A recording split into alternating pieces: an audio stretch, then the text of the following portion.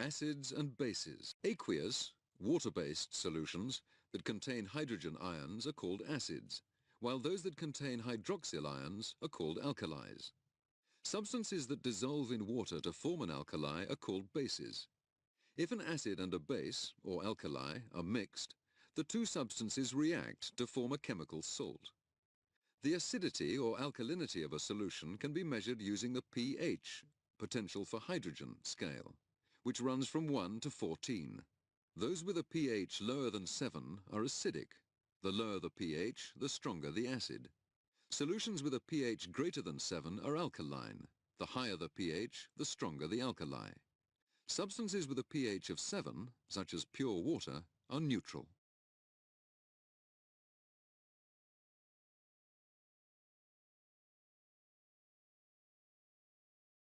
Acids.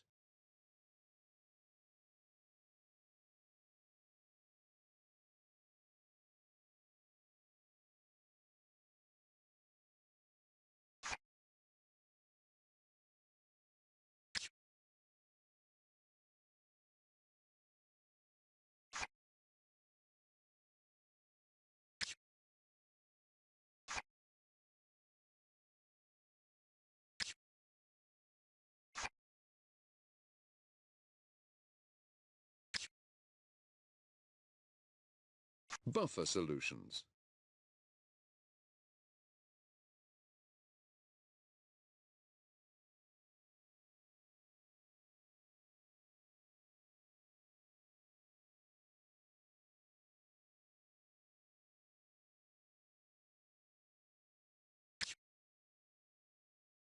Types of acid.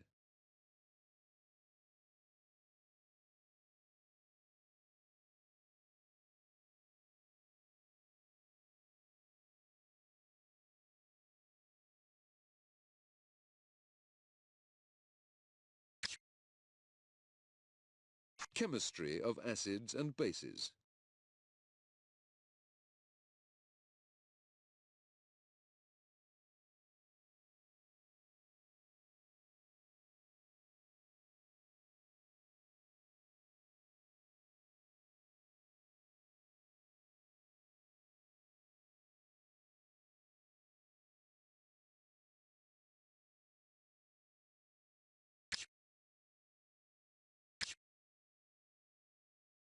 Bases.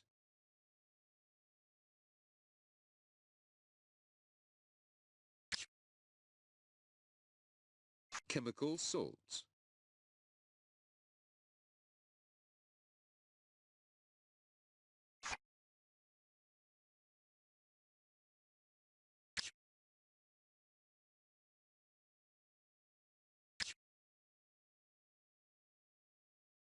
Indicators.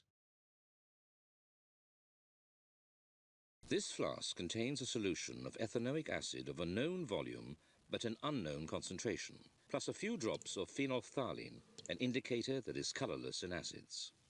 This burette contains a solution of sodium hydroxide, which is an alkali with a known concentration. The sodium hydroxide solution is run slowly into the flask. The solution is added more and more slowly as the exact point where the alkali neutralizes the acid in the flask gets nearer. At the neutral point, the indicator in the flask changes color suddenly to red. The volume of sodium hydroxide solution that has been added is then read off the burette scale and is used, together with the other known factors, to calculate the concentration of the acid.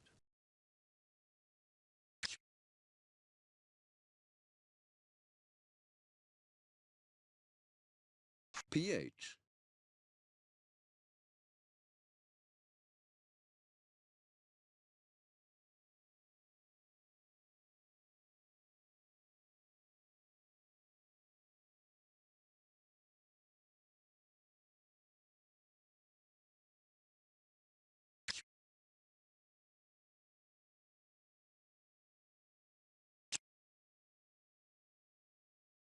Energy in reactions. Every chemical change involves a transfer of energy. Chemical energy is stored in molecules by the bonds between atoms. Bonds are formed or broken when a chemical reaction occurs, resulting in the absorption or release of heat energy. Compounds combine or decompose in order to achieve the most stable forms possible under the existing conditions. Changing the conditions by, for example, raising the temperature will affect the stability of these compounds. Many reactions require heat to be added before any reaction will occur. But once it gets underway, even larger amounts of heat energy may be given out as the atoms are rearranged.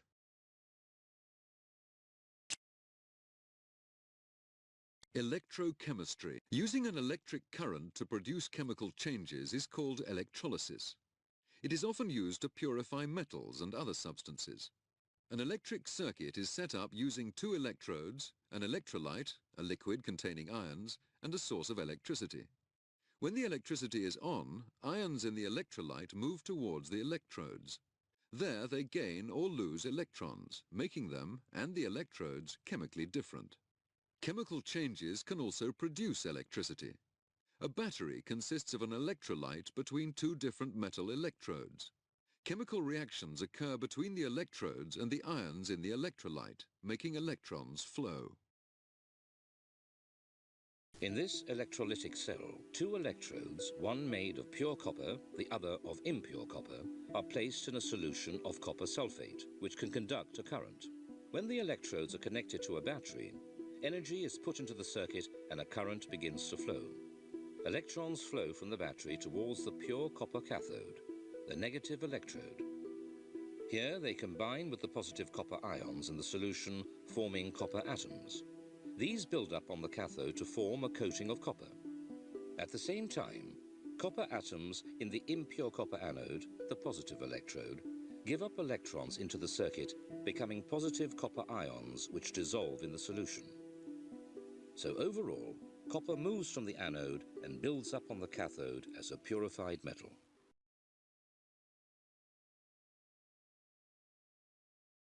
Electrolysis.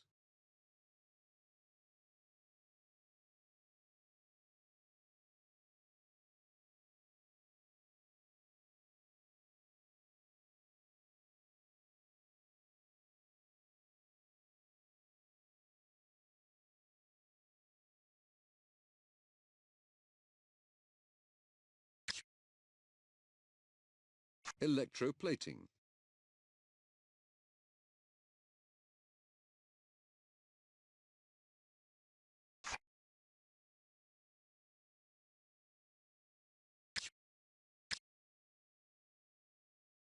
Electrochemical theory.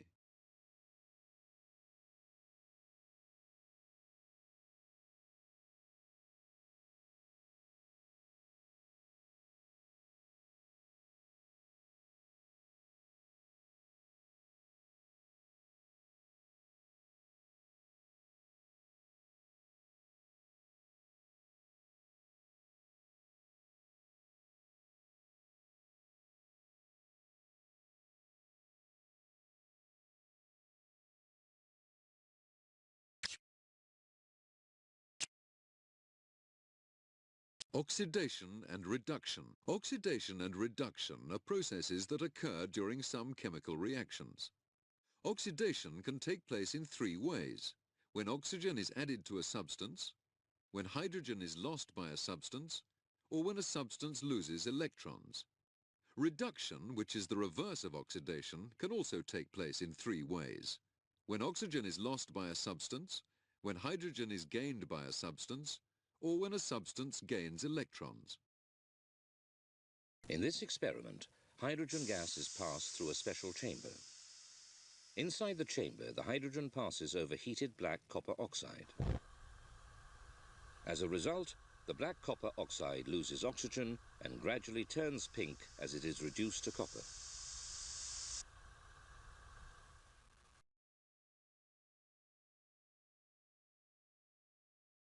Redox reactions.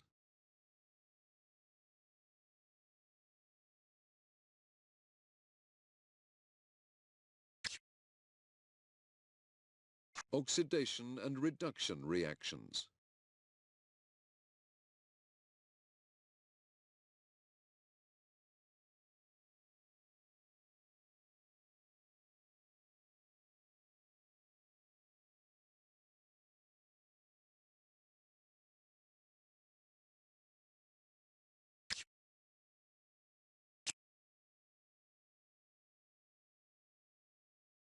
Rates of reactions. The degree of change in the amount or concentration of a substance when measured over a given period of time is called the rate of reaction. Different reactions take place at widely differing rates. The chemical reactions taking place in an exploding firework are extremely fast, while the rusting of a car's bodywork takes place over a long period. Most reaction rates are between these two extremes. Reaction rates give a chemist important information about a reaction, such as how it works and whether or not a process needs a catalyst to speed it up. Knowing about reaction rates can also be useful in working out how to slow down reactions.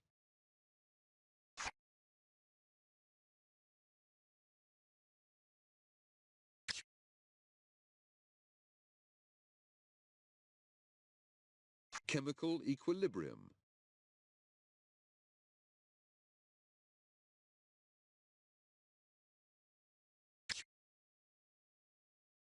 Chemical kinetics.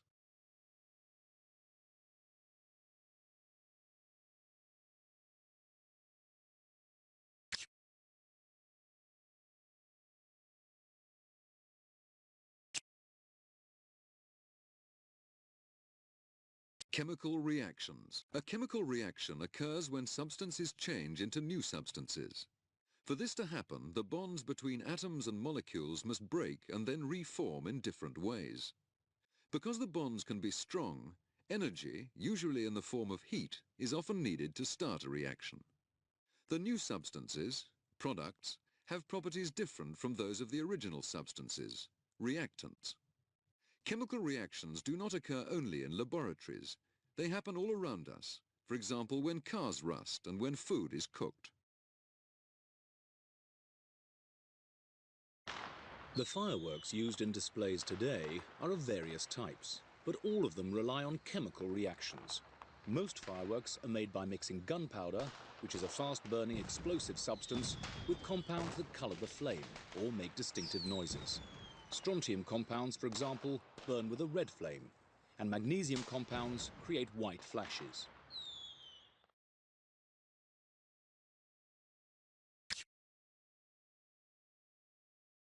Chemical equation. Copper oxide reacts with sulfuric acid to produce copper sulfate and water. If we look at the equation for this reaction, we can see that it is balanced. First, let's look at the left-hand side of the equation. Copper oxide contains 1 atom of copper and 1 atom of oxygen. And sulfuric acid contains 2 atoms of hydrogen, 1 atom of sulfur, and 4 atoms of oxygen. Now let's look at the right-hand side of the equation. Copper sulfate contains 1 atom of copper, 1 atom of sulfur, and 4 atoms of oxygen. And water contains 2 atoms of hydrogen and 1 atom of oxygen.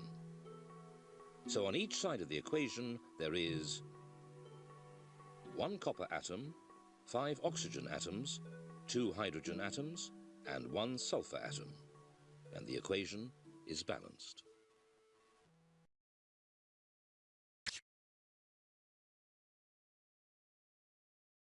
Reaction mechanisms.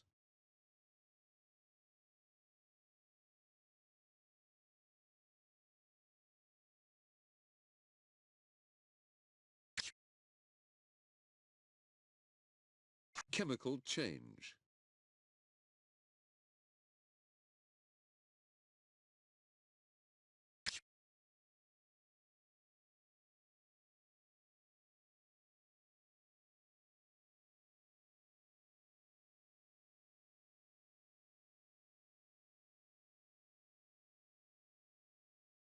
What is an element? An element is a substance that cannot be broken down by chemical means.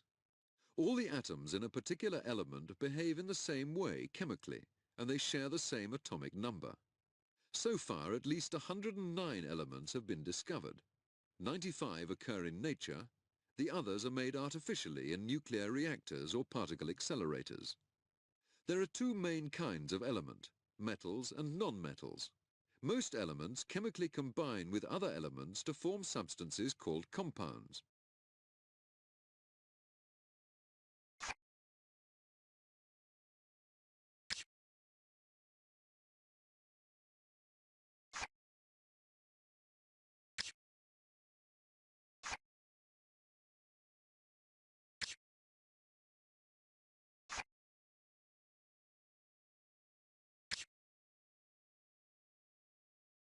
Isotopes.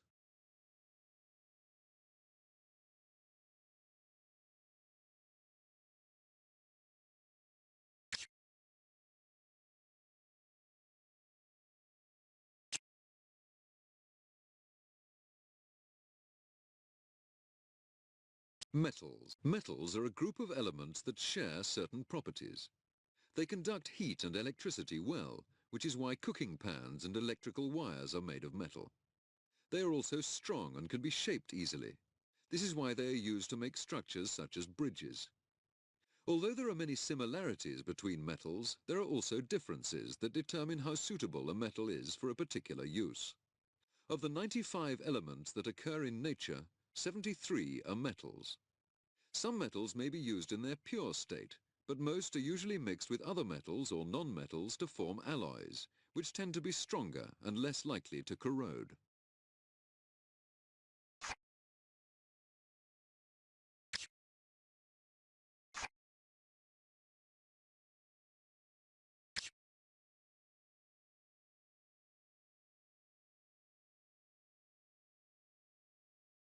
Physical properties of metals.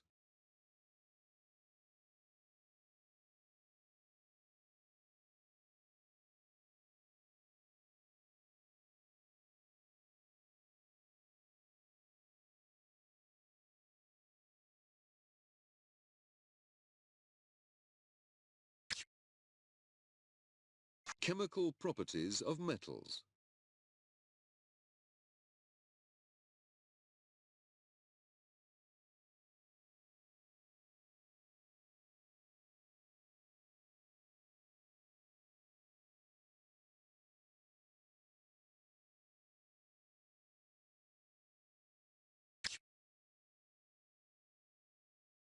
Alkali metals.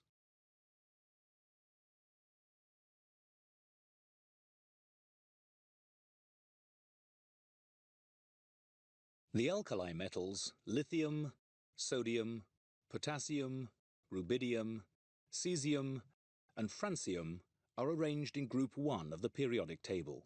They have similar properties and react readily with other elements. This is how the first 3 metals in group 1, lithium, sodium, and potassium, react with water. Those metals placed further down group 1 react even more violently with water. This is rubidium, and this is cesium.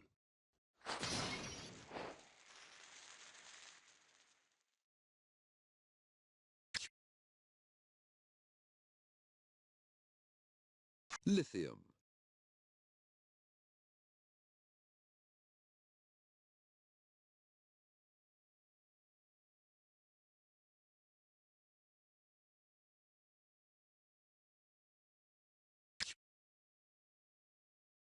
Sodium.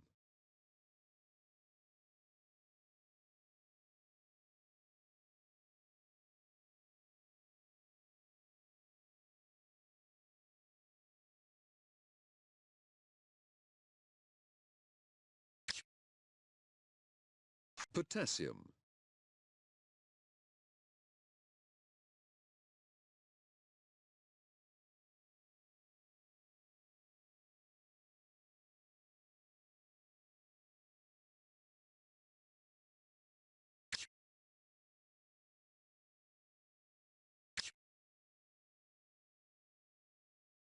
Alkaline earth metals. Magnesium.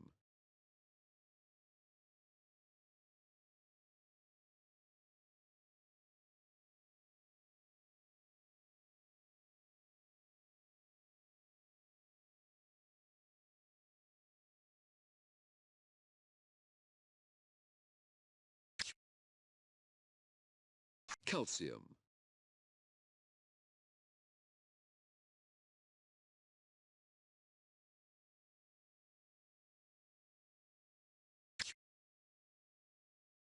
Barium.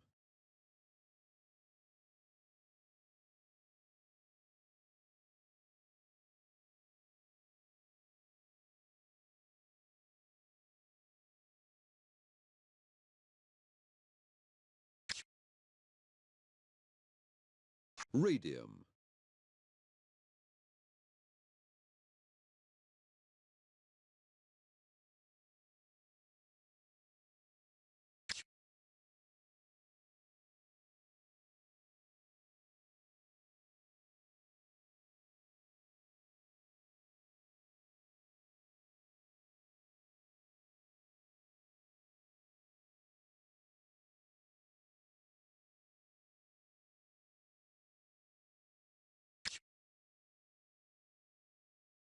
P-block metals.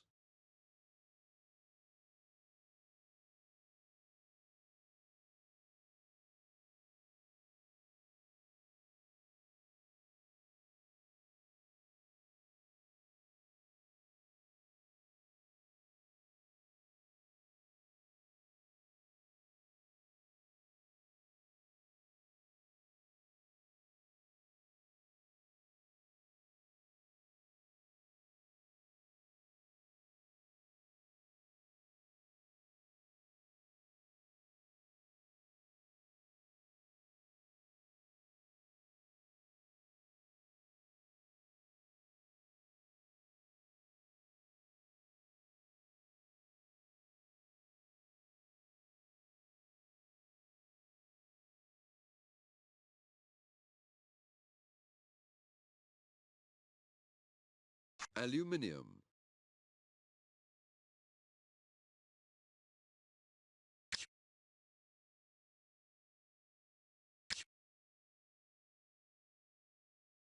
Transition metals.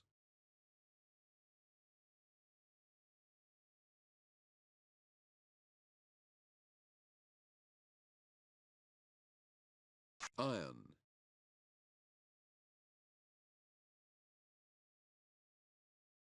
Producing iron and steel.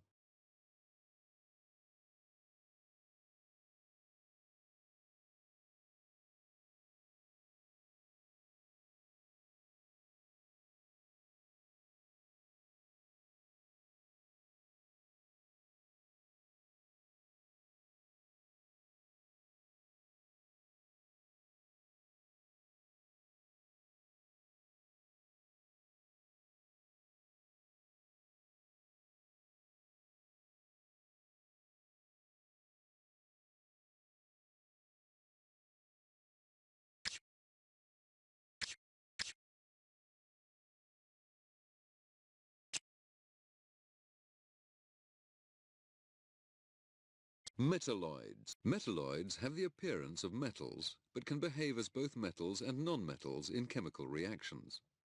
The metalloids occupy a relatively small area of the periodic table, in between the metals and the non-metals. Antimony, arsenic and germanium are classed as metalloids, and certain other non-metallic elements such as boron, silicon and tellurium are often included in this class too. Although they tend to behave as non-metals, both chemically and physically, metalloids can conduct electricity, but only to a limited extent. They have, however, proved invaluable in the production of semiconductors for the electronics industry.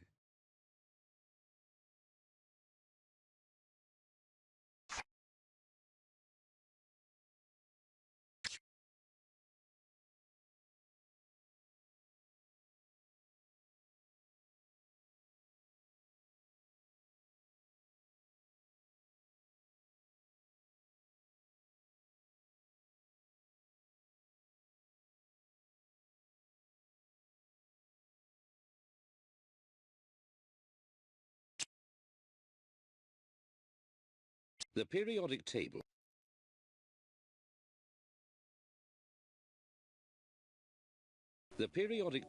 is a list of every chemical element, each of which is represented by a symbol. Ag, for example, is the chemical symbol for silver. The elements are arranged in order of increasing atomic number. Hydrogen has an atomic number of 1, helium an atomic number of 2, lithium 3, beryllium 4, boron 5, and so on. Each row is known as a period, and each column is known as a group. Elements in the same group have similar chemical characteristics. The elements of group 1, for example, are all highly reactive metals. Those of group 18 are unreactive gases. Two sequences of elements are often shown separated out at the base of the table. The elements from lanthanum to lutetium are called lanthanides, and those from actinium to lawrencium are called actinides.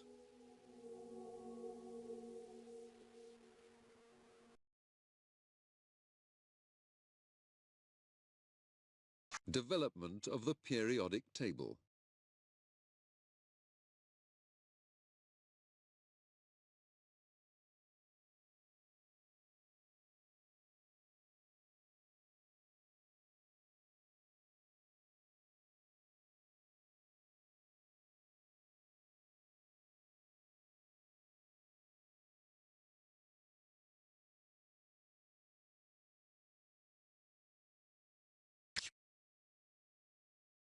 Arrangement of the elements.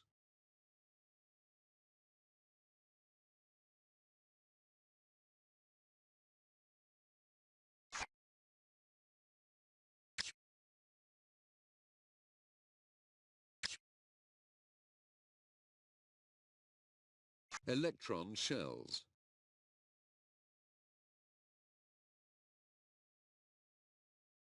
Atomic orbitals.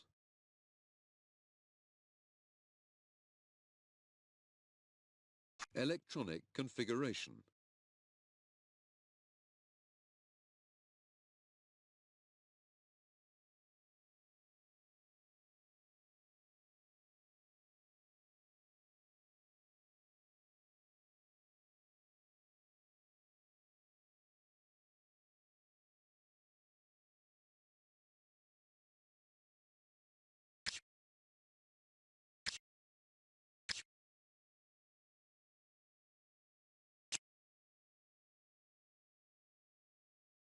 Non-metals. Only 22 of the elements are non-metals.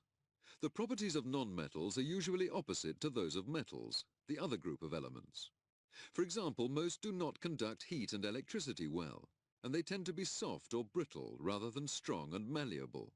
Many non-metals are highly reactive and easily form compounds with each other and with metals. Some elements that have characteristics between those of a metal and those of a non-metal are sometimes grouped with non-metals. They are also known as semi-metals or metalloids.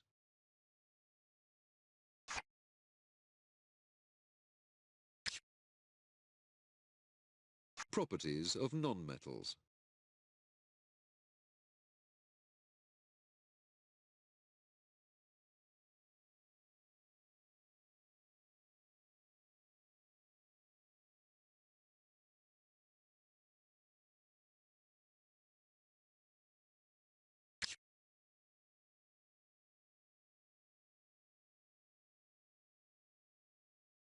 Halogens.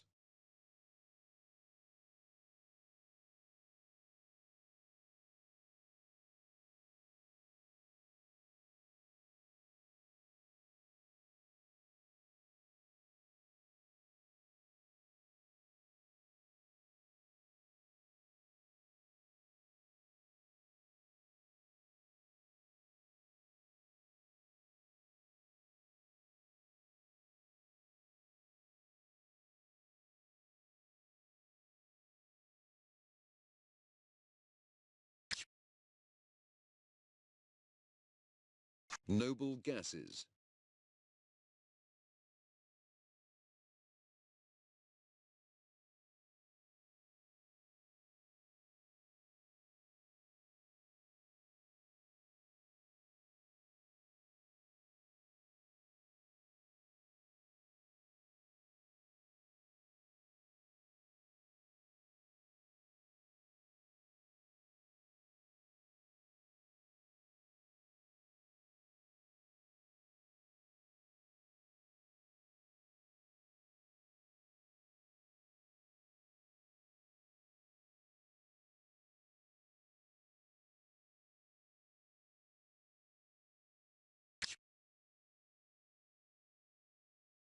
Hydrogen.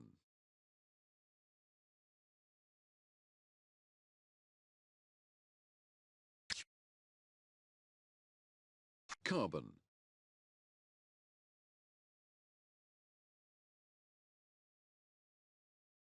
Graphite.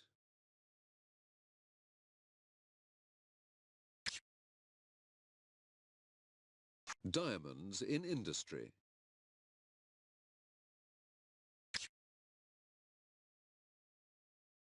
Fullerenes.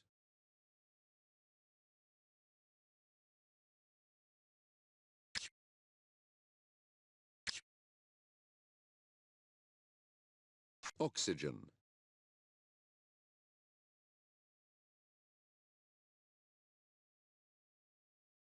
Ozone.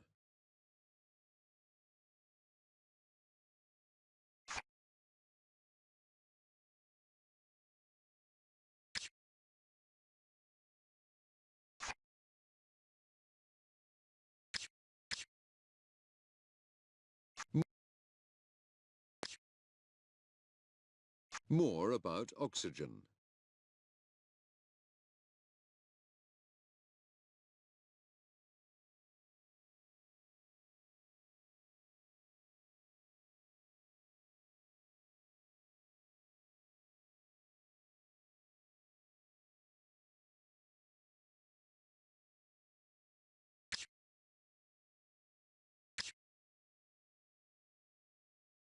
Silicon.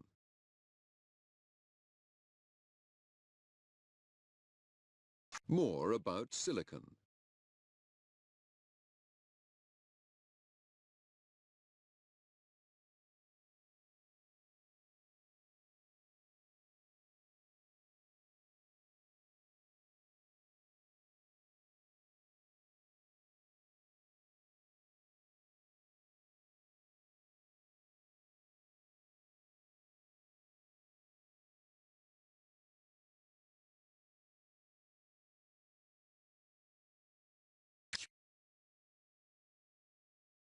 A silicon chip can be made so small that it can sit on the tip of your finger.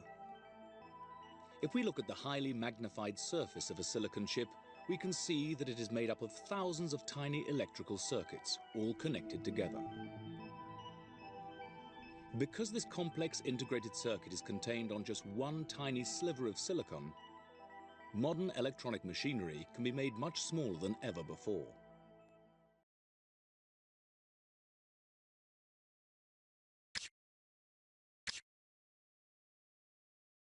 Other nonmetals.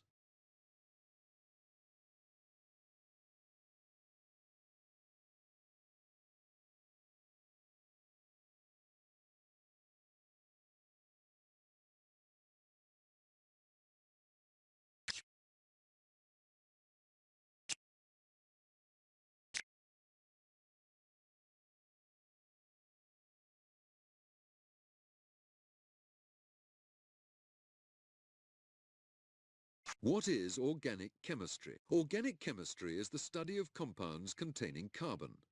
It is called organic because scientists used to think that these compounds were found only in living things or fossils. However, vast numbers of different carbon-containing compounds can now be produced artificially in laboratories and factories for use in industry. For example, almost all drugs, plastics and pesticides are synthetic organic substances. About 4.5 million of the 5 million compounds known today contain carbon. Carbon compounds hold the key to life on Earth. This speeded up film shows plants growing on the forest floor. They're able to grow only because of the complex reactions of carbon compounds in their cells. When the plants are fully grown, carbon compounds are vital for their survival.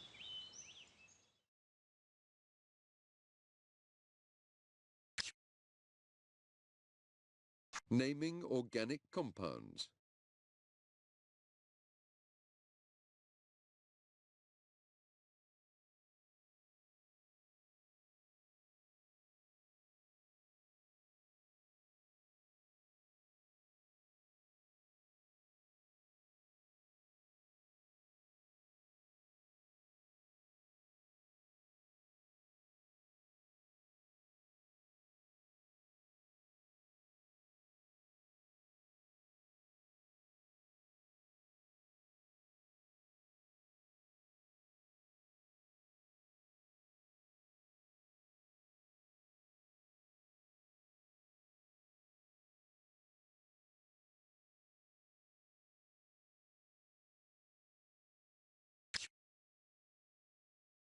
Molecular shape.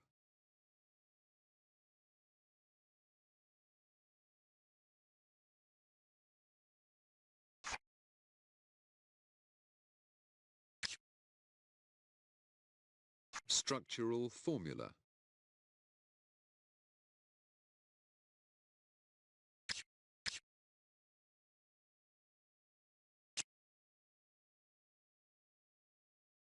Carbon with other elements. Almost any element can combine with carbon to form an organic, carbon-based compound. In modern chemistry, the boundary between inorganic and organic chemistry is blurred.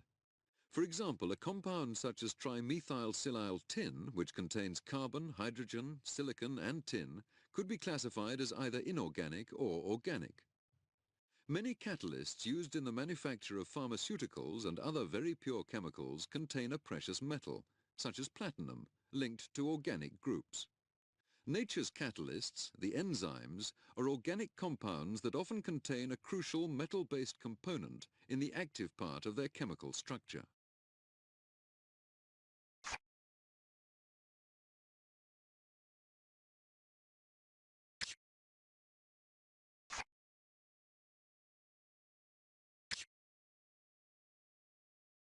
Organometallic compounds.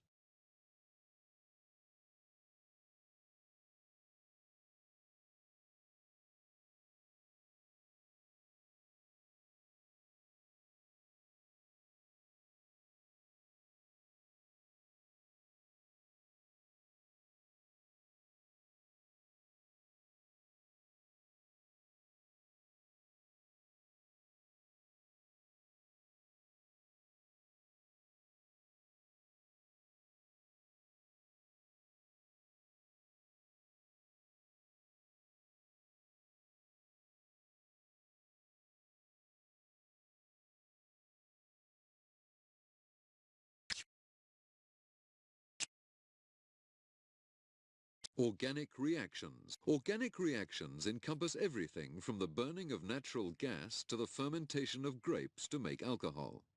Most organic reactions can be classified into one of the following three categories. Substitution reactions, during which one chemical group is swapped for another. Addition reactions, where an extra chemical group is added to a molecule. And elimination reactions, which occur when a chemical group is removed from a molecule and the bonds in the molecule are then rearranged. Many organic reactions involve a transition stage during which an unstable compound forms, then quickly breaks down.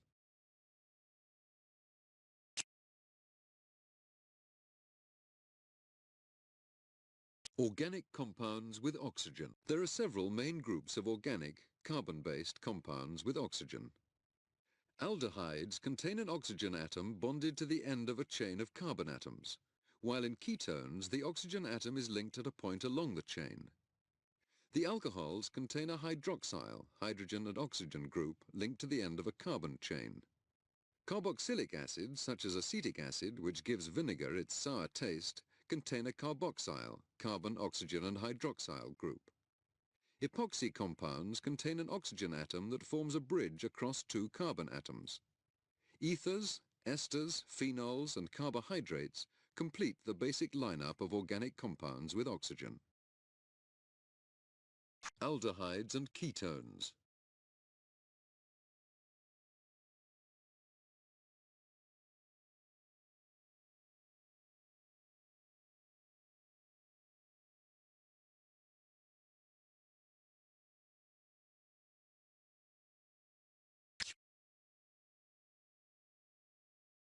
Alcohols.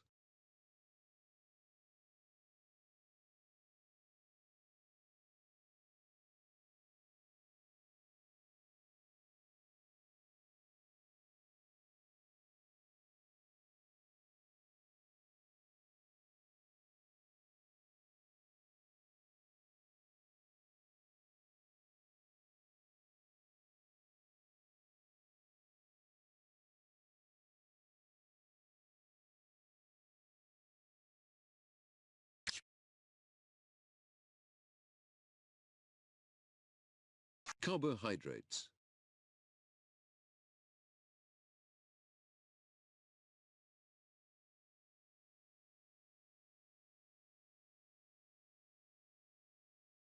More about carbohydrates.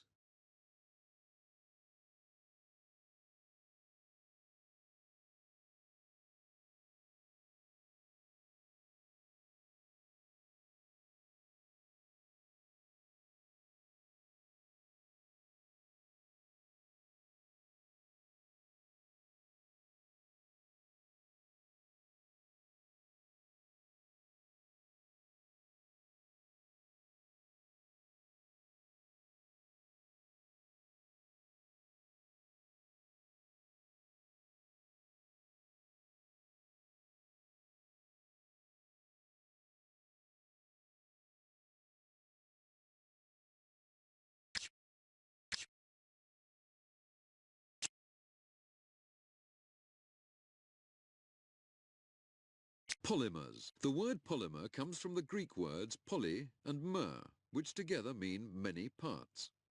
In chemistry, we use it to describe a giant organic molecule that is made by linking together lots of smaller, identical molecules called monomers.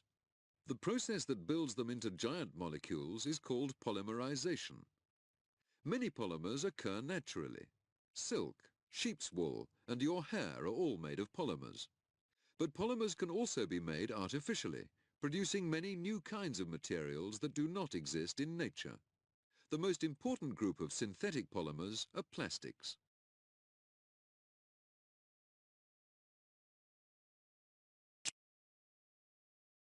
Hydrocarbons. Hydrocarbons are the simplest group of organic compounds.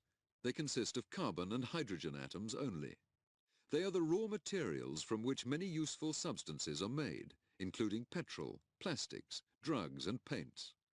The carbon atoms in aliphatic hydrocarbons are linked in chains, often with side branches. Those with just a few carbon atoms are usually gases or liquids and are often used as fuels. For example, butane, C4H10, is used as camping gas.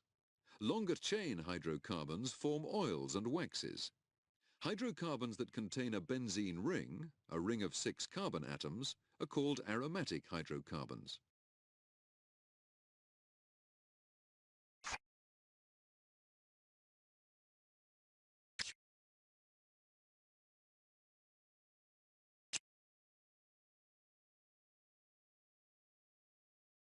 Organic compounds with nitrogen. Many organic compounds with nitrogen are found in nature. Most are bitter tasting and many are deadly poisons. Nicotine, found in tobacco smoke, strychnine, a poison, caffeine, coffee's stimulating ingredient, quinine, the antimalarial compound, and morphine, a painkiller, are all examples of organic compounds with nitrogen. Organic compounds containing an amino, NH2, group are called amines. Most amines have a fishy smell, and many are important starting materials for producing everything from medicines to the chemical fertilizers used by farmers.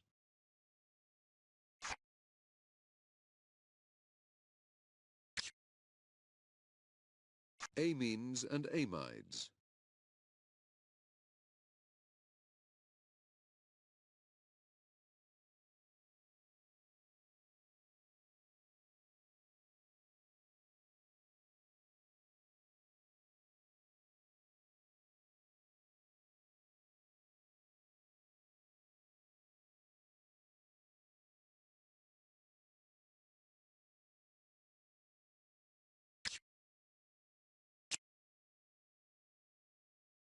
Carbon chains and rings. Organic, carbon-containing compounds are often divided into 2 major groups, aliphatic and aromatic compounds.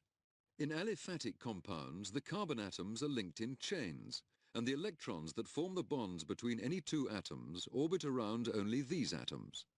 Aromatic compounds typically contain a benzene ring, a ring of 6 carbon atoms. The bonding electrons are spread around the ring, adding to the molecule's stability. The benzene ring.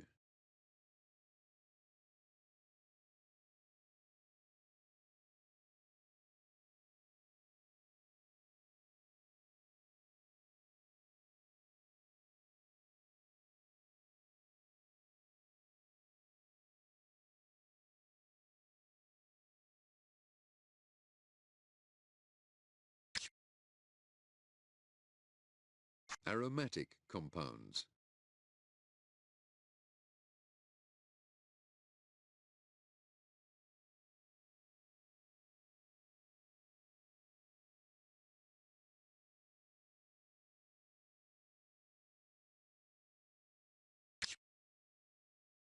Aliphatic compounds.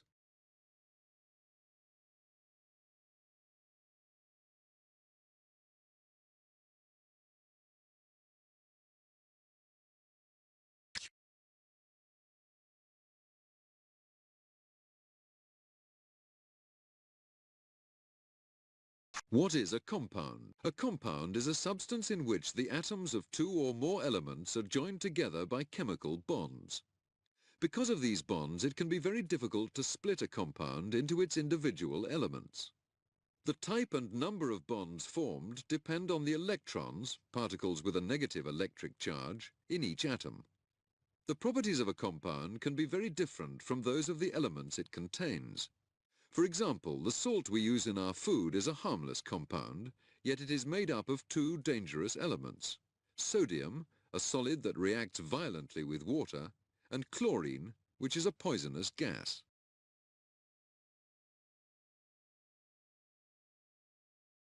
Chlorine is a highly reactive yellow-green gas. If a piece of heated iron wool is added to the gas, a reaction starts to take place immediately, and clouds of reddish-brown smoke are produced.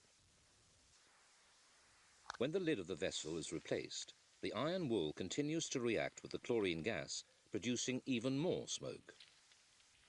After a few minutes, the reaction is complete, and a reddish-brown substance appears at the bottom of the vessel. This substance is a new compound made up of the elements iron and chlorine. It is called an iron chloride.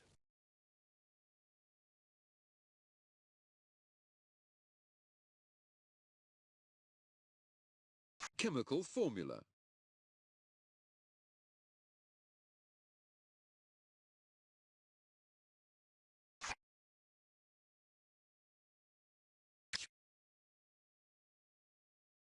Structural formula.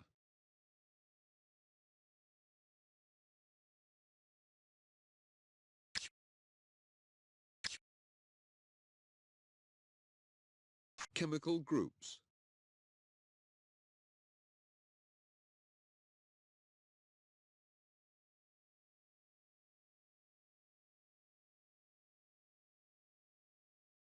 Free radicals.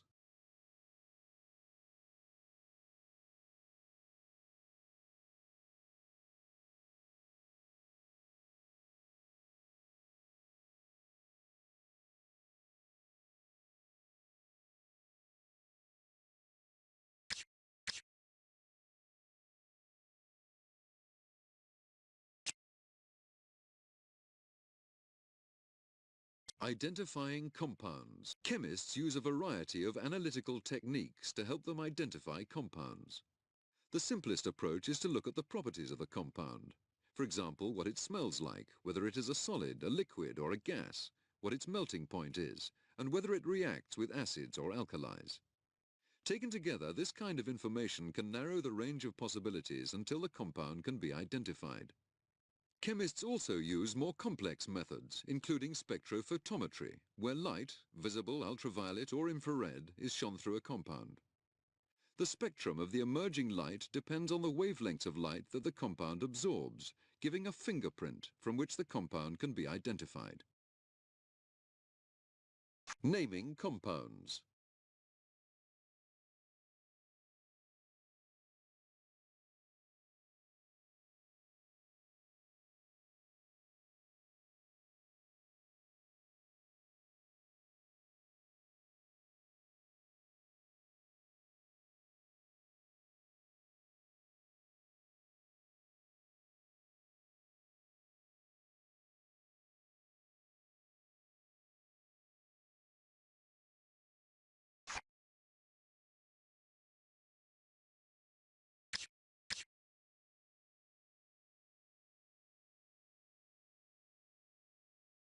Chromatography.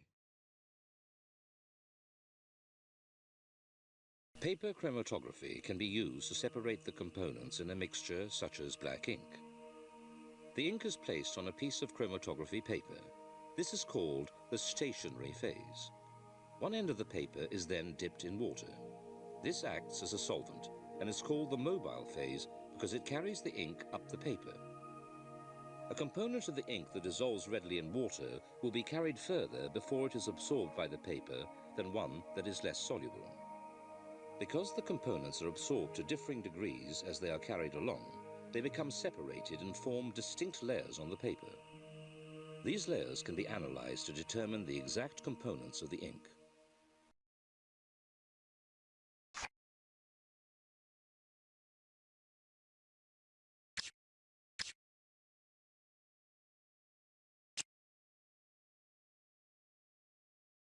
The chemical bond. Almost all chemical elements can form bonds with others. The results are molecules, crystals, and other structures. Chemical reactions involve breaking, making, or rearranging bonds. There are several types of bond that can form between two or more atoms. Which type of bond is formed depends on which atoms are involved and on how their electrons are distributed. The different types of bond include metallic bonds between metal atoms, ionic bonds in salts, and covalent bonds in molecules. Weaker bonds, such as hydrogen bonds and van der Waals forces, can also form between molecules, helping to hold the molecules in liquids and solids together.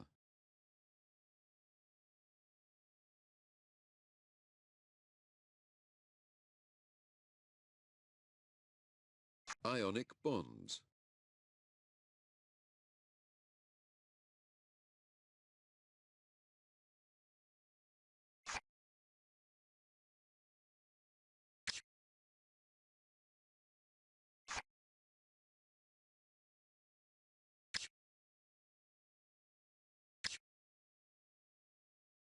Covalent bonds.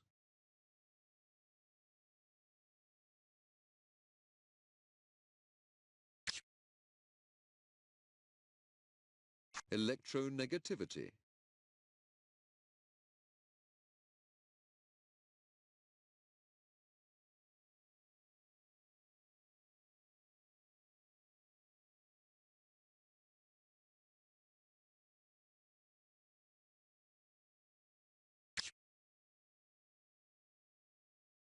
Metallic bonding.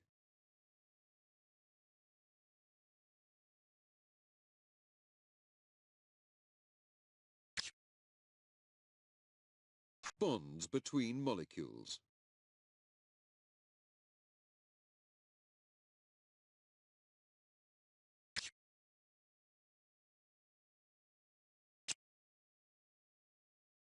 What is a molecule? A molecule is a group of atoms joined together by covalent chemical bonds.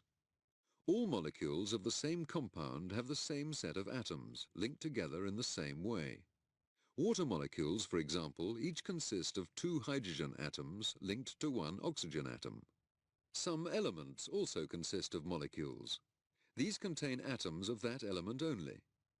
Oxygen gas, for example, has molecules made up of two oxygen atoms. Most gases and liquids, and many non-metallic solids, consist of molecules. In one form of the element, sulfur, each molecule consists of 8 sulfur atoms. If we look at this molecule from above, we can see that the atoms are linked to form a ring. If we turn the molecule onto its side, we can see that the ring is not flat. The sulfur atoms alternate up and down because of the angle of the bonds linking them together.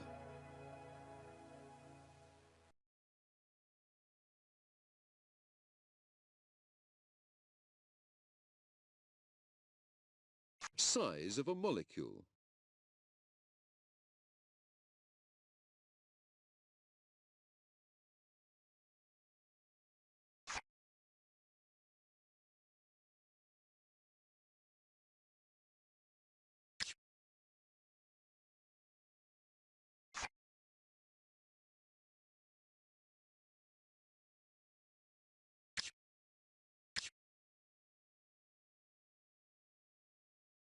Avogadro's number.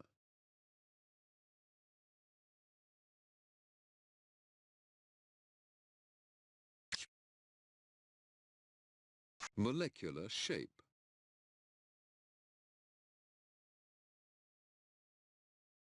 Structural formula.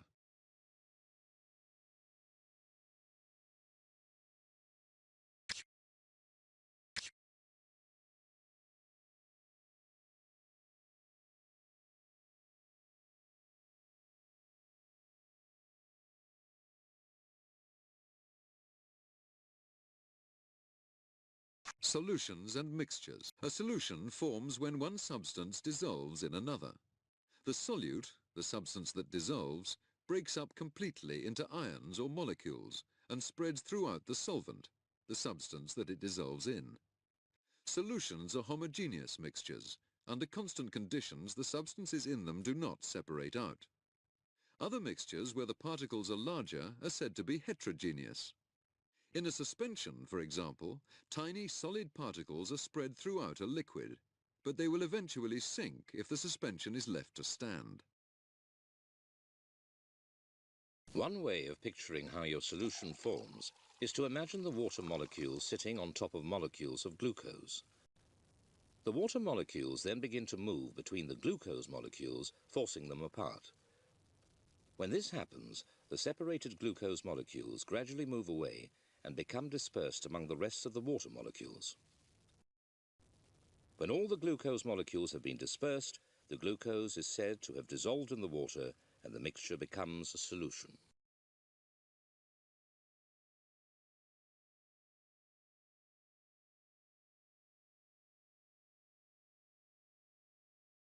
Solutions.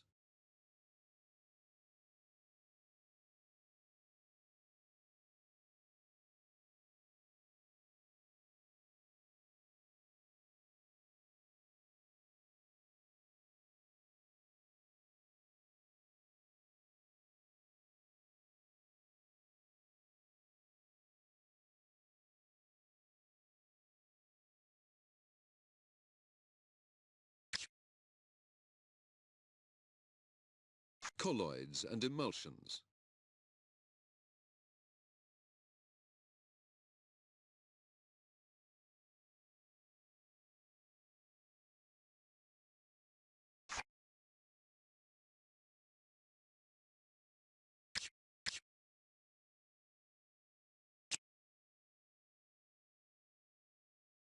Separation. The Earth provides all the raw materials we need.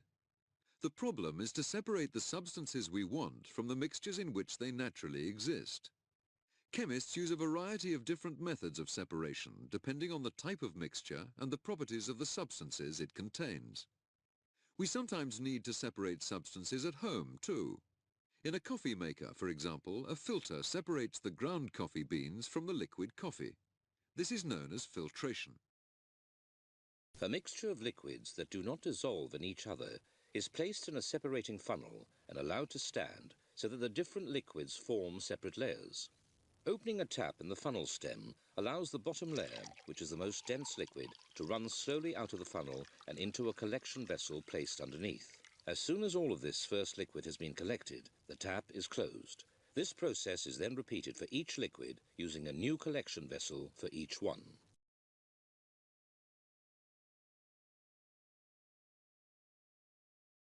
Distillation. Whiskey is distilled from a fermented mash of grains and water. The mixture is placed inside a copper chamber called the still, which is heated by a furnace. The alcohol part of the mixture reaches its boiling point and evaporates first. The alcohol vapor rises up through the neck of the still and passes into a delivery tube and then into a wooden cooling vat. Inside the vat, the vapor passes through a series of copper coils, condensing into a liquid distillate as it does so. This distillate leaves the vat through a small length of copper piping and is processed further to produce whiskey.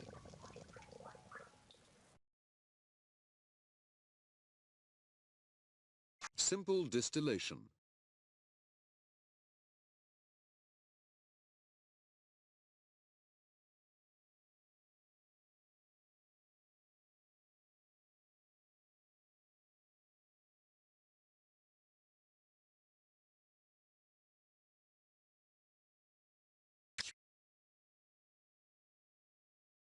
Fractional distillation.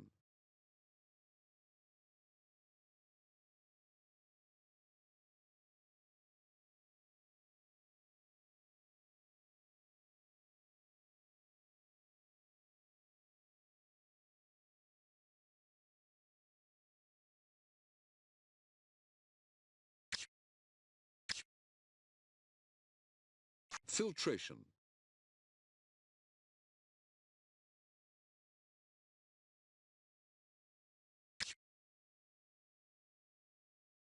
Evaporation and crystallization.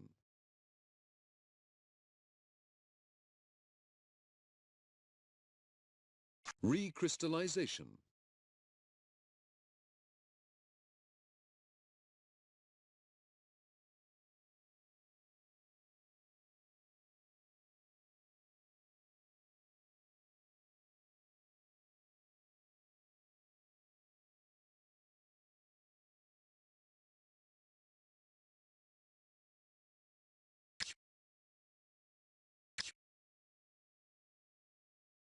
Chromatography.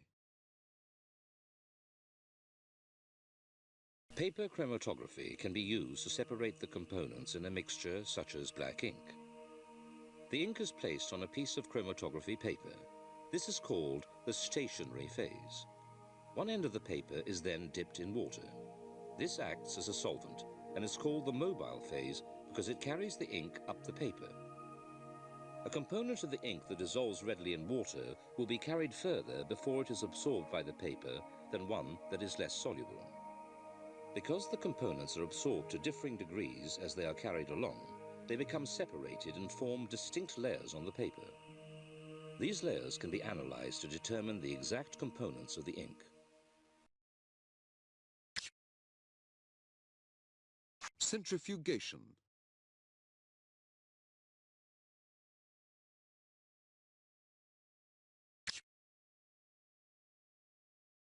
Other separation methods.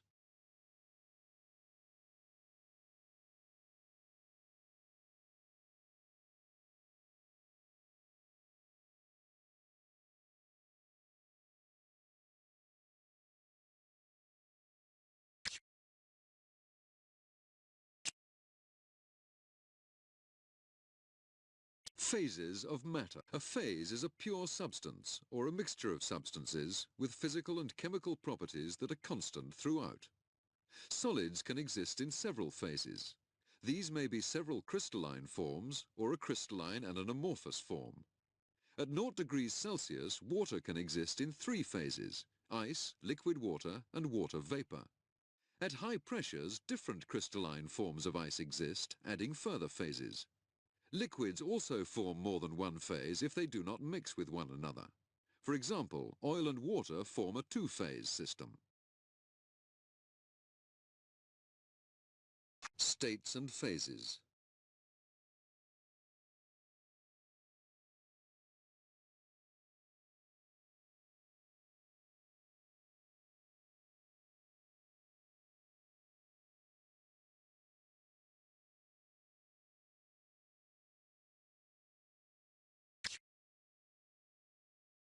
Phase changes.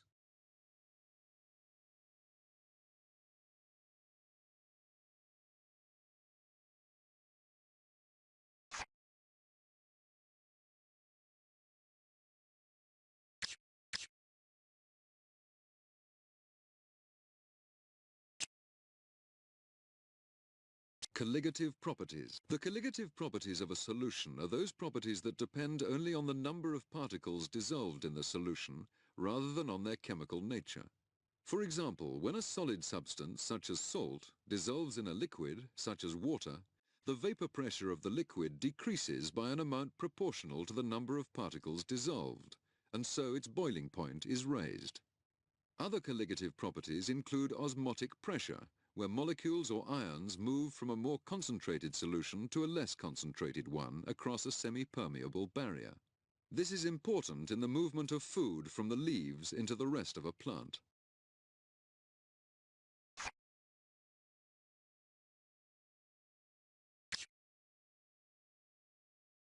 When a liquid, such as water, is heated, its vapor pressure rises along with its temperature. The water reaches its boiling point when the vapor pressure becomes equal to the atmospheric pressure at its surface. The boiling process uses up heat energy, as the liquid molecules must gain energy to vaporize, so the temperature of the water does not rise while it is boiling. If a substance that dissolves in water, such as common salt, is added, the boiling stops. Adding the salt lowers the vapor pressure of the liquid. So instead of boiling, the temperature starts to rise again. When the vapor pressure reaches the point where it is again equal to the atmospheric pressure, the liquid starts to boil at a temperature a few degrees above the boiling point of pure water. Raising the boiling point.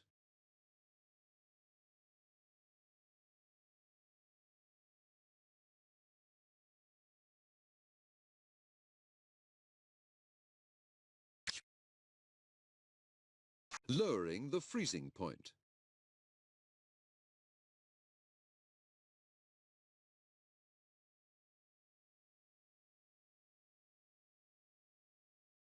Raoult's law.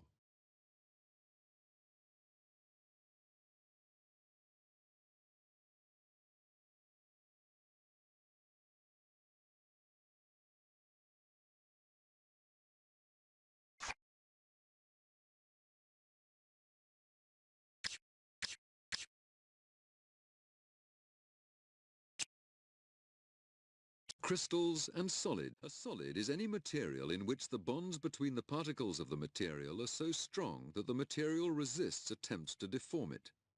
This means that solids have a fixed volume and shape. Most solids have an orderly arrangement of atoms and so are said to be crystalline. Some solids, however, are just the opposite. For example, the silicon dioxide molecules that make up glass are arranged randomly, so glass is said to be amorphous. Some materials, such as petroleum wax, are in between these two types of solid, appearing crystalline under a microscope, but amorphous to the naked eye. Such substances are said to be microcrystalline. Crystals.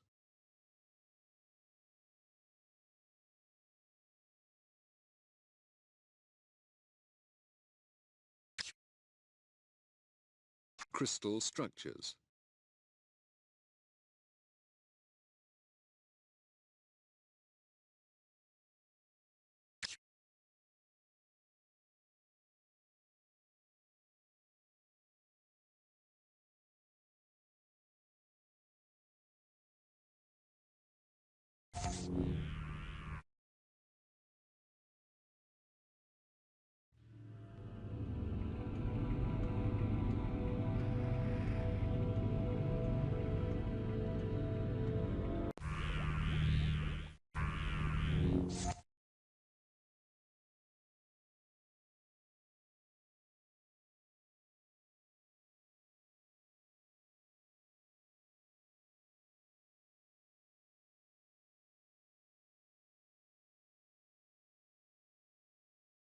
Air. Air is the mixture of gases that makes up the Earth's atmosphere.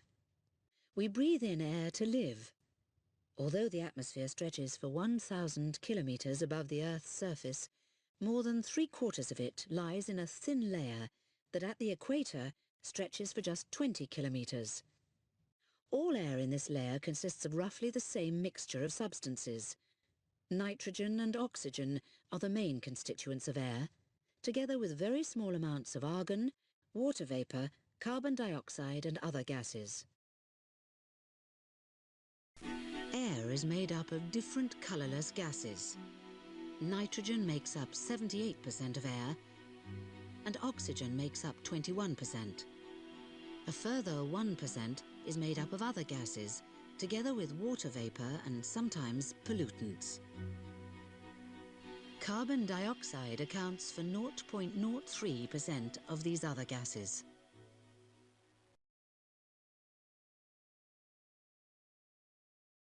Liquid air.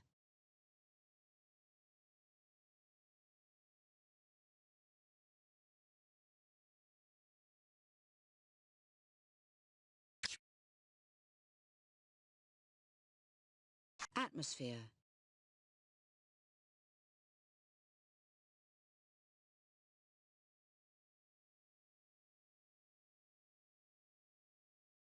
Humidity.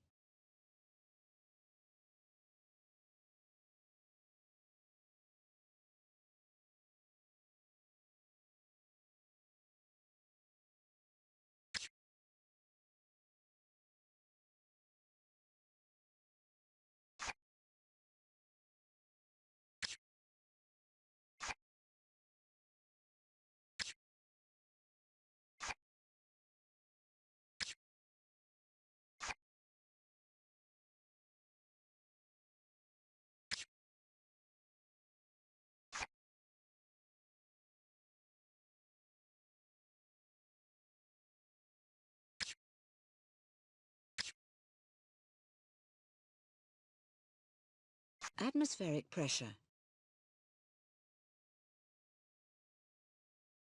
As you suck on a straw to take a drink, you lower the air pressure inside the straw.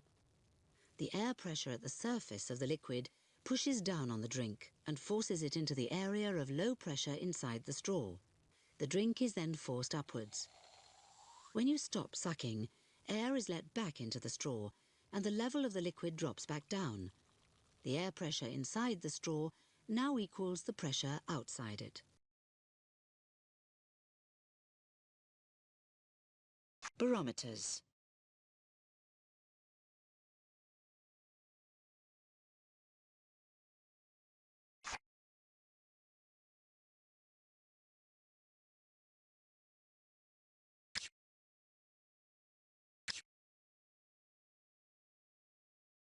Air movement.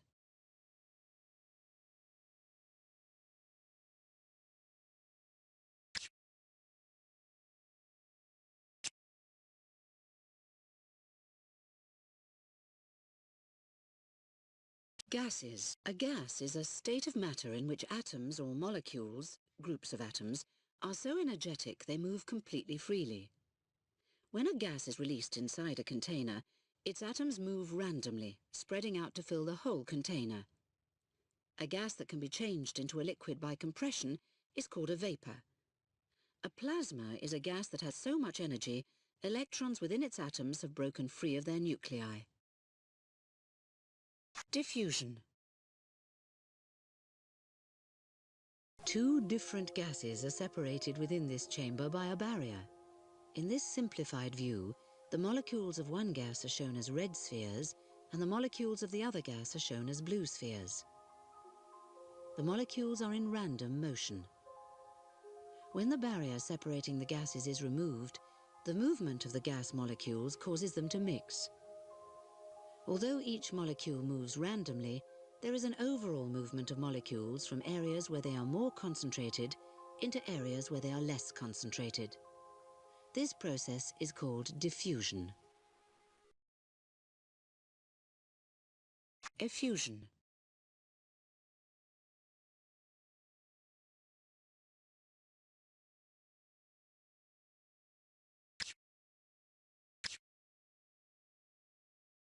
Plasma.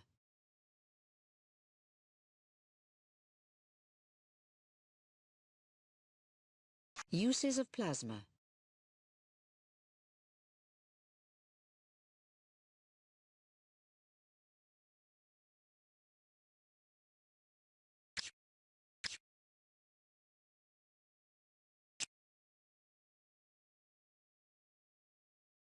Liquids. A liquid is a substance that flows more freely than a solid, but not as freely as a gas.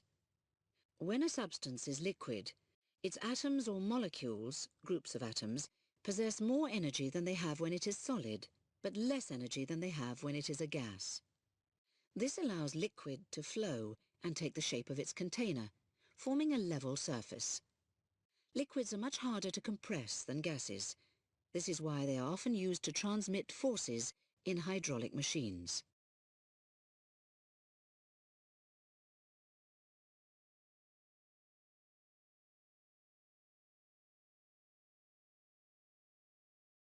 Viscosity.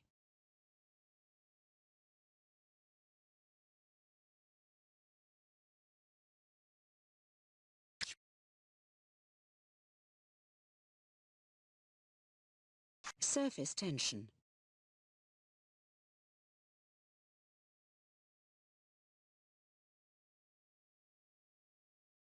Capillary effect.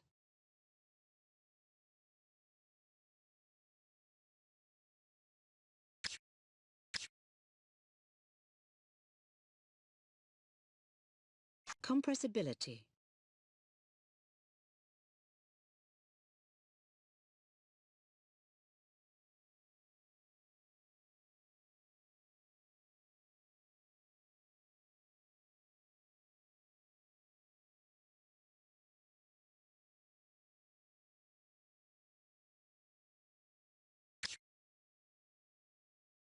Superfluids.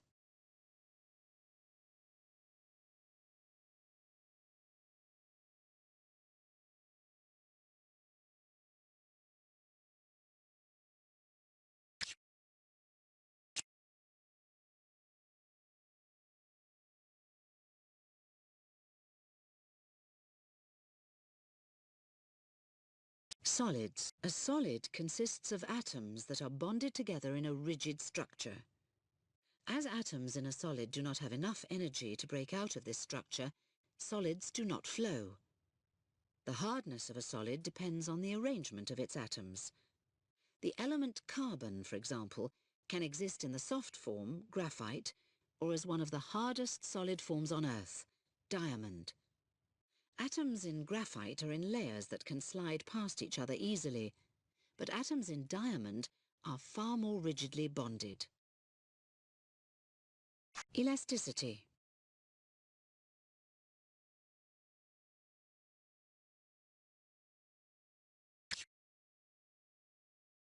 hardness.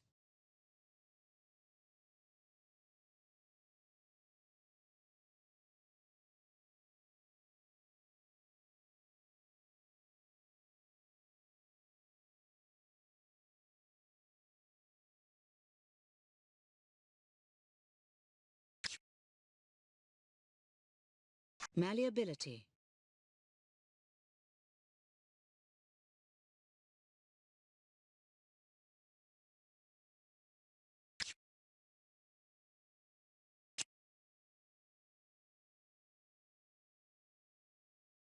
Density. A block of lead has a greater mass than a block of aluminium with the same volume.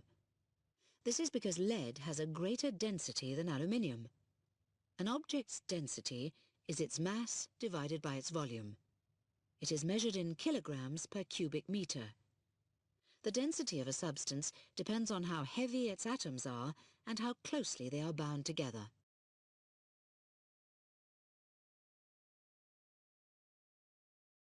Formula. Density. Formula. Relative density.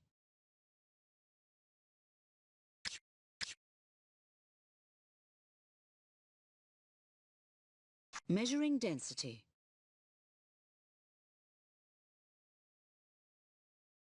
Densities on Earth.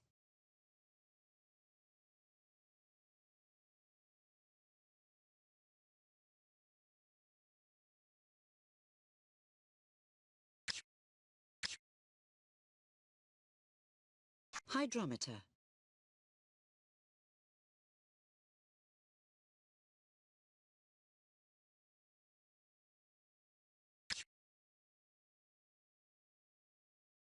Sinking and floating.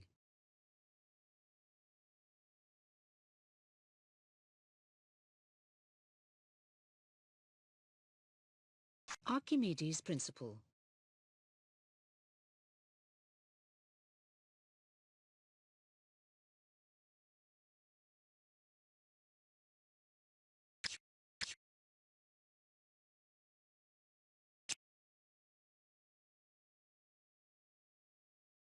Water. Water is a clear, tasteless and odorless substance that is liquid at room temperatures. It is made up of hydrogen and oxygen atoms, grouped together as molecules. The molecules draw together at the surface of water to act like a kind of skin, causing surface tension. They are also drawn to the molecules of other substances, which is why water wets things, like our bodies when we swim. Ice and steam.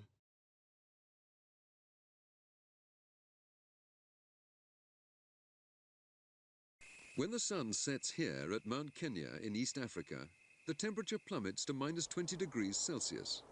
Ice crystals soon form on the ground and water trapped within the soil freezes rapidly. Because water expands as it freezes, the ice forming within the soil pushes up to the surface, causing the ground to heave.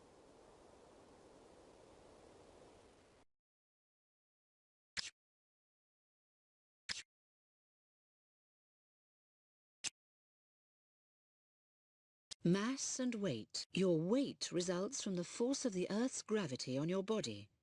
On the Moon, your weight would be much less because of the weaker pull of the Moon's gravity. Weight differs from mass. Your mass is constant, whatever the force of gravity. Scientists measure mass in kilograms. This indicates the amount of matter in your body. Scientists measure weight in newtons. The Earth exerts a force of 9.81 newtons on a mass of 1 kilogram at sea level on the Earth's surface. The mass of the astronaut plus a heavy spacesuit is 194 kilograms. On Earth, the weight of the spacesuited astronaut is 1,903 newtons because the Earth's gravity exerts a force of 9.81 newtons on each kilogram. On the Moon, the astronaut's weight is only 1/6 of what it is on Earth, because the Moon's gravity is only 1/6 as strong. The astronaut and spacesuit weigh just 317 newtons. Their mass, however, is still 194 kilograms, as it does not vary with gravity. Units of mass and weight.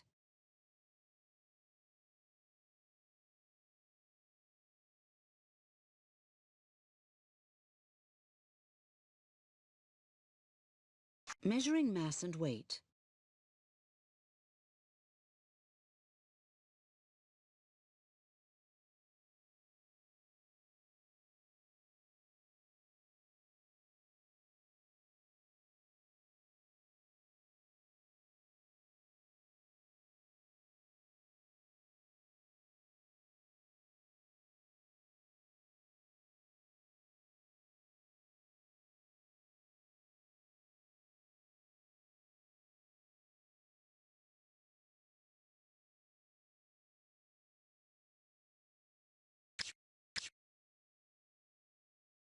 Mass and energy.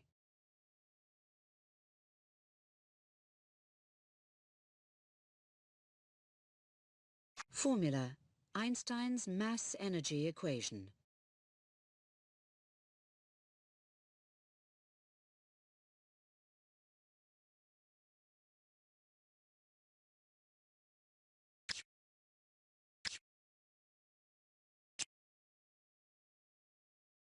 Changes of state. Many substances can exist in more than one state, as a solid, liquid or gas.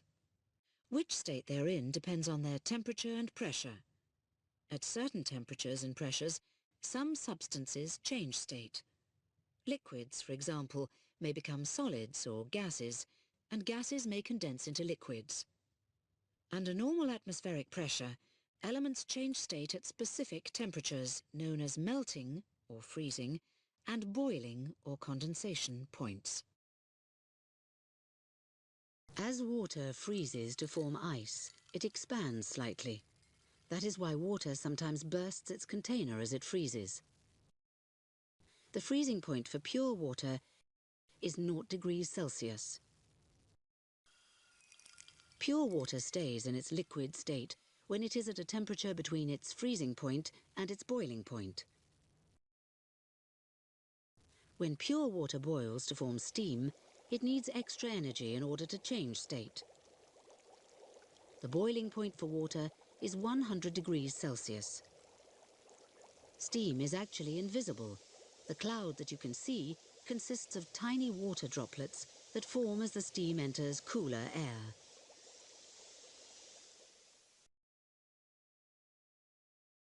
Freezing.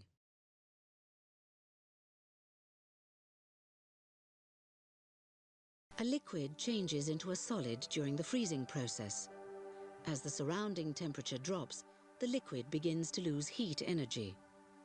At the freezing point, the molecules lose so much energy that they take on a solid form. The freezing point is a specific temperature for each element. Freezing point.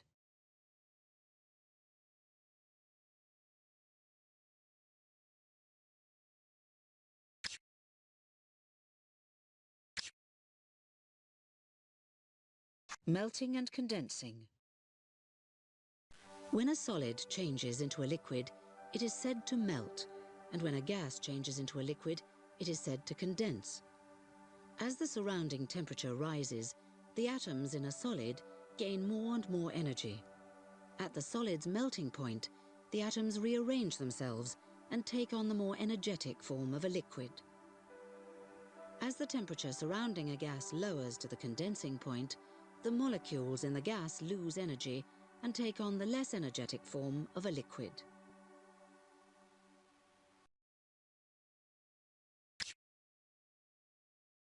Boiling and evaporation. A liquid changes into a gas when it boils or evaporates.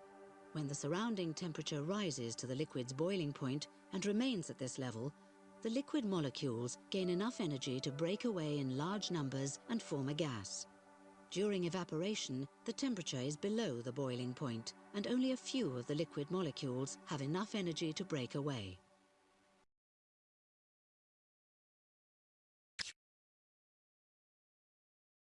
Sublimation.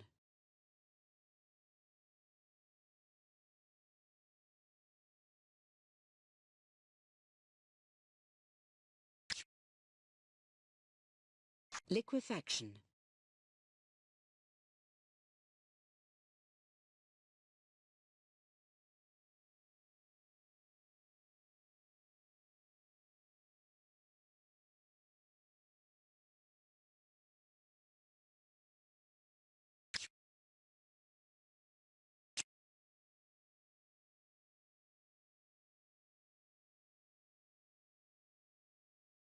What is matter? Every substance in the universe, from the smallest speck of dust to the largest star, is composed of matter.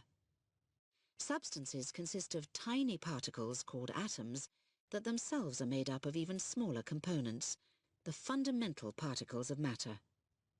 These particles can combine in a variety of ways. That is why so many different types of matter exist. All matter has mass. The greater the mass of an object, the more matter it contains. In a solid, the forces that hold particles together are very strong, allowing only slight movement or vibration.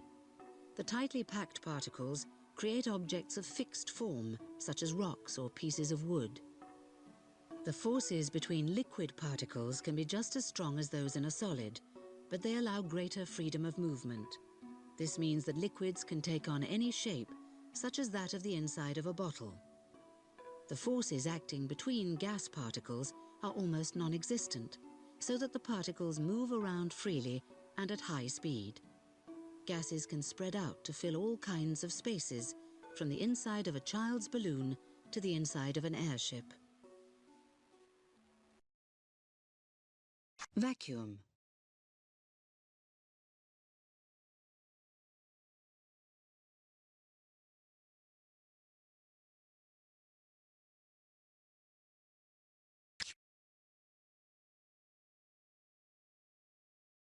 States of matter.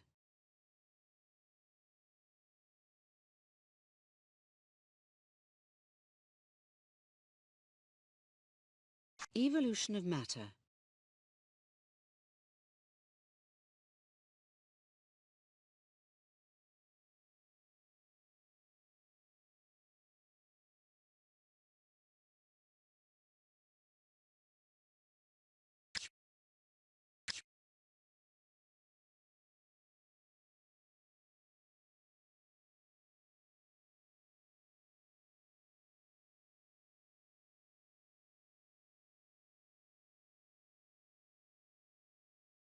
Particle physics. All atoms consist of even smaller particles called subatomic particles. Particle physics is the study of subatomic particles and the ways that they interact. More than 300 types of subatomic particle are known to exist. Most are unstable. They decay naturally, releasing energy and forming other subatomic particles.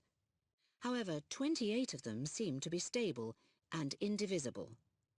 These particles, known as fundamental particles, are thought to be the basic building blocks of all forces and matter in the universe. Particle accelerator.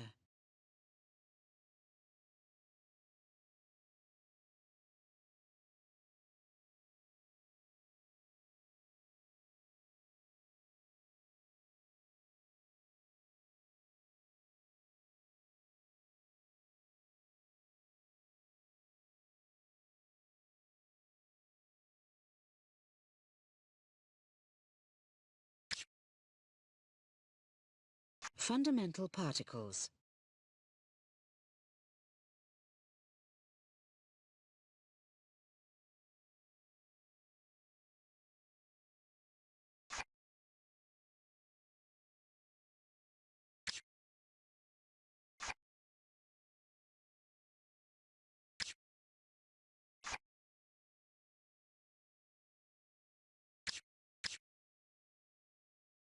Fundamental forces.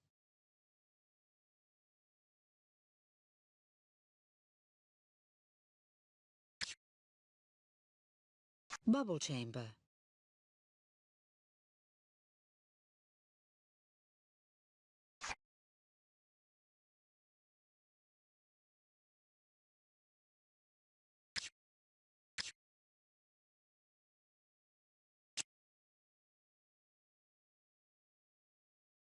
Nuclear physics, the study of the nucleus, center, of an atom, is known as nuclear physics.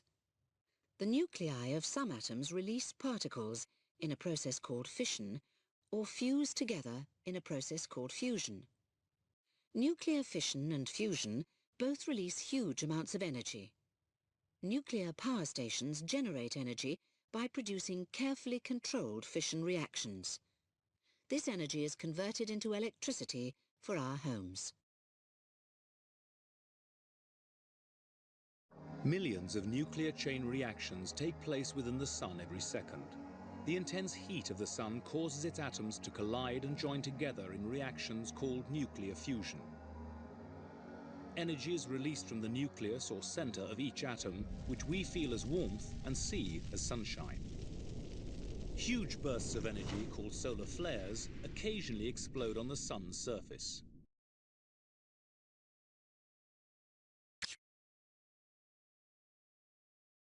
Forces in the nucleus.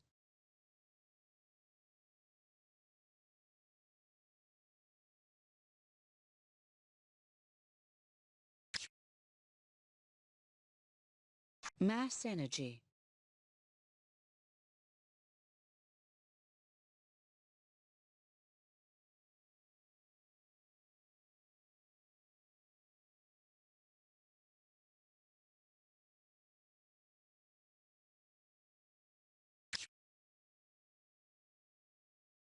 Nuclear fission.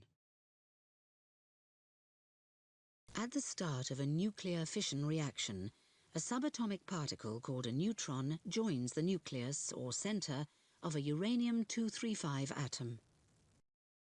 The addition of the neutron is just sufficient to destabilize the nucleus into which it has been absorbed.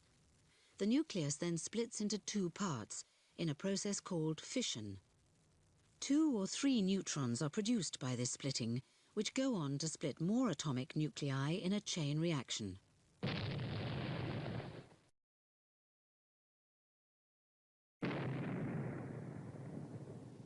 As the chain reaction proceeds, vast amounts of energy are released.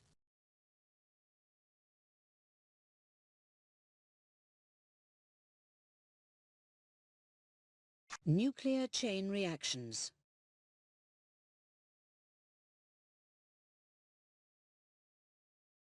Nuclear bomb.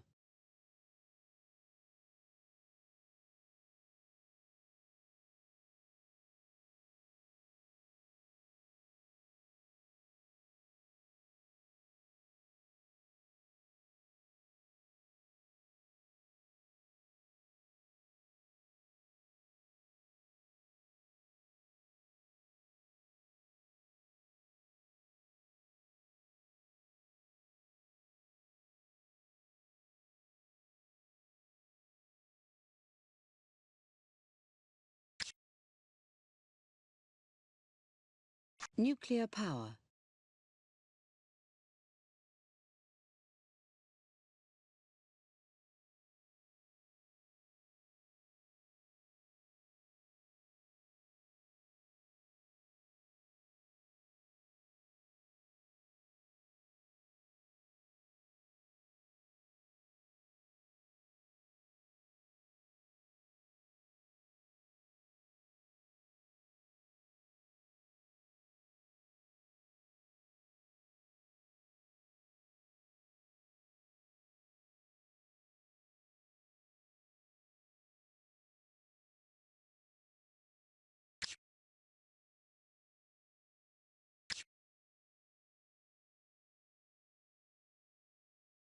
Fission reactors.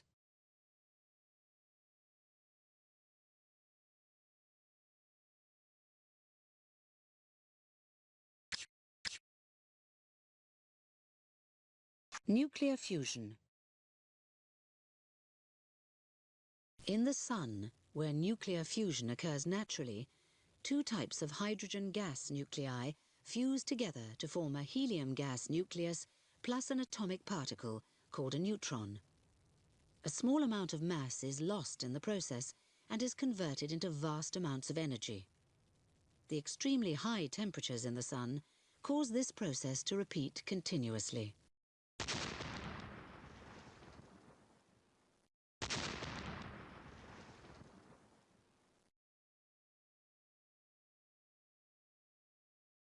Fusion reactors.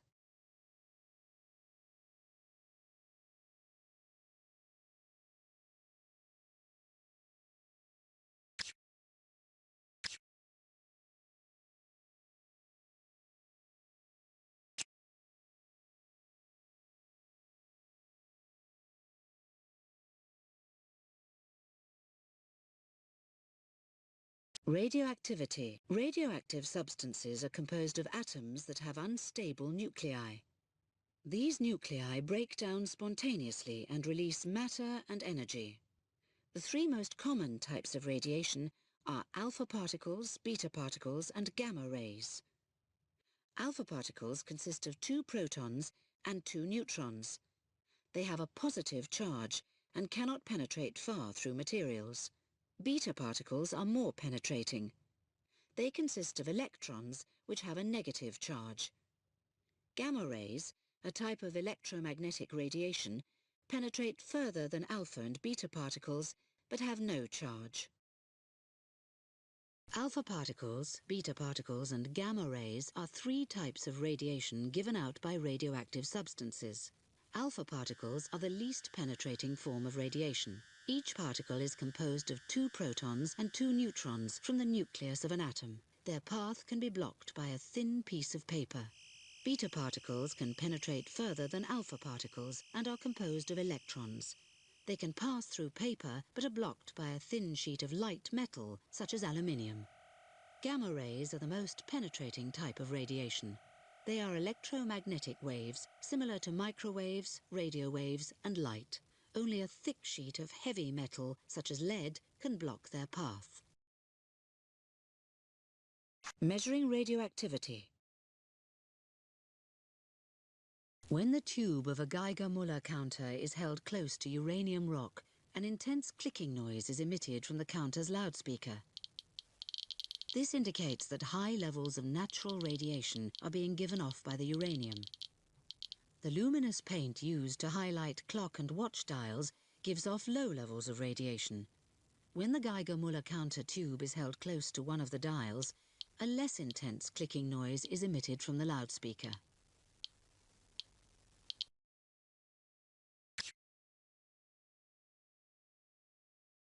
Sources of radioactivity.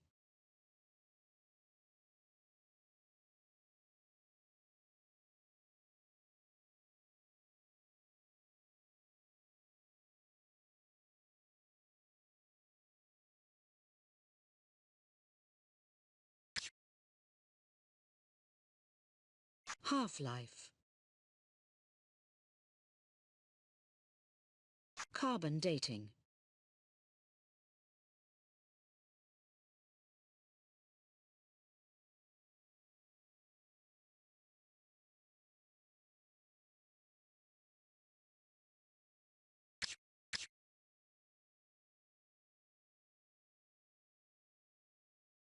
Isotopes.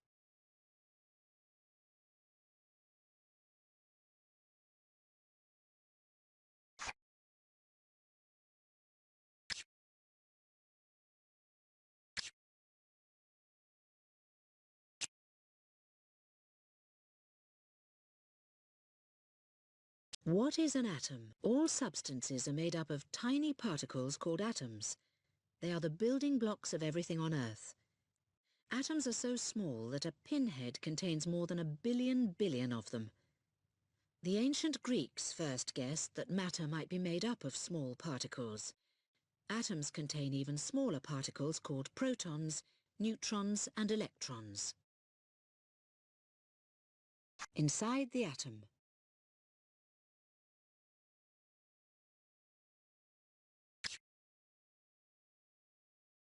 Atomic notation.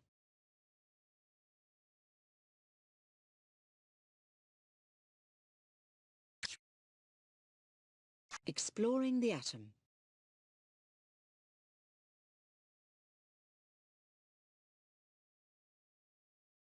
Particle accelerator.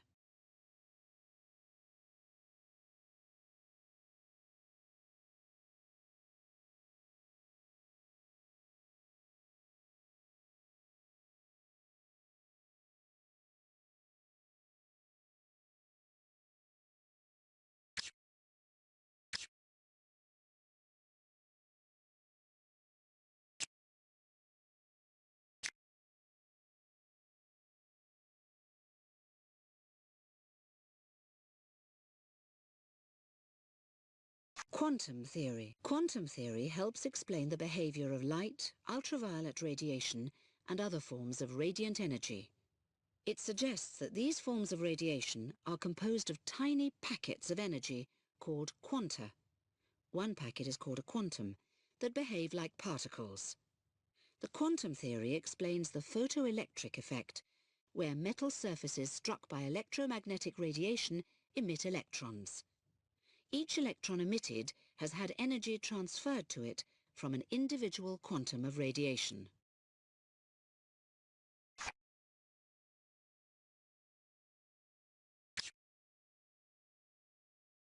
Photons.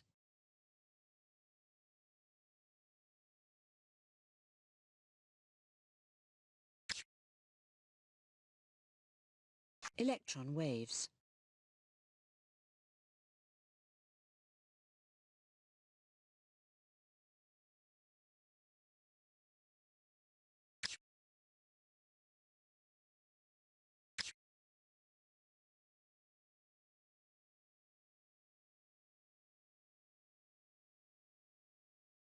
What is relativity? The great physicist Albert Einstein showed that everything in the universe experiences the same physical laws, such as the law of gravitation, regardless of how it is moving.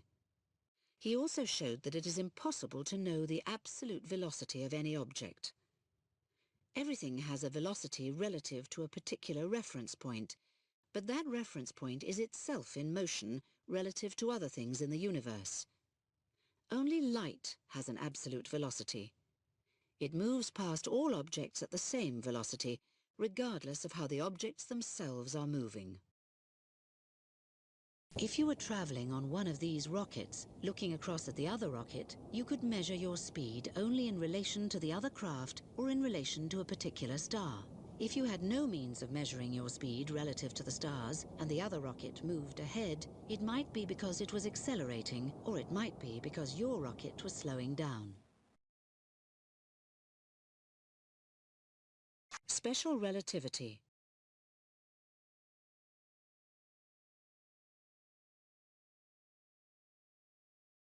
Twin paradox.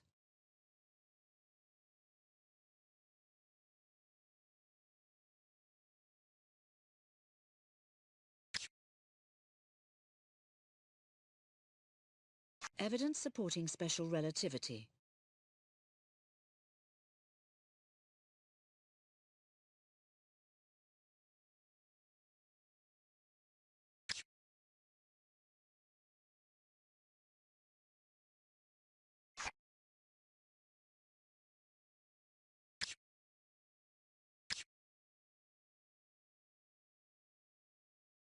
General relativity.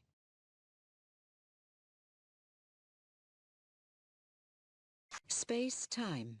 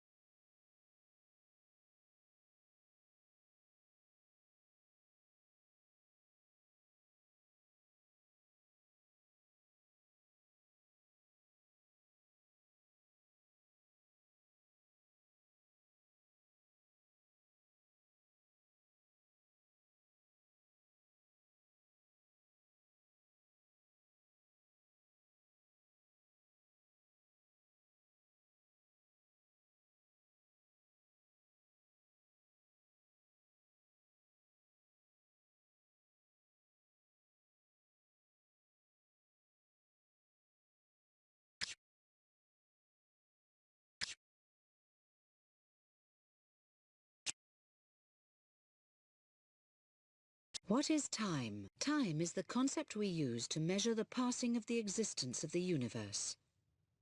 The motions of the Earth, Moon and Sun provide us with our marks of time. A full day, 24 hours, is the time the Earth takes to turn once on its axis. There are 29.5 days between two consecutive full moons. Our calendar months, which last from 28 to 31 days, are based on this lunar moon month. The Earth takes 365¼ days to orbit the Sun. Our years, which are based on this, last 365 days, or 366 days every leap year.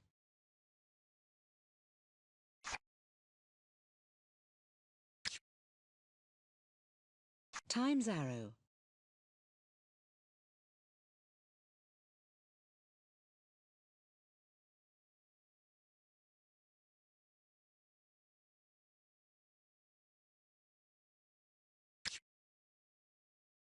Time zones.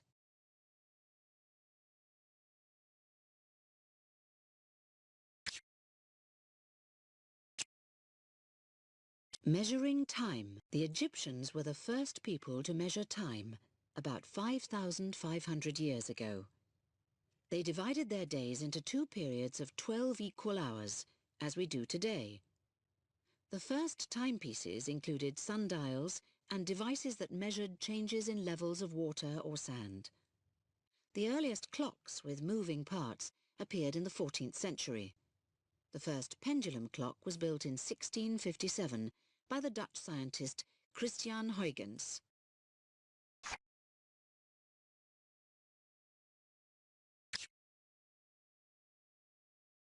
Atomic clock.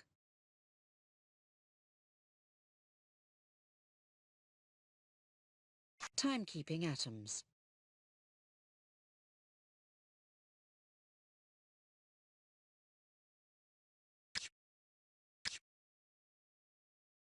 Units of time.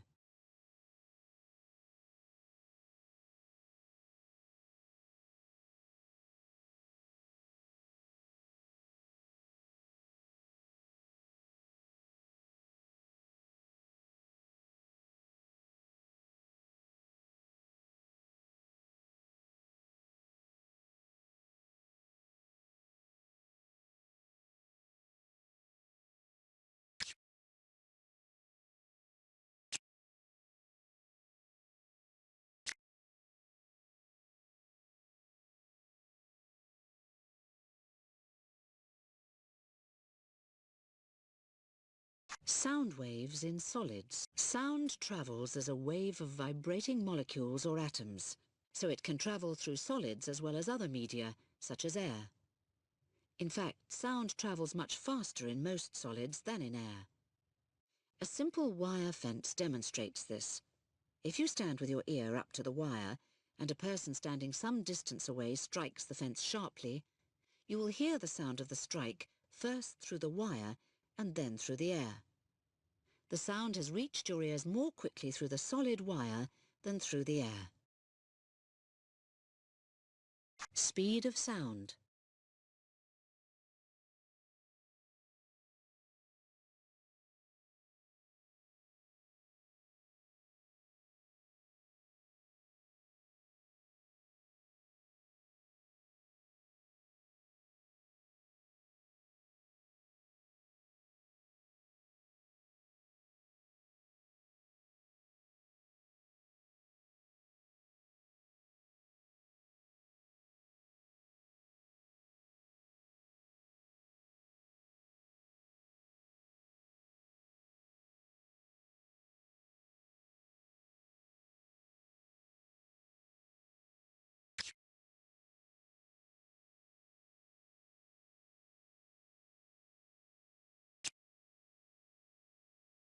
What is sound? Our ears can detect minute oscillations, repeating changes, in the pressure around them. They are sensitive to oscillations that occur between about 20 and 20,000 times per second. In other words, between 20 and 20,000 hertz. Energy that creates pressure oscillations between these frequencies is called sound. Sound travels in waves that can pass through any substance, although we usually listen to sound in air. How sound travels.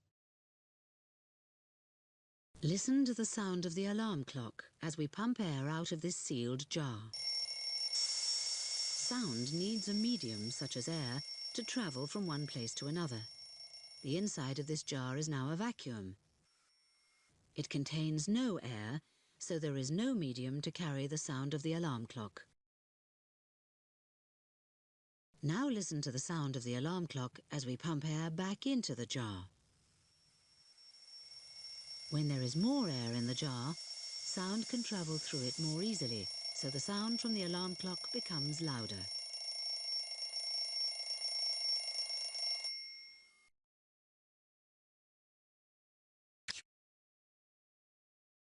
Sources of sound.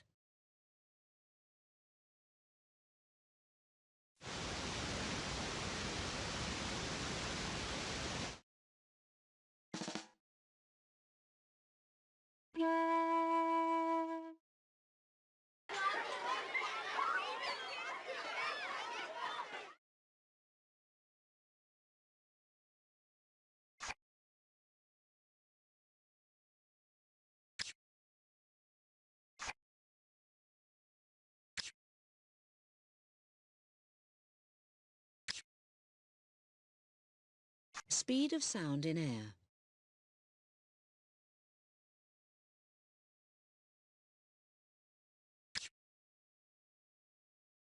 Measuring sound energy.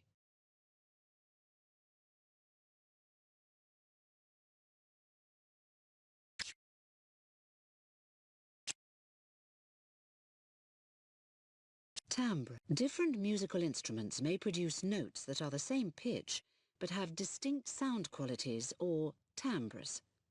The timbre of an instrument depends on faint notes, called harmonics, that sound naturally when a note is played on it. Harmonics vary from note to note, but are always higher in frequency than the perceived pitch of the note. They determine the waveform of a note, which in turn affects its timbre. The harmonics that an instrument produces depend on how it is constructed and played. The violin makes a bright sound. It produces a wave pattern that looks like this. Sound waves of identical frequency and wavelength sound different when played on different instruments because of the harmonics each instrument produces. The same note played on a flute produces a wave pattern that looks like this.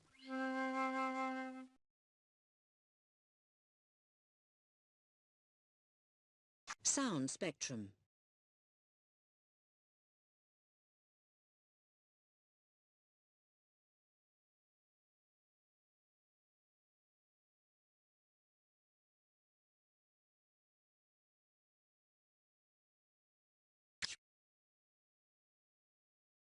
Sound waveform.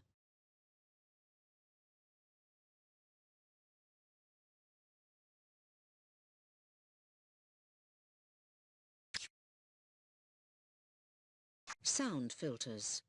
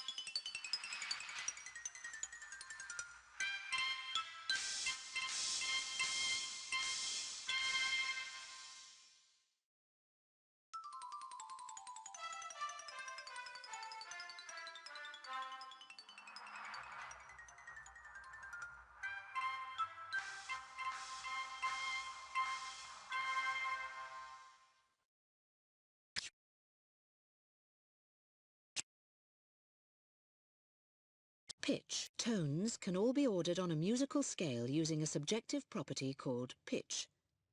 Pitch often relates to the fundamental frequency of a sound wave. For example, the note C, as played on the piano, is very different from the note C as played on a violin. Yet the fundamental frequency, and therefore the pitch perceived, is the same. Curiously, if the fundamental frequency is absent, the brain will still recognize its pitch. Telephone systems remove many of the lower frequencies of a voice, including fundamentals. Despite the change being obvious, a listener will still recognize the voice and its pitch.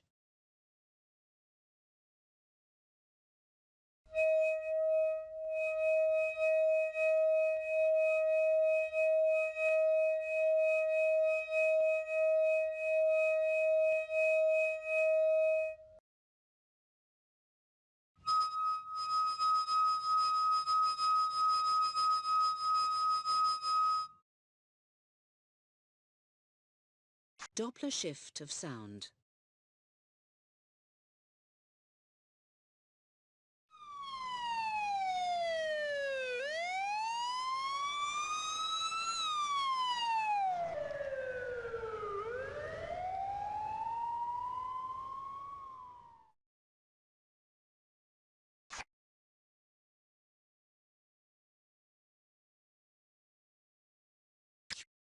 Using Doppler shift of sound.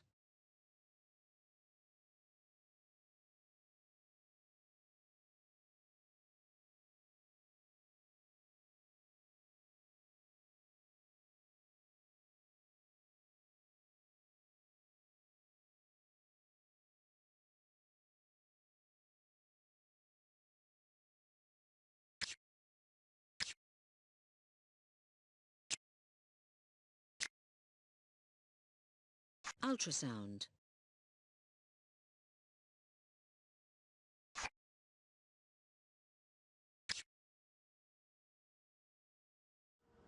Ultrasound scans enable doctors to examine the fetus in the womb without the risk of X-rays.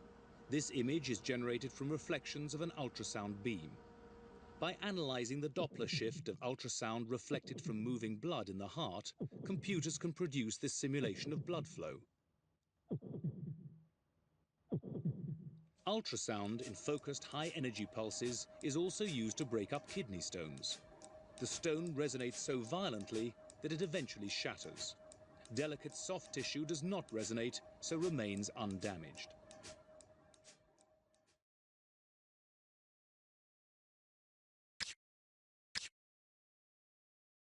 Infrasound.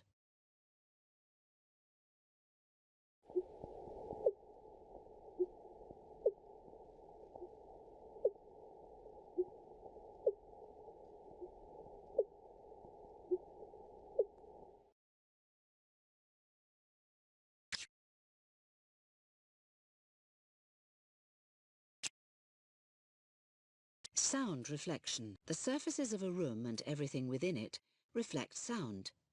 Some surfaces and objects reflect more sound than others. Engineers consider sound reflections when they design large halls. A concert hall, for example, is made fairly reflective, so it will blend together successive musical notes. A lecture hall is made less reflective, so that speech within it will be clear.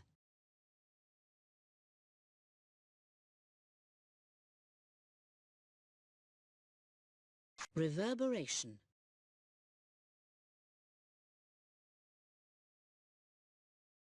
Reverberation. No reverberation. Room acoustics.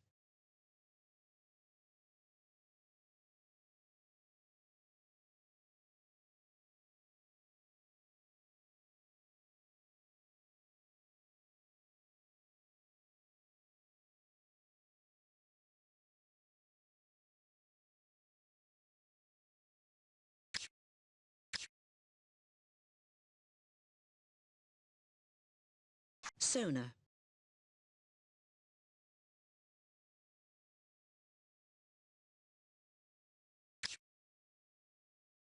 Hearing echoes.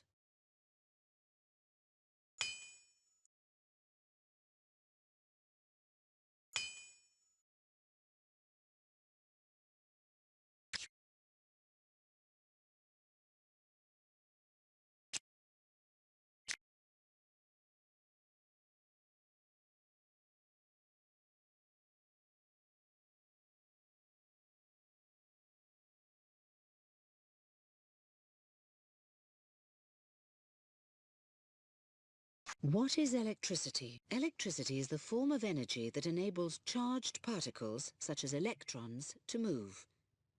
Moving charge is called current electricity. There are two types of current electricity: direct current, which flows in one direction only, and alternating current, which changes direction many times every second. Charge that does not move, called static electricity, is a form of potential energy. Electricity is highly versatile because it can be carried over long distances and converted easily into many other forms of energy. Electric charge.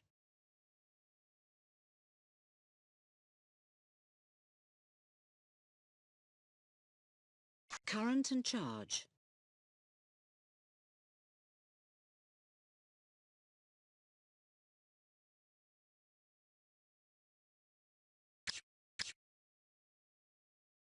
Conductors and insulators.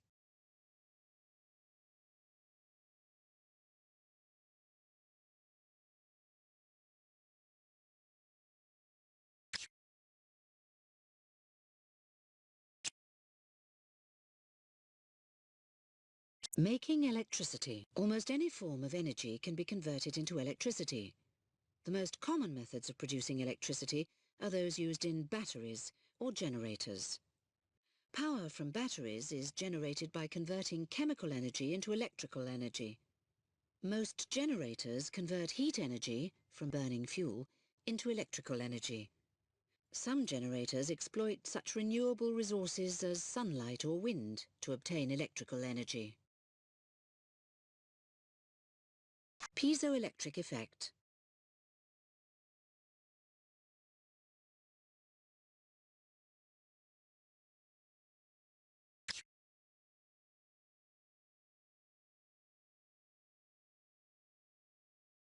Batteries.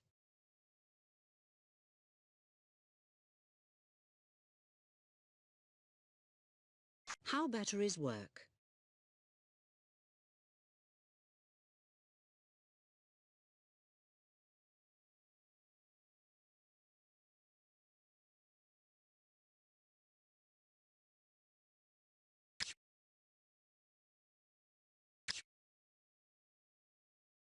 Generators.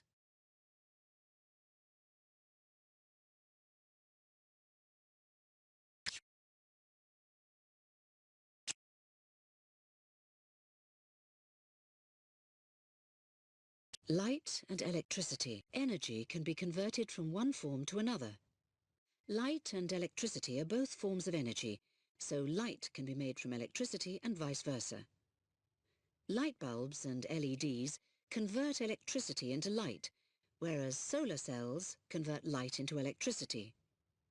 Much of the sun's energy reaches the earth as light, and solar cells can be used to convert this energy into electricity, which can then be used to power cars and homes.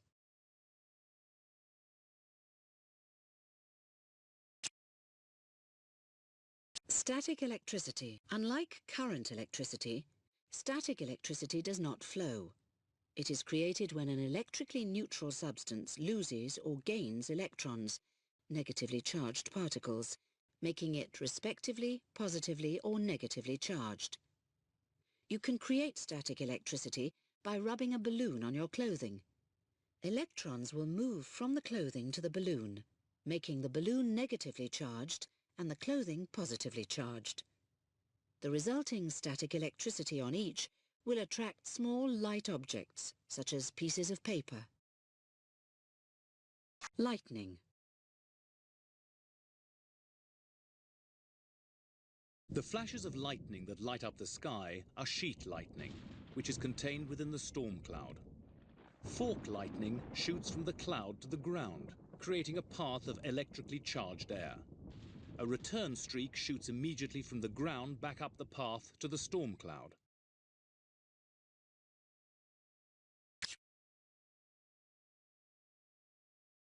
Atmospheric electricity.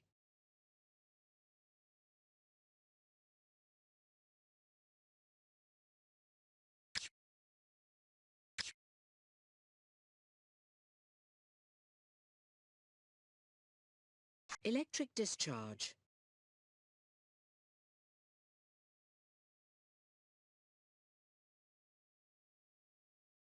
Electric arc.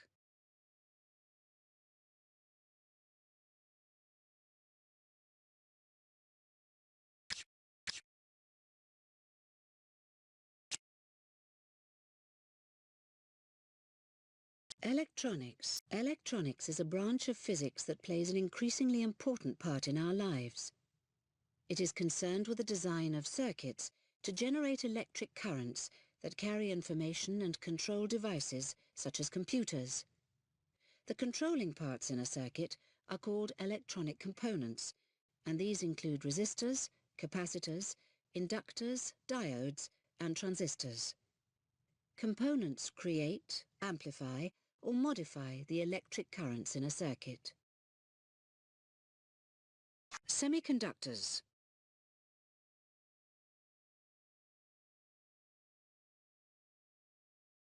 Transistors.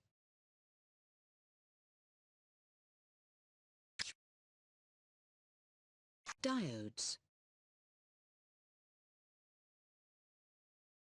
Rectifiers.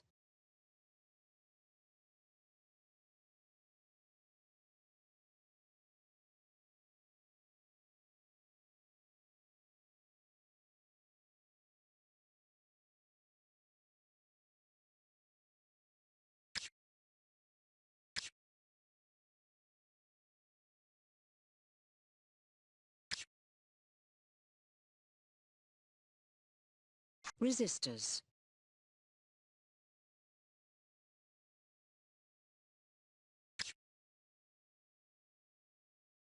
Capacitors.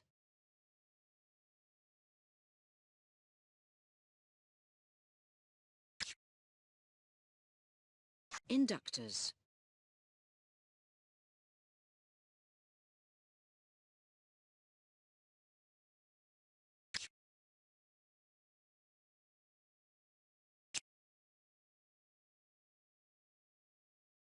Electric circuits. An electric circuit is an unbroken conducting path from and back to a power supply. It has three main parts: the power supply, the conductor, and the load. The power is provided by a generator or battery, the conductor carries the current, and the load is an electric device, such as a lamp. A circuit is wired in series when the components, the battery, the switch, and the lamps, are in a single loop.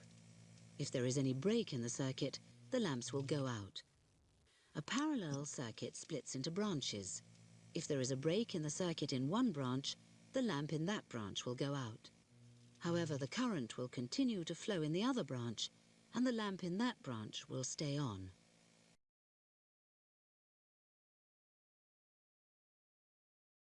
Current.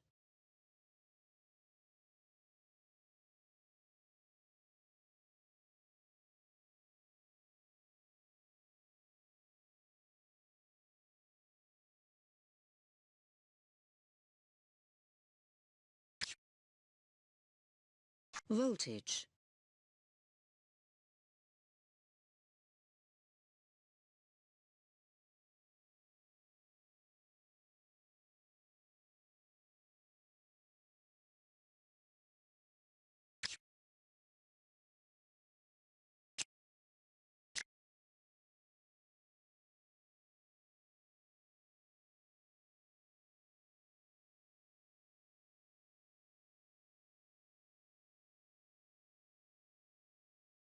Electromagnets. When an electric current is passed through a conducting wire, the wire becomes a magnet. This effect lasts while the electric current runs through the wire, but stops as soon as it is switched off. The magnetic properties of a wire can be made stronger by twisting the wire into a coil and wrapping it around a bar of iron to make an electromagnet. The strength of an electromagnet can be increased by making more turns in the wire coil or by passing a larger current through it. This giant electromagnet is being used to shift heavy objects in a scrapyard. When the current is turned off, the magnetic effect stops and the objects drop off.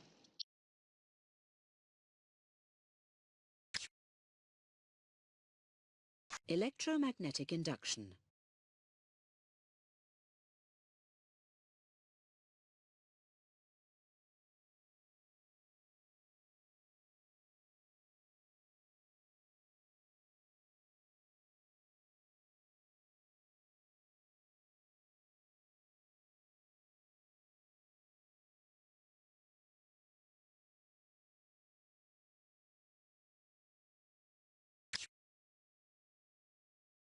Electric motors. Electric current flows to the coil from carbon brushes, turning it into a temporary magnet. The magnetic field around the permanent magnet works against the magnetic field around the coil, forcing the coil to turn. When the coil has passed the vertical position, the commutator reverses the current in the coil. The side that was being pushed up is now being pushed down. Reversing the current every half turn makes the coil spin continuously. AC motors.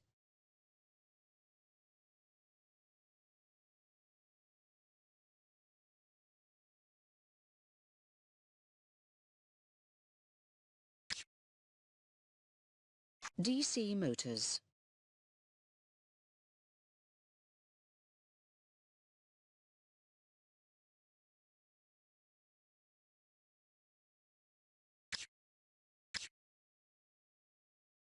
Transformers.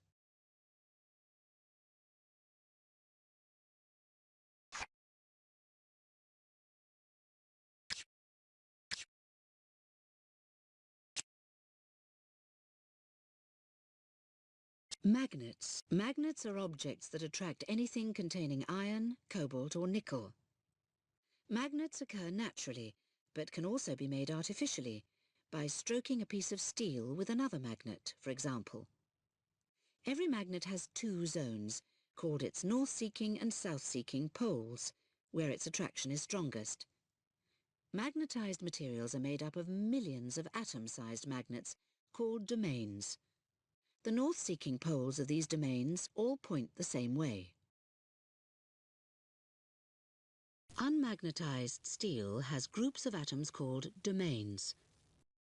These domains point in many different directions, and their magnetic effect is cancelled out. If steel is stroked with a magnet, it becomes magnetized. This is because stroking a piece of steel with a magnet moves the domains so that they all point in the same direction.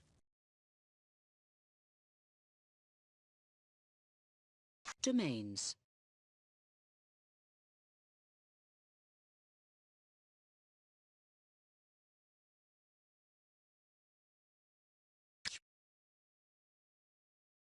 Seeing magnetic fields.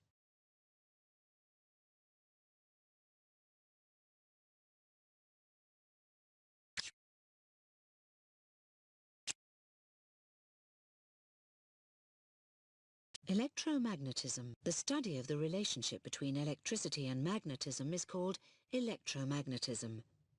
In the everyday world, electricity and magnetism appear as separate phenomena, but they are in fact two aspects of the same fundamental force. For example, an electric current passing through a wire creates a magnetic field. If the lines of force around a magnet are cut by a moving conductor, an electric current will be produced. These and other such phenomena form the basis of much of today's technology.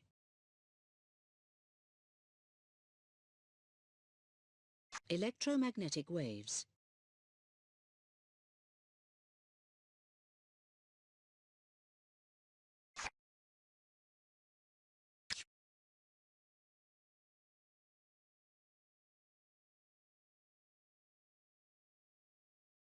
Discovery of radio waves.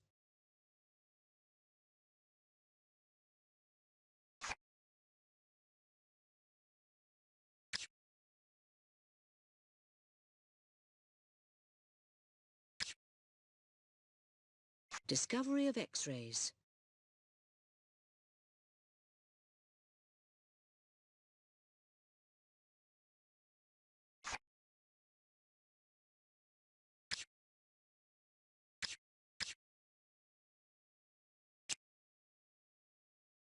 The Earth's magnetism. The Earth is like a giant magnet. Its magnetic field extends up to about 80,500 kilometers into space. The geographic north and south poles are not in the same place as the magnetic poles. This is because the Earth's magnetic field keeps moving. No one really knows why the Earth acts as a giant magnet.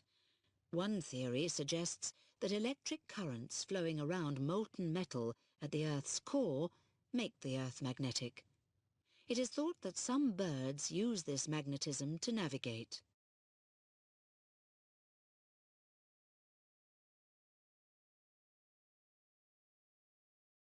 Compass.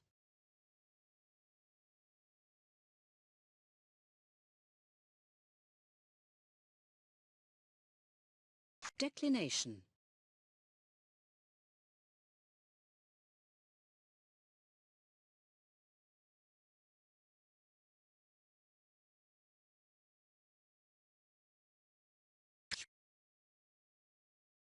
Angle of dip.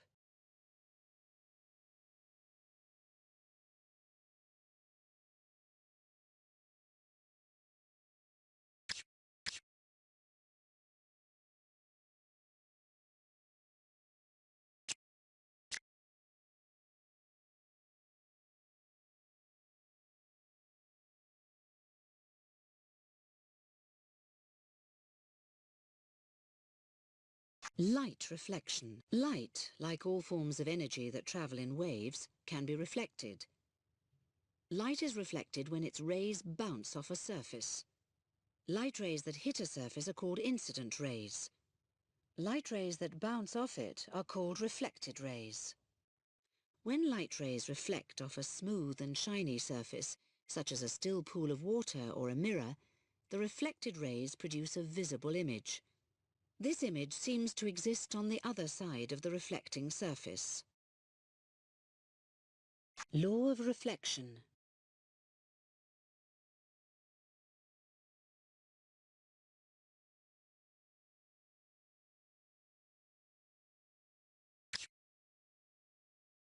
Concave and convex mirrors.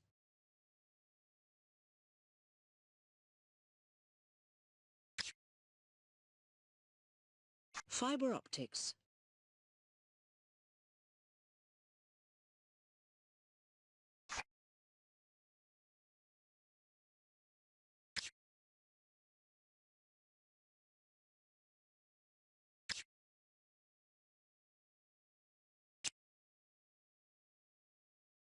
Polarization. Light waves vibrate, move to and fro in many directions, and under normal circumstances they all reach the eye. A polarizing filter in a lens allows only waves that vibrate in one particular direction to pass through the lens and reach the eye. All other light waves are absorbed by the filter. Polarizing lenses are in everyday use in sunglasses.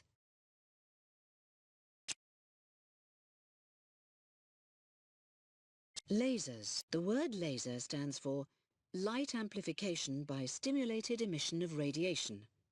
Unlike ordinary light, which is usually a jumble of waves of different wavelengths, laser light consists of waves that have identical wavelengths and are coherent, in phase. It is made by passing an electric current through a substance so that atoms within the substance gain enough energy to give off photons, particles of light. The photons excite other atoms, producing yet more photons in a chain reaction. Holograms.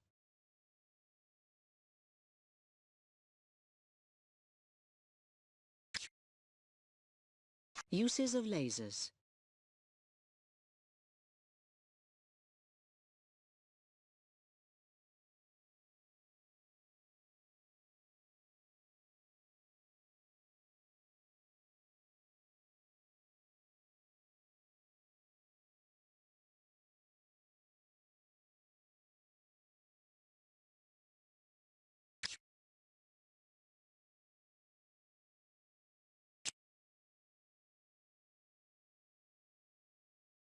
Images. An image is a representation of an object.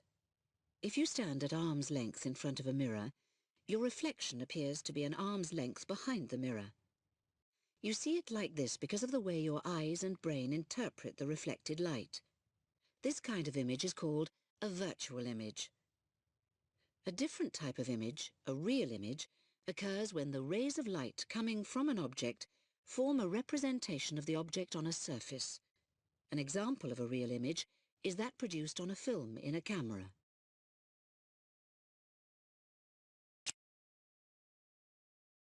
Diffraction and interference. Light waves diffract, spread out, when they pass through a slit that is only about one wavelength of light in width. Light waves of similar wavelength interfere, mix, when they meet.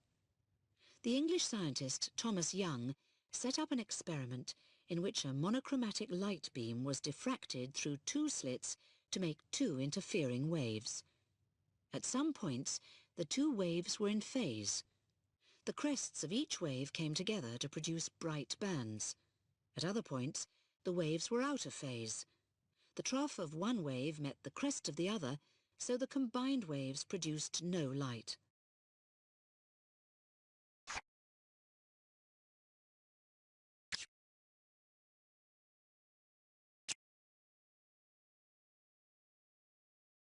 Colour. The three primary colours of light are red, green and blue. If you mix one primary colour equally with another, a secondary colour is formed. If you mix all three primary colours, you get white light. The way different colours of light combine is known as the additive process. You can see how secondary colours are created when spotlights of the primary colours overlap and become mixed.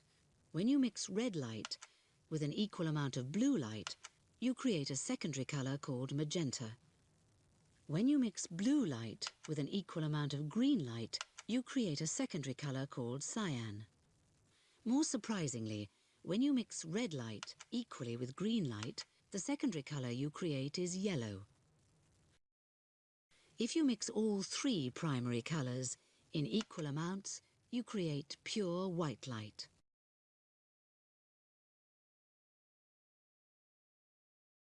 Mixing pigments.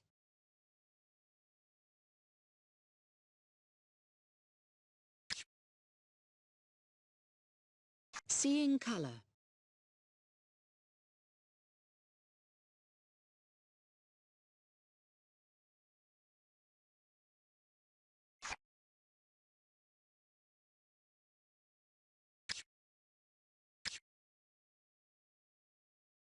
Seeing in coloured light.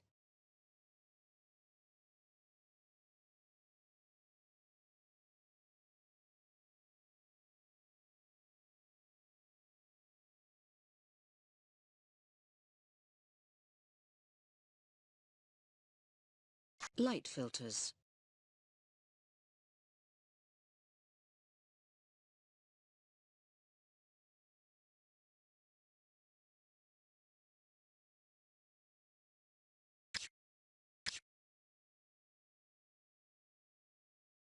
Colour on TV.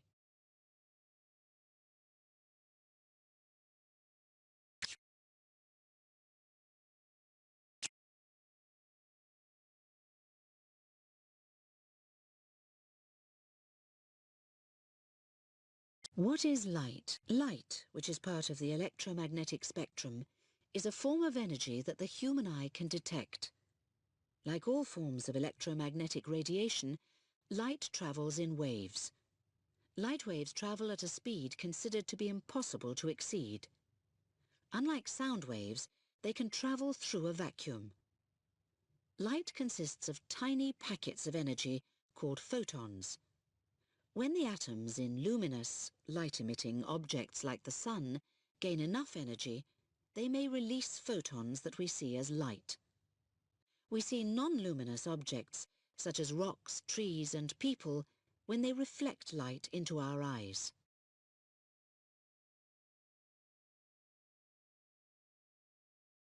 Measuring light.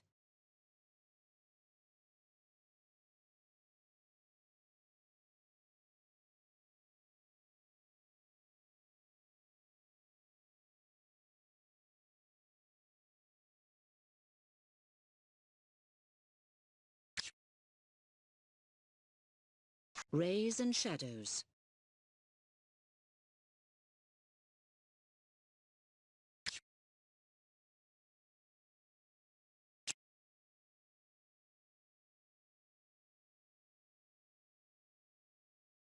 Light spectrum. White light is a combination of lights of different colours, from red through yellow, green and blue to violet.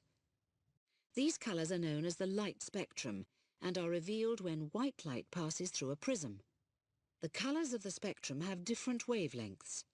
A prism refracts short wavelength light, such as violet, more than long wavelength light, such as red. This is how it separates white light into its various colours.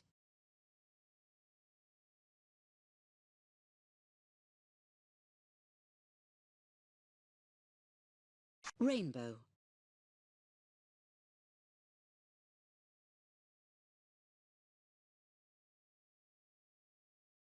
Seeing rainbows.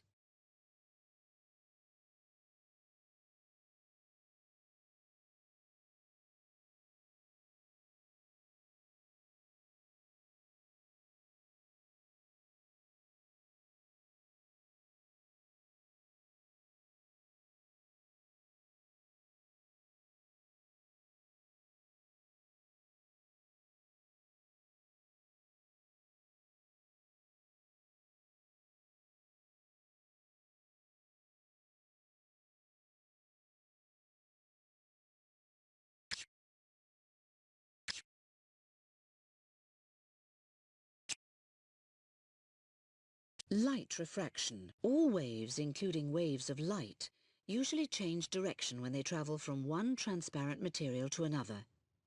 This process is known as refraction. Light refracts because it travels at different speeds through different materials. When light travelling through air enters water, for example, its speed is reduced. This causes the light waves to bend towards the normal, the line at right angles to the water's surface. A light wave that enters a material along the normal of the surface does not refract. Lenses.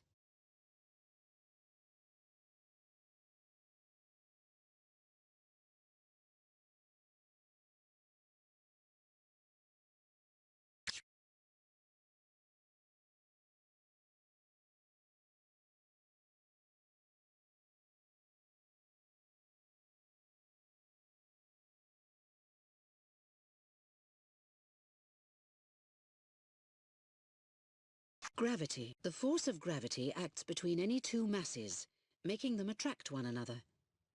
Everything on Earth is pulled down to the Earth's surface by gravity, and this pull gives objects their weight. Like other forces, gravity is measured in newtons. The gravitational force exerted by the Earth is about 9.81 newtons on every kilogram of matter on its surface. The force of gravity between objects decreases if they have less mass or are further apart. Between everyday objects, the force of gravity is too small to notice.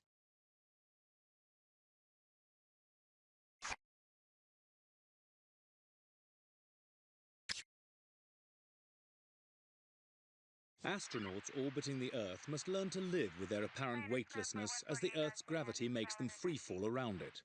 This film shows astronauts on the US research station Skylab, which was launched into permanent orbit around the Earth in 1973.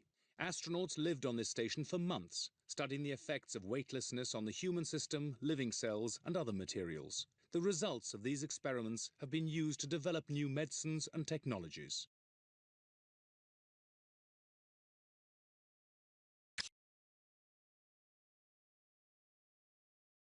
Center of gravity.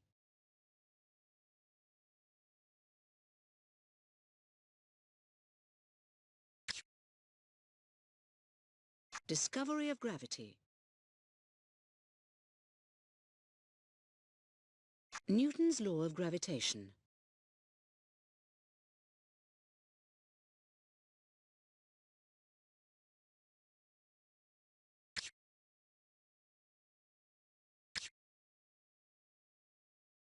Gravitation after Newton.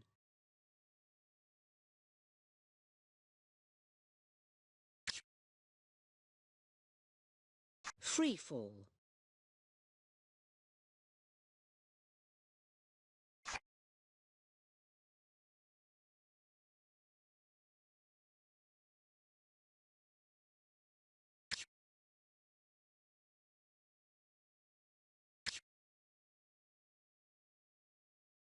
Ballistics.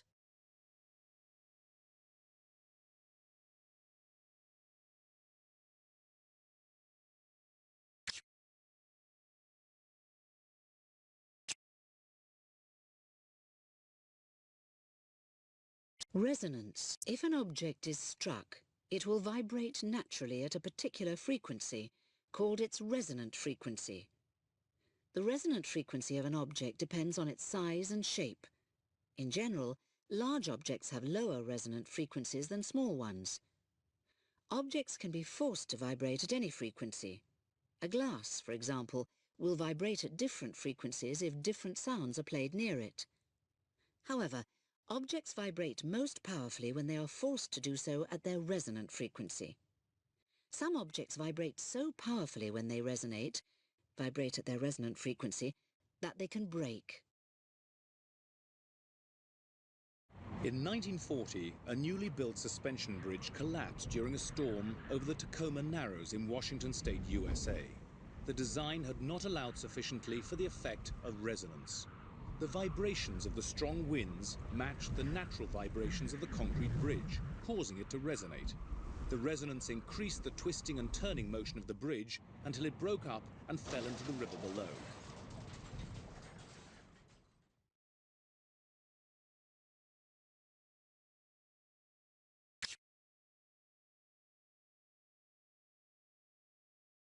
Pendulums.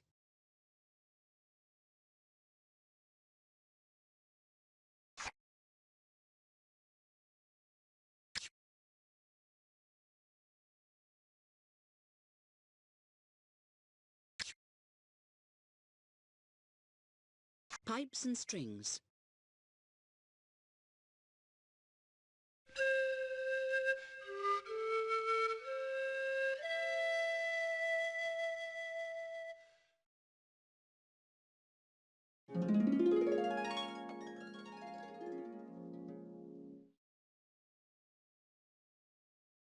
Simple harmonic motion.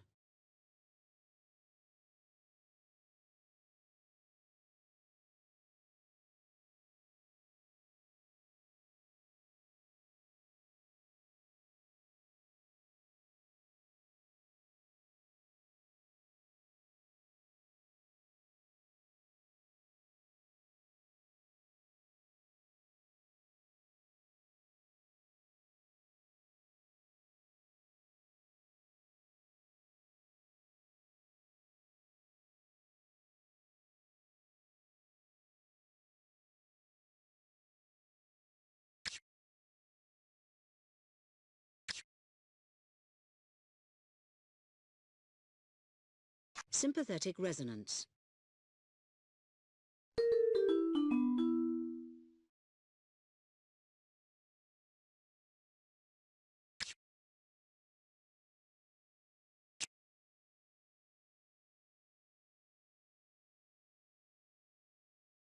What is force? We commonly consider force to be a push or a pull, but physicists give force a precise meaning. In physics, a force is an influence that causes an object to change its momentum. If all the forces on an object balance, then no change in momentum will occur. Force is a vector quantity. It has both a size and a direction. A force can only influence an object's momentum in the direction in which it acts. Forces bind together the particles that make up atoms, give us weight, and keep the planets of the solar system in orbit around the Sun.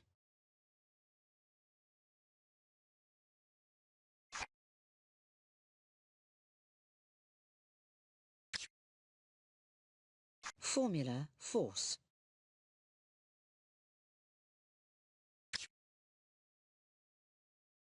A bungee jumper accelerates downwards due to the force of gravity. The kinetic energy gained by the jumper during the fall is absorbed by the elastic cord. This cord provides a force that increases progressively towards the end of the fall, providing a relatively gradual deceleration.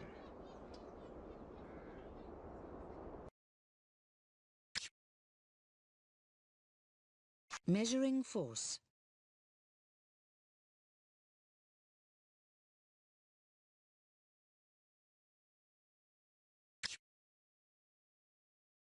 Combined forces.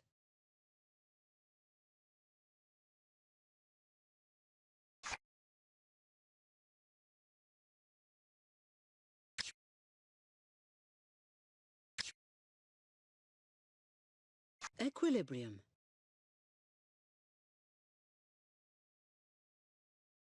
Conditions for equilibrium.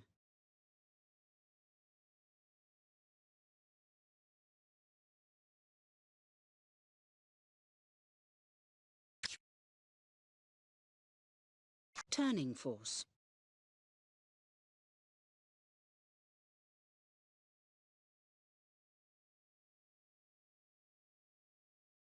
Moment of inertia and angular momentum.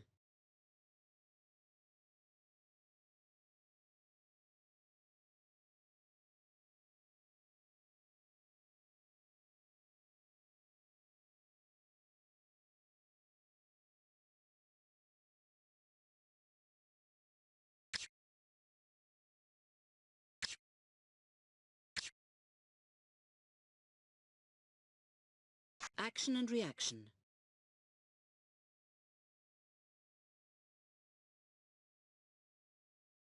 When a cannonball is fired from a cannon, the force that propels the cannonball, called the action force, has an equal and opposite reaction force. The reaction force pushes the cannon backwards.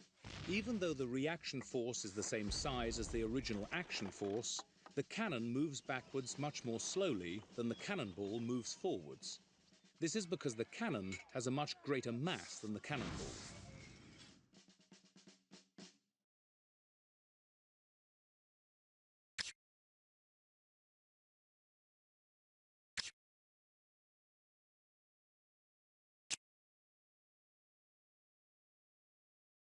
Pressure. When a force is applied to a surface, the effect it produces depends on both the size of the force and on the surface area over which it acts. The pressure can be calculated by dividing the force applied to a surface by its area. A force creates more pressure when it is applied over a smaller area. This explains why stiletto heels sink into wooden floors. It also explains why a camel's flat feet prevent it from sinking into sand. Formula. Pressure.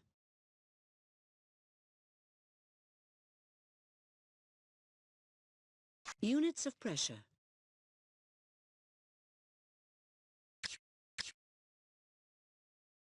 Pressure and liquids.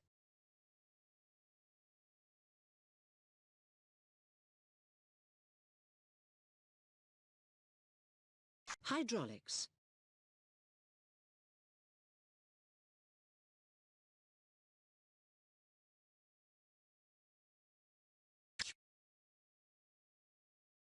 Pressure and depth.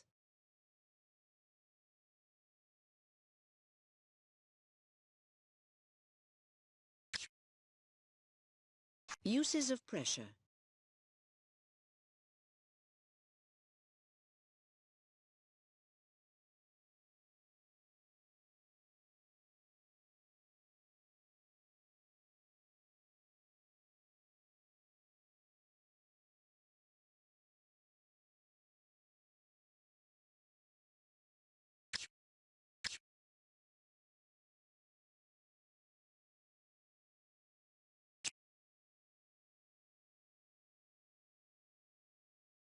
What is motion? An object in motion is changing its position. Some forms of motion, such as the flight of an aeroplane, can be seen clearly. But even objects that seem still, such as rocks and buildings, consist of atoms, tiny particles, that are constantly vibrating. Everything that exists is in motion. We live on the Earth, which is moving around the Sun. The Sun is in a galaxy that is always in motion. The galaxy is in a universe that is itself expanding. The motion of an object changes when a force is exerted on it. A force can alter the speed of an object or the direction in which it moves. It is the sudden changes of speed and direction that produce the thrill of the roller coaster ride. The changing forces that act on the car push and pull the passengers out of their natural straight-line motion. The car is pulled rapidly downwards by the force of gravity, the force that pulls all objects towards the centre of the Earth. The car plunges until it reaches the bottom of a dip where the rails rise again. These abrupt changes make the passengers lurch as they speed along the tracks.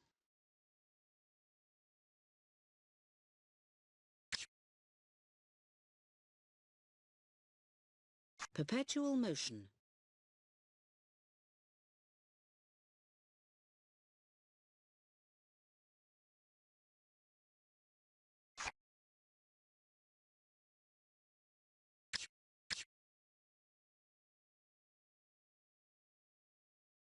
Periodic motion.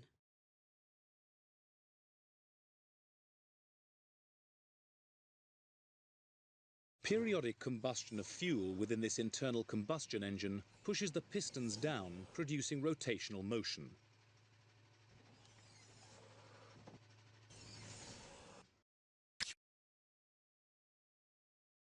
A person riding on this whirling waltzer experiences the spinning of the chair combined with the spinning of the whole platform.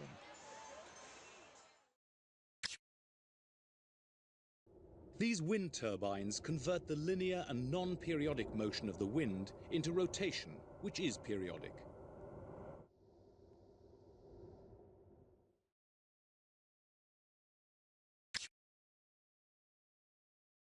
The periodic motion of the piston on this steam engine produces rotation of the wheels, which in turn drive the train.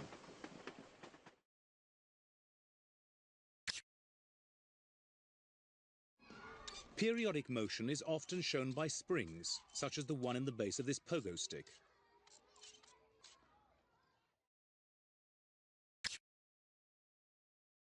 This speeded-up film shows the periodic rotation of the giant planet Jupiter. Different parts of the planet rotate at different speeds, often leading to giant storms, which themselves rotate periodically. The periodic motion of pendulums is so regular that they can be used to regulate clocks.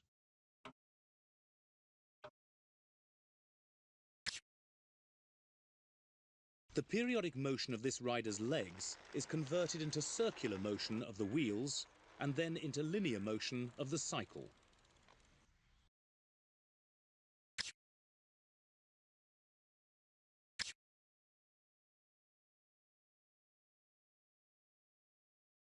Speed and velocity. Formula: speed.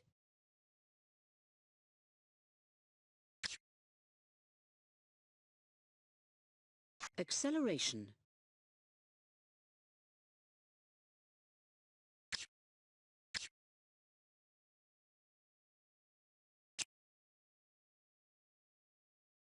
Dynamics. Dynamics is part of a wide field of study called mechanics, which investigates physical forces. Dynamics is concerned with the forces that affect motion.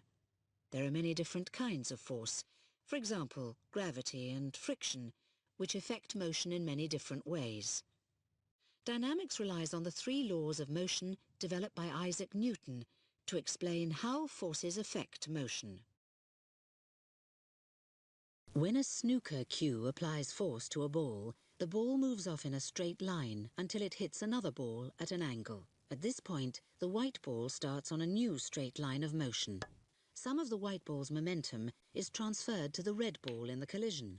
The white ball slows and then is brought to a stop by friction. Laws of motion.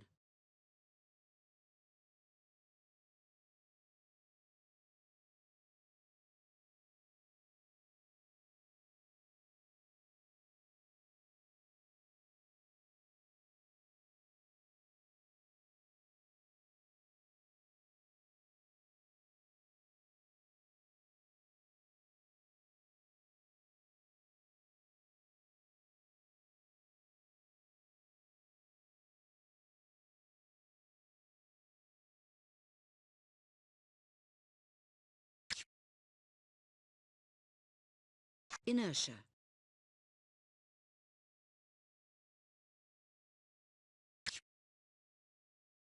Friction.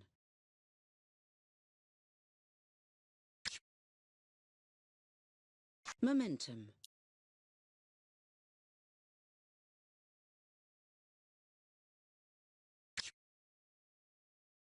Aerodynamics.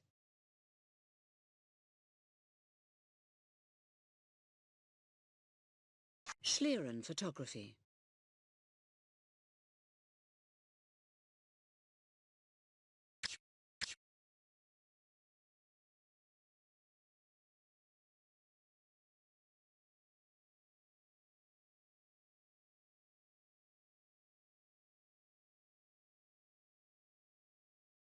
Gears. Gears are simple machines that transmit force and motion. Like other machines, most gears make work easier by increasing the effect of the force applied. Gears have toothed wheels called cogs that interlock so that one cog turns another. The cogs are usually of different sizes and are sometimes linked together by a chain, as is the case with bicycle gears. A gear's effect depends on the size of the cogs and the number of teeth they have. When a large cog like this one drives a smaller one, the smaller cog turns with more speed but less force. When this arrangement is reversed and the small cog drives the large cog turns with less speed but more force. Types of gear.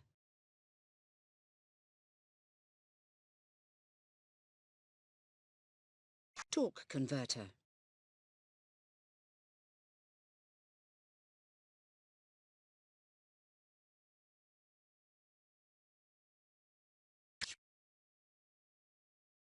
Gear design.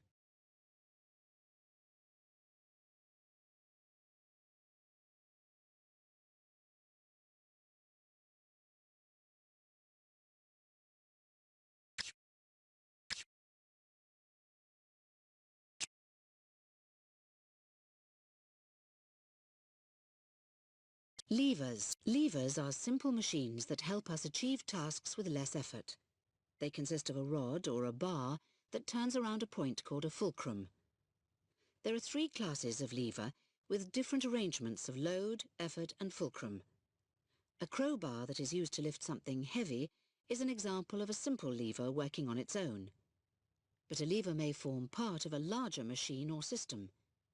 If the effort is applied further away than the load from the fulcrum, then the effort will be less than the load. Class 2 and 3 levers.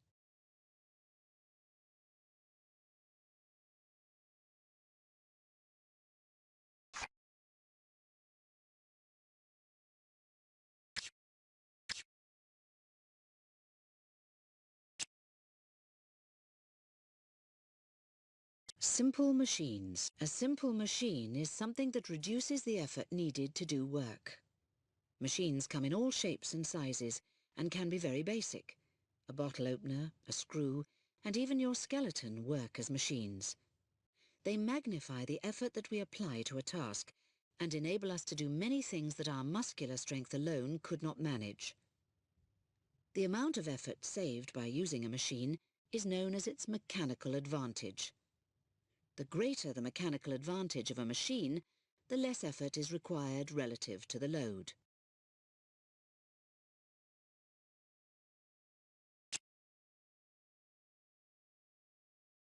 Wheel and axle. A wheel and axle form a simple machine. The wheel is fixed to the axle, central shaft, and together they transmit and increase force. A small turning force is applied to the wheel, producing an increased force on the axle. In this way, heavy loads can be moved with less effort. This principle is used in steering wheels. Types of wheel and axle.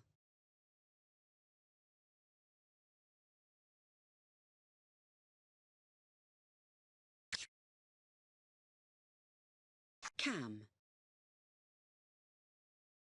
If projecting lobes are added to this simple rotating shaft, then it becomes a camshaft.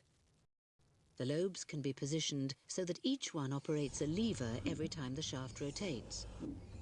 The levers, or cam followers, can be connected to any machinery that needs to be operated in time with the rotating shaft.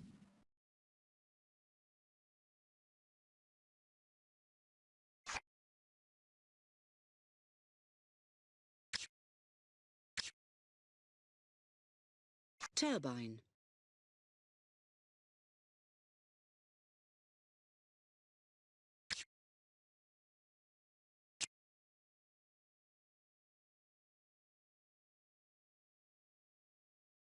Pulleys. A pulley is a simple machine.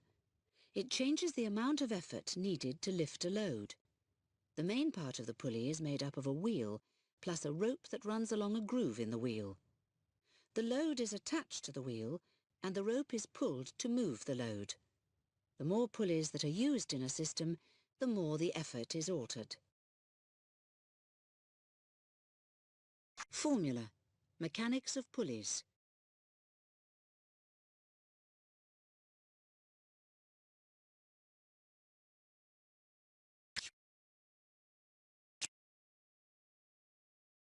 Ramps. A simple machine such as a ramp, a pulley or a lever can be used to reduce the effort required to lift a load. It can make a little effort have a large effect. For example, it is easier to push something up a ramp than to lift it straight up in the air. But in order to raise it as high as when it is lifted, the object must travel over a greater distance.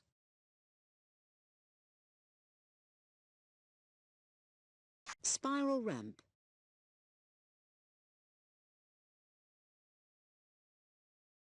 Screws.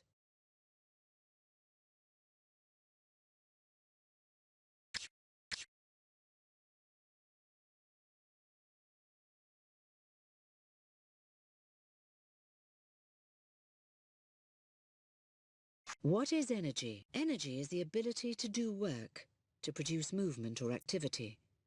There are many different forms of energy, including light energy, electrical energy, nuclear energy, sound energy, and heat energy. Electrical energy, for example, is the ability to force an electric charge to move through a conductor. Energy can change from one form into another, but the total amount of energy in the universe never changes.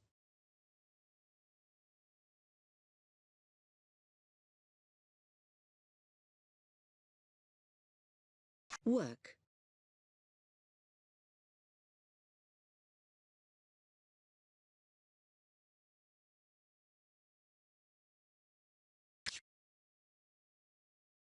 Power.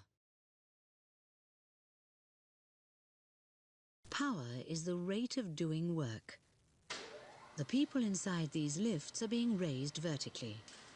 This means that they gain potential or height energy. The lifts are said to do work on the occupants.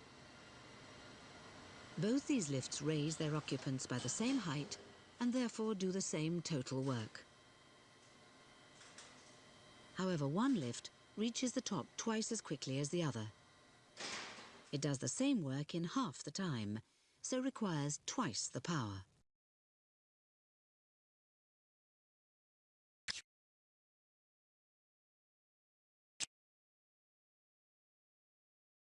Waves. A wave is an oscillation, swinging motion, that transmits energy as it moves through a medium, a wave-carrying substance or field. Airborne sound waves, for example, transmit sound energy as continuous variations in air pressure. Electromagnetic waves consist of electric and magnetic fields that vibrate. When a wave travels, the medium that it moves through is disturbed, but does not travel with the wave. How waves behave. This is reflection and is the result of a wave bouncing off a boundary. We can see wave refraction as the wave reaches a shallow area and changes speed and direction. Diffraction occurs when the wave passes through a small gap and spreads out on the other side. Interference is the result of two identical waves overlapping. Sometimes the peak of one wave will cancel the trough of another.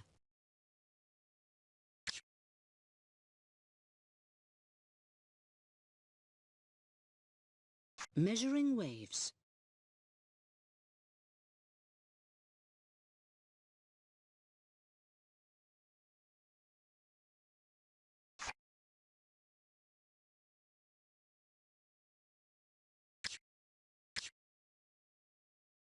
Types of wave. In a transverse wave, the disturbance of the medium is perpendicular to the direction of travel. Watch the red segment of this transverse wave. Its motion during the passage of the wave is at 90 degrees to the motion of the wave. In a longitudinal wave, the disturbance of the medium is parallel to the direction of travel. Watch the red segment of this longitudinal wave. Its motion during the passage of the wave is parallel to the motion of the wave. A soliton is an isolated wave that travels without dispersing its energy.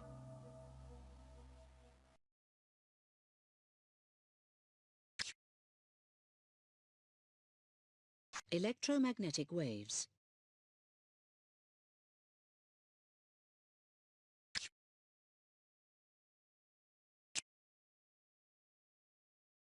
Forms of energy. Scientists consider energy to exist in several main forms. These include heat energy, which can raise the temperature of matter, electrical energy, which enables charge to flow around a circuit, and chemical energy, contained in fuels.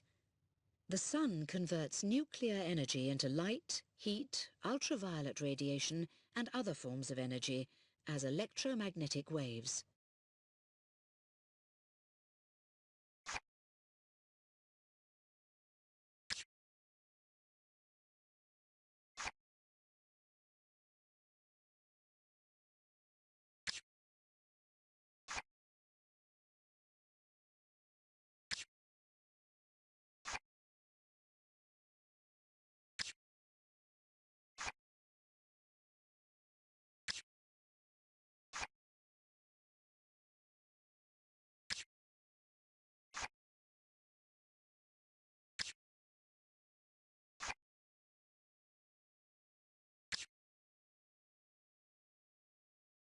Kinetic and potential energy.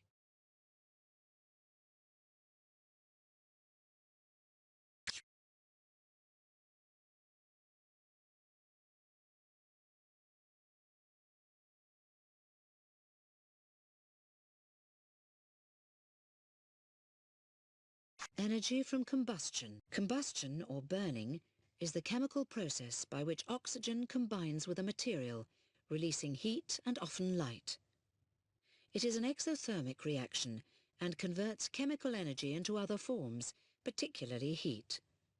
The burning of fossil fuels such as coal and oil, the ignition of reactive metals such as magnesium, and the burning of wood and paper are all examples of combustion. The energy released can be used to generate electricity. This is used in some types of power station.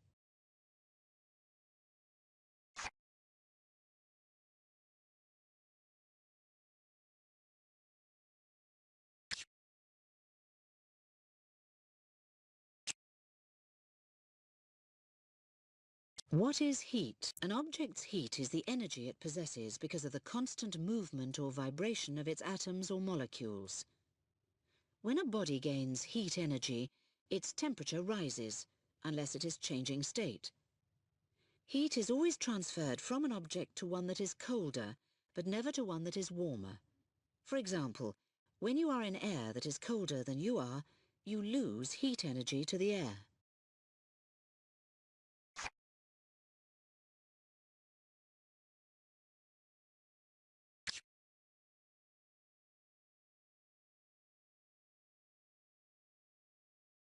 Thermodynamics.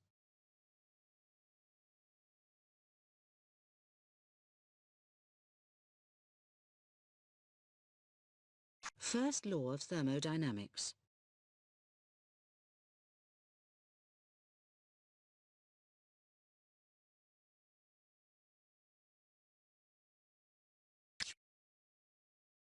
Second law of thermodynamics.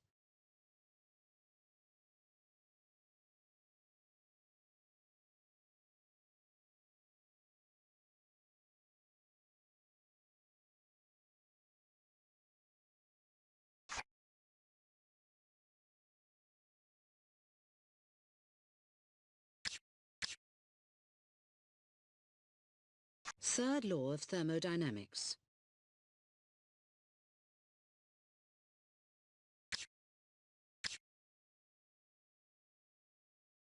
Expansion and contraction. Expansivity.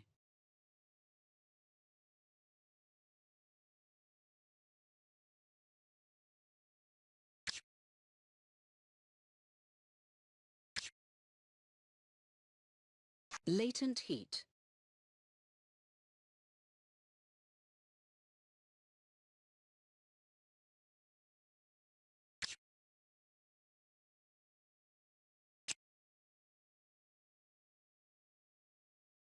Temperature. We determine how hot or cold something is by measuring its temperature. A cold body has atoms or molecules that move less energetically than those in a warm body. Scientists predict that at an extremely low temperature called absolute zero, atoms or molecules would be motionless. Absolute zero is 0 Kelvin, about minus 273 degrees Celsius. Nothing can be cooled to this temperature, although a temperature of 7 millionths of a Kelvin has been attained. Temperature scales.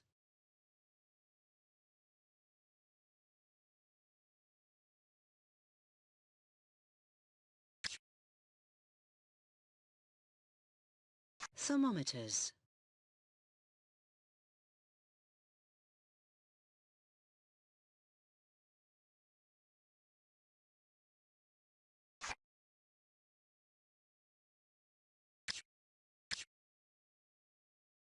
Cryogenics.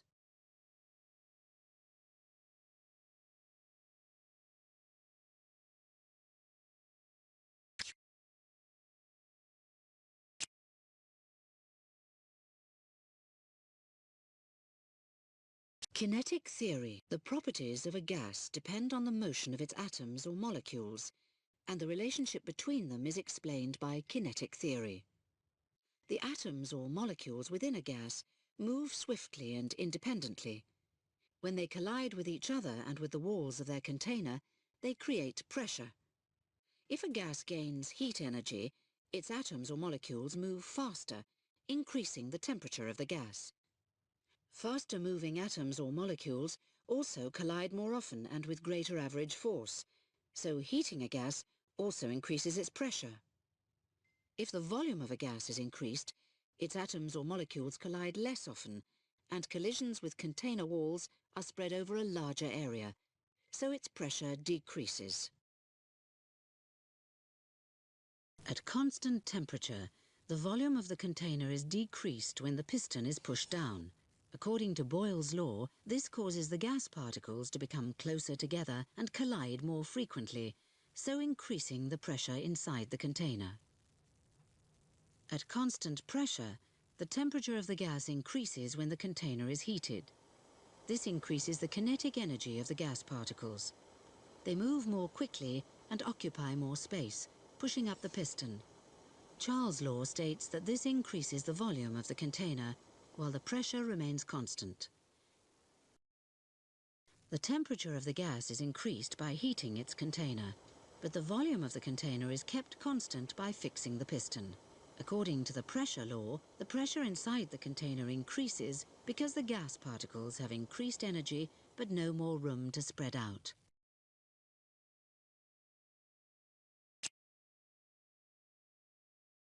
Heat transfer. Transfer of heat energy can take place by radiation, convection, or conduction. Radiant heat is made up of electromagnetic waves, which can travel through a vacuum. The sun's heat travels to Earth through the vacuum of space by radiation. Convection involves the bulk movement of atoms or molecules and occurs in fluids. For example, hot air rises, taking its heat energy with it. Conduction involves the transfer of thermal energy without bulk movement of atoms or molecules. The exact process differs between metals, which conduct well, and non-metallic materials. Heat convection.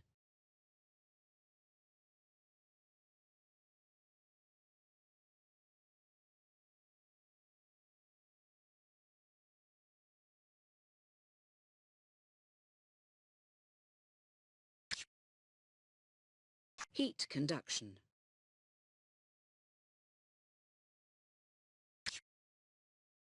Heat radiation.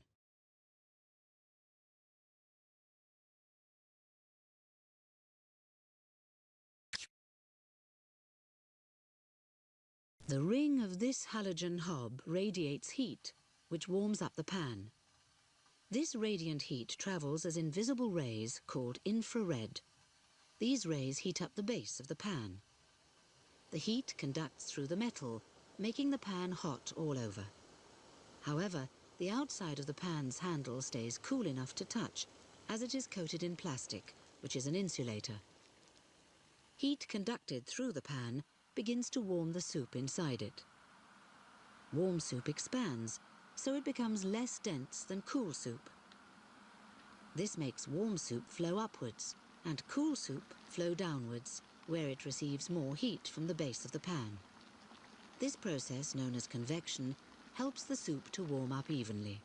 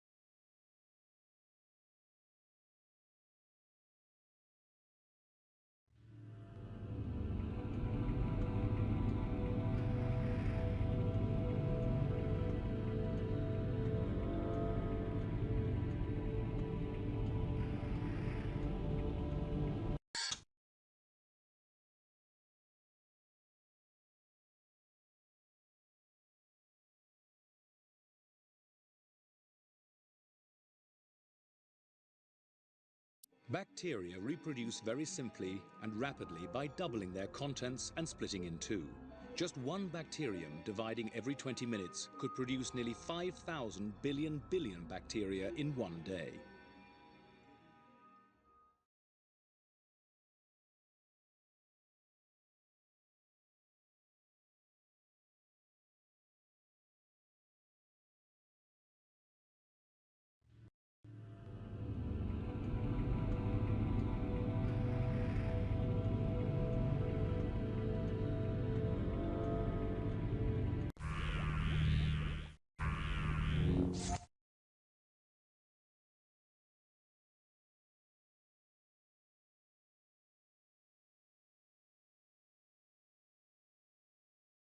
What is algebra? In the branch of mathematics called algebra, letters are used to stand for unknown amounts.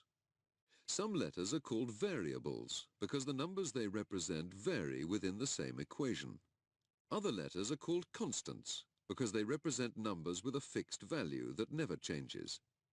For example, in the equation shown below, the letter D, diameter of a circle, is a variable, as is the letter C, circumference of a circle.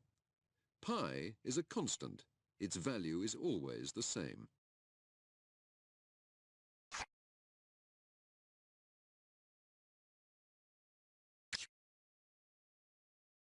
Using the example of a wheel, we can show that the circumference, c, of a circle is equal to pi times its diameter, d.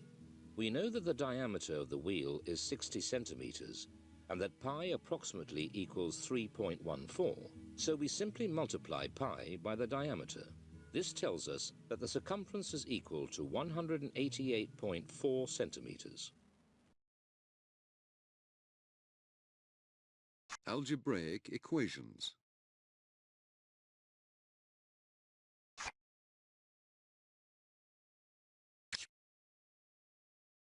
The area, A, of a circle, in this case a wheel, is equal to pi multiplied by the radius, r, squared. We know that pi approximately equals 3.14 and that the radius, 30 centimeters, squared, is equal to 900. If we multiply these two figures together, we find that the area of the circle is 2,826 square centimeters.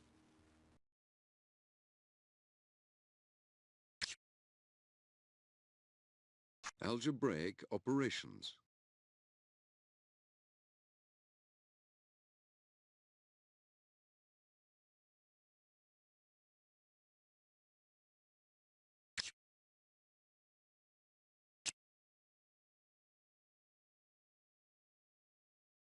What is arithmetic? Arithmetic is the study of numbers in action. The four basic operations of arithmetic are addition, subtraction, multiplication, and division. Fractions, percentages, powers, and roots are developed from these four basic operations. Arithmetic has its own shorthand.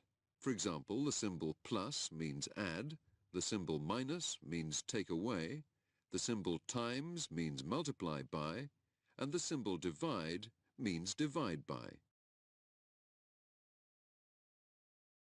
Addition and multiplication.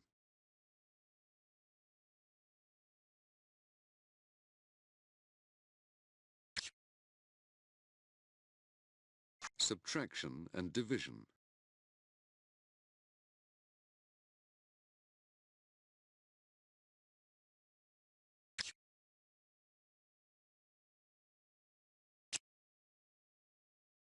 Equations and inequalities. An equation formally states the relationship between particular numbers, variables, or functions.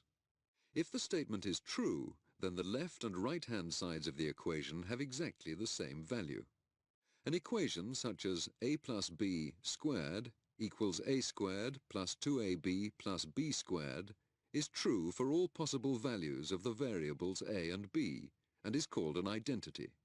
In contrast, conditional equations are satisfied only by particular values of the variables called roots. The two sides of an inequality do not equal each other.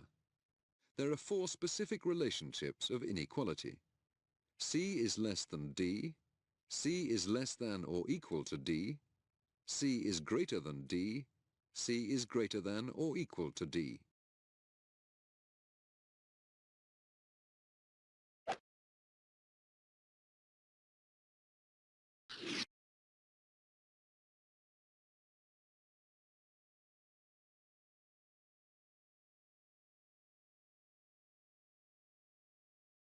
What is geometry? Geometry is the study of shape, size, and other properties of figures in space.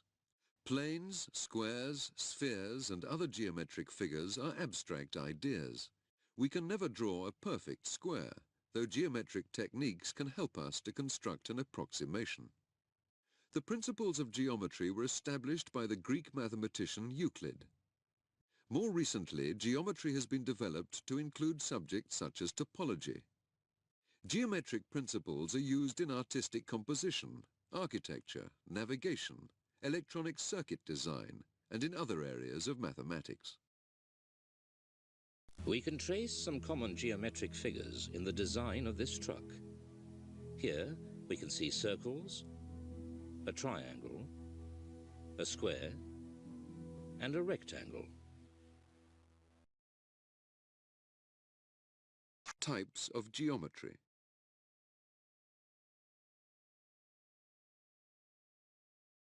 Non-Euclidean geometries.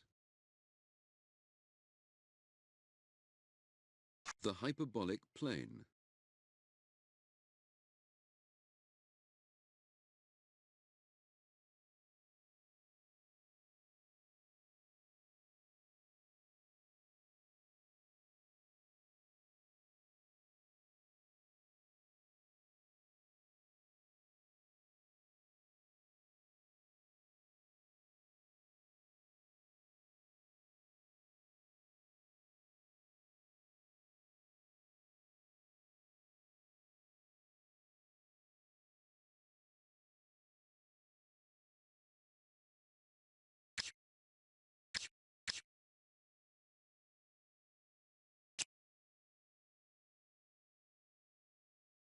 Transformations. A transformation is a change in the position, size or shape of a geometric figure, such as a triangle. The main transformations are reflection, enlargement, translation and rotation. Other forms of transformation include stretching and shearing. Reflection, translation and rotation change the position of the figure. They do not alter the lengths of the sides or the area of the figure, and so are called isometries. Stretching increases the size of the figure along one axis. Shearing is similar to stretching, but the area of the figure remains the same. Enlargement increases the size of the whole figure. Transformations such as reflection, translation, and rotation change the position of a geometric figure. Enlargement and stretching increase the size of the figure. Shearing changes the shape of the figure, but its area remains the same. Reflection mirrors the figure in a straight line. Translation moves the figure to another point without rotating it or changing it in any other way. Rotation turns the figure around a point or axis. Enlargement increases the size of the figure but keeps its shape. Stretching increases the size of the figure but in only one direction. Shearing changes the shape of the figure, but the area remains the same.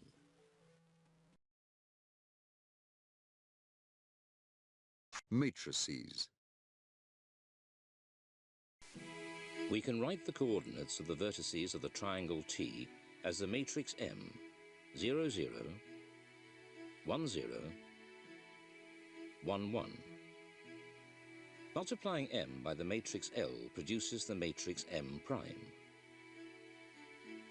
The elements of M prime give the coordinates of the vertices of a new triangle T prime. 0, 0, minus 2, 0, minus 2, 2. So the matrix L represents a reflection in the y-axis and an enlargement, scale factor 2, about the origin. Matrix multiplication. We can multiply matrix A by matrix B in this order to obtain matrix C. To calculate the element in row 1, column 1 of C, multiply each element in row 1 of A by the corresponding element in column 1 of B and add the products. Similarly, to obtain the element in row 1, column 2 of C, multiply each element in row 1 of A by the corresponding element in column 2 of B and add the products. Repeat this process for the remaining elements of C. So AB equals C is this matrix.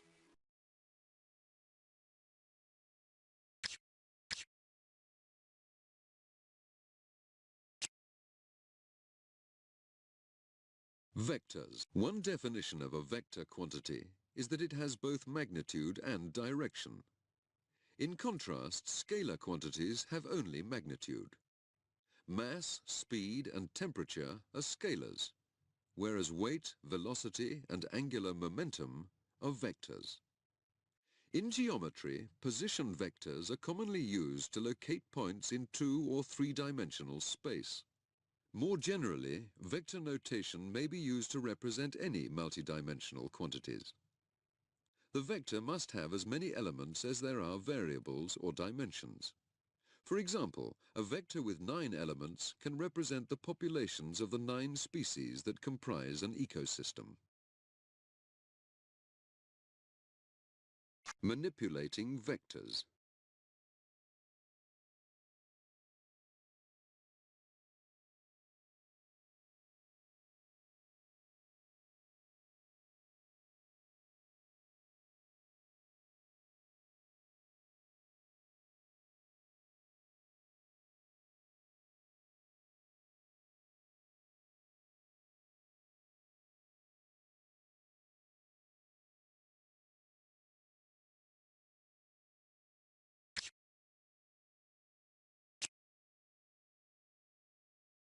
Networks and surfaces. Many everyday problems, such as the design of road systems or telephone circuits, can be represented by a network of intersecting lines. Graph theory is the study of such networks. Topology deals with abstract problems concerning how surfaces are connected. It explains, for example, why we cannot separate two links of a chain without breaking one of them. The object of this puzzle is to trace over all the lines without going over any twice. Start and finish at the same point.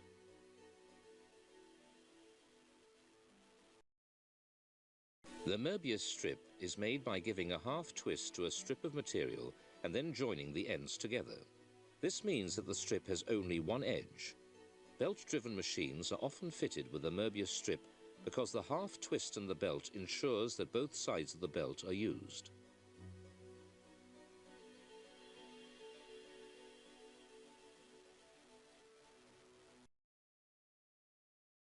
Cutting a Möbius strip.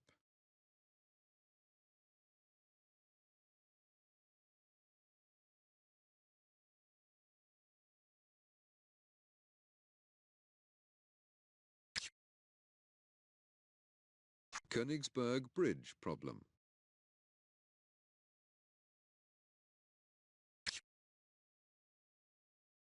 Topology.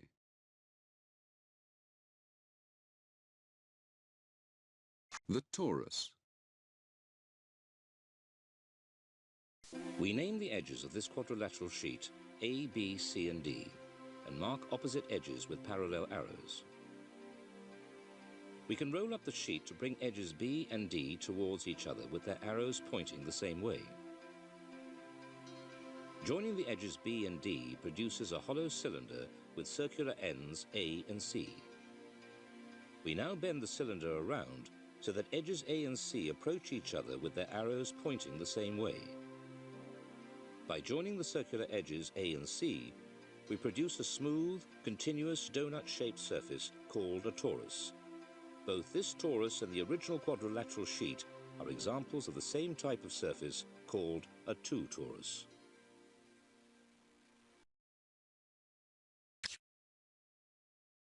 The Klein bottle. Imagine a flexible sheet with edges A, B, C and D marked with arrows. The arrows on edges A and C point in opposite directions. Now we roll up the sheet to join edges B and D, forming a cylinder with circular edges A and C. We need to join the edges A and C together with their arrows pointing the same way, so we cannot bend the cylinder around like this. We could approach edge C from behind, but this curved surface is in the way. We can cross the curved surface with edge A without intersecting it only by pulling edge A into the fourth dimension, here coloured violet. On the other side of the curved surface, we can push edge A back into 3 dimensions and join it to edge C with the arrows pointing the same way. The result is a model of a Klein bottle, a surface that exists in 4 dimensions.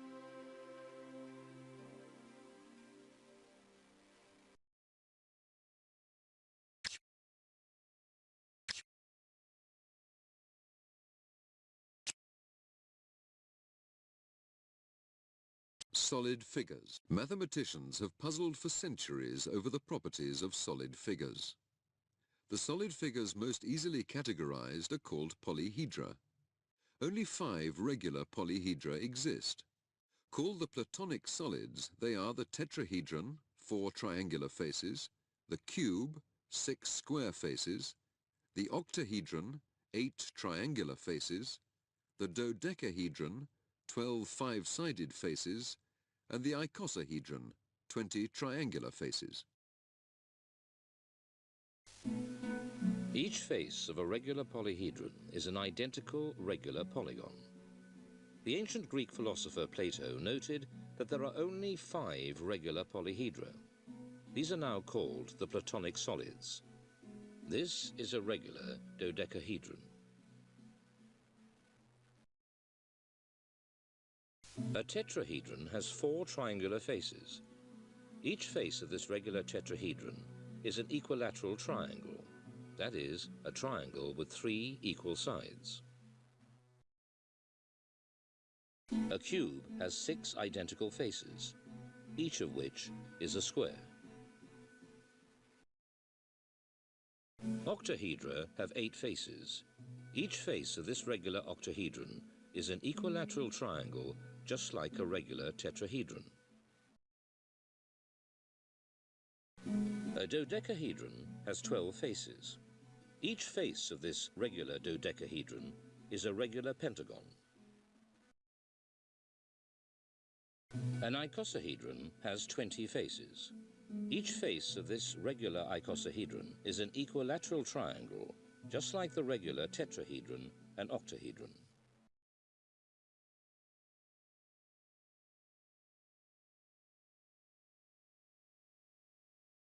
Surfaces.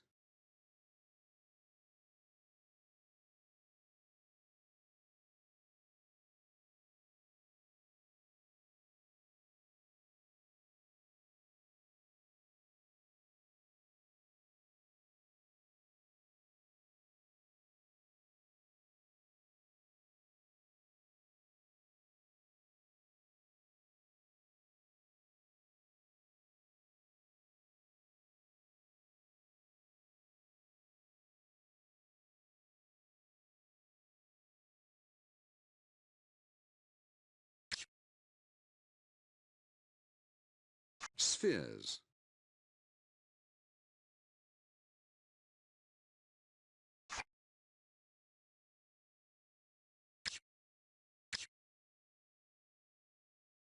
Pyramids.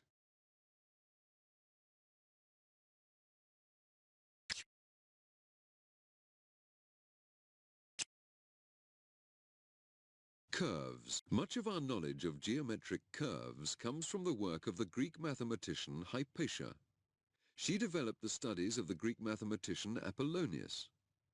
Hypatia formed common curves such as the circle, the ellipse, the parabola, and the hyperbola by slicing a cone at different angles. This method of creating curves is known as conic sectioning. Another way of creating a geometric curve is to trace the path of a point as it moves according to certain conditions. For example, by tracing the path of a moving point that is always the same distance from another fixed point, we can form a circle.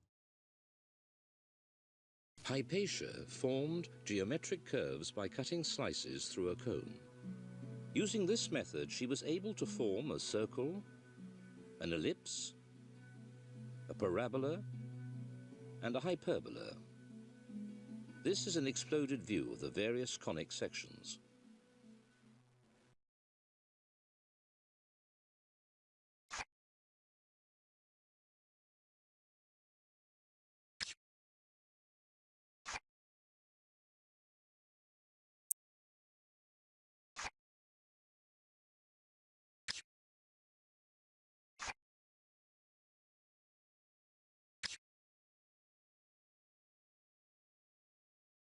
Paths of points.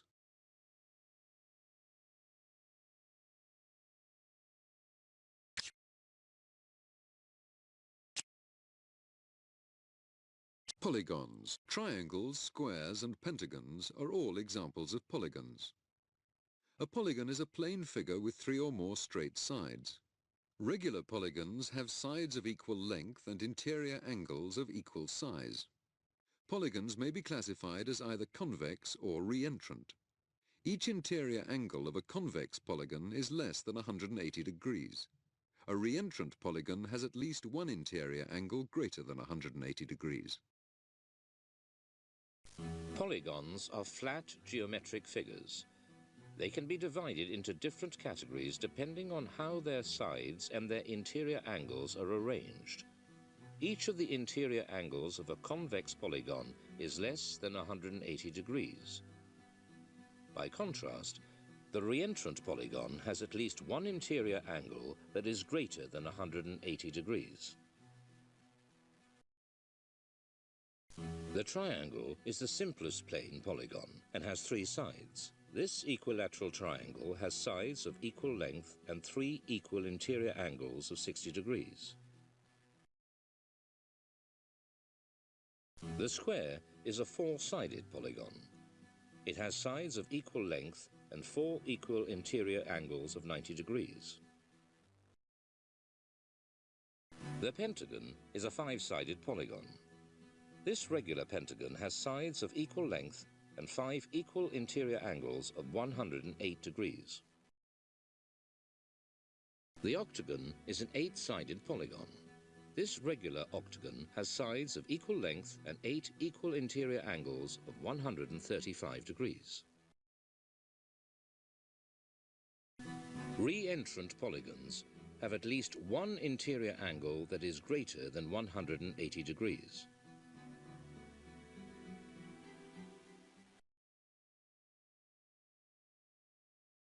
Angles in polygons.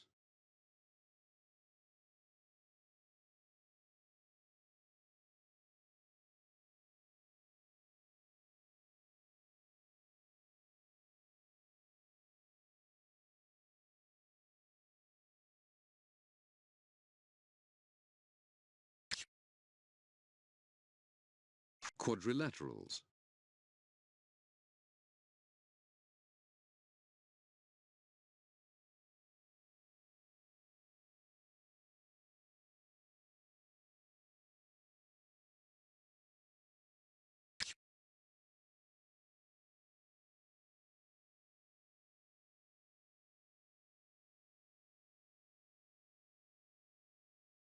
Powers. Calculations that involve the repeated multiplication of a number can be written down in a simpler form. An easier way of writing 2 times 2 times 2 times 2 is to place a small 4 above the number 2. This indicates the number of 2's that are to be multiplied together. Mathematicians would say that we have raised the number 2 to the power 4. Take care to remember that 2 to the power 4 is not the same as 2 times 4. Roots.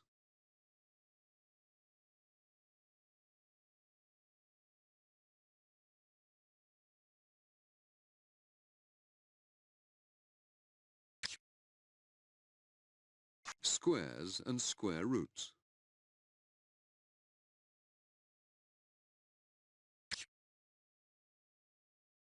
Cubes and cube roots.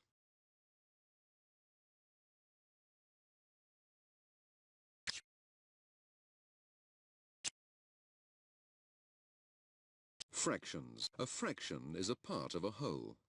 If we divide a cake into 5 equal-sized pieces, we are dividing it into fifths.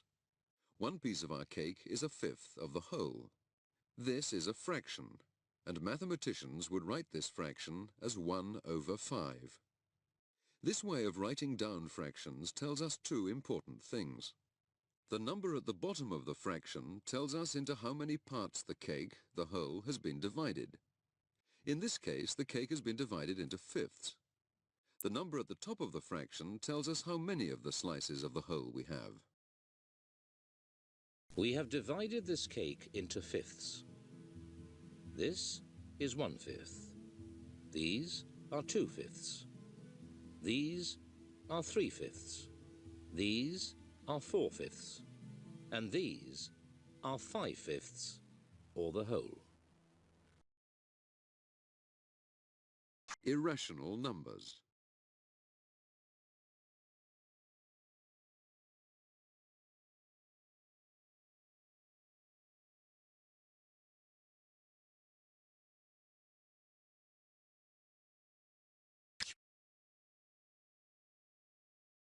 Adding fractions.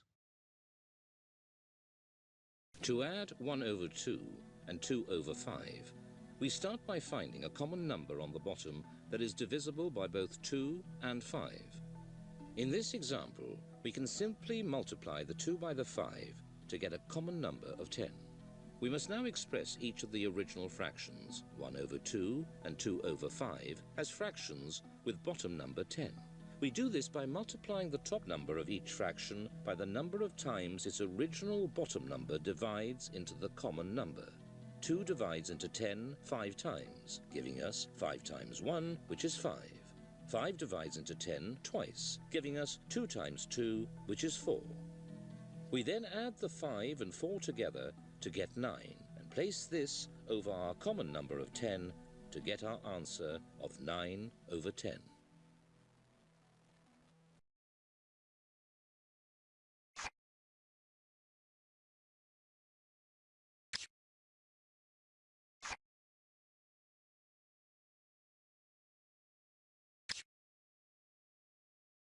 Subtracting fractions.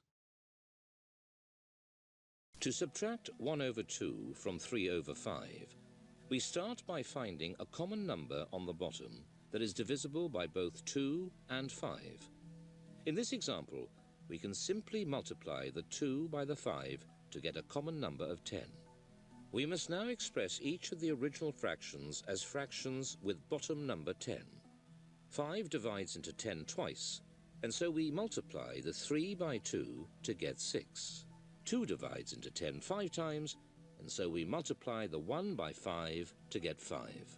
We then subtract 5 over 10 from 6 over 10 to get 1 over 10. Lowest common multiple.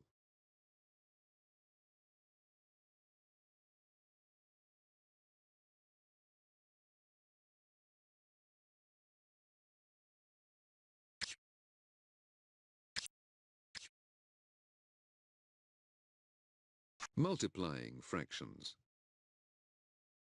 When multiplying 9 over 12 by 36 over 45, we start by looking for ways to simplify the fractions.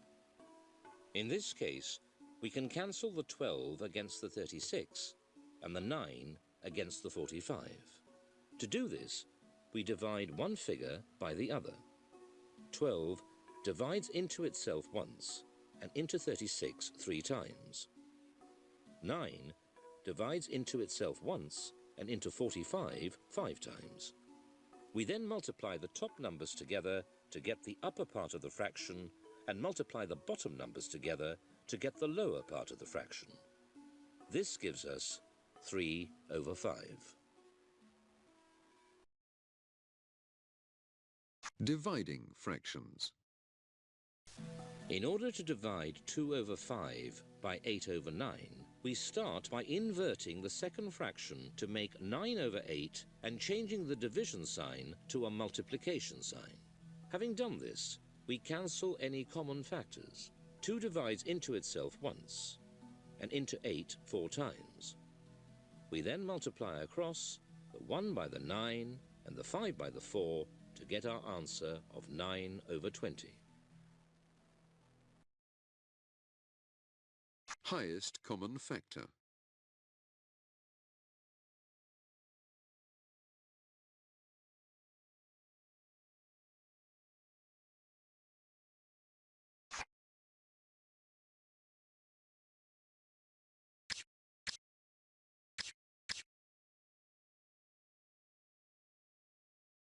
Percentages. 1% of anything is 1/100th of the whole. To find, for example, 20%, we divide by 100 to get 1% and then multiply the 1% by 20 to get 20%.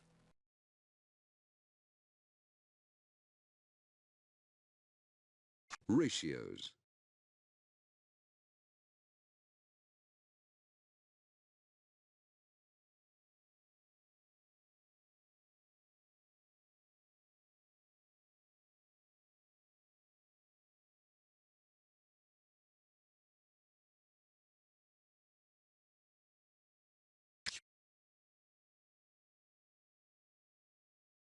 Decimal fractions.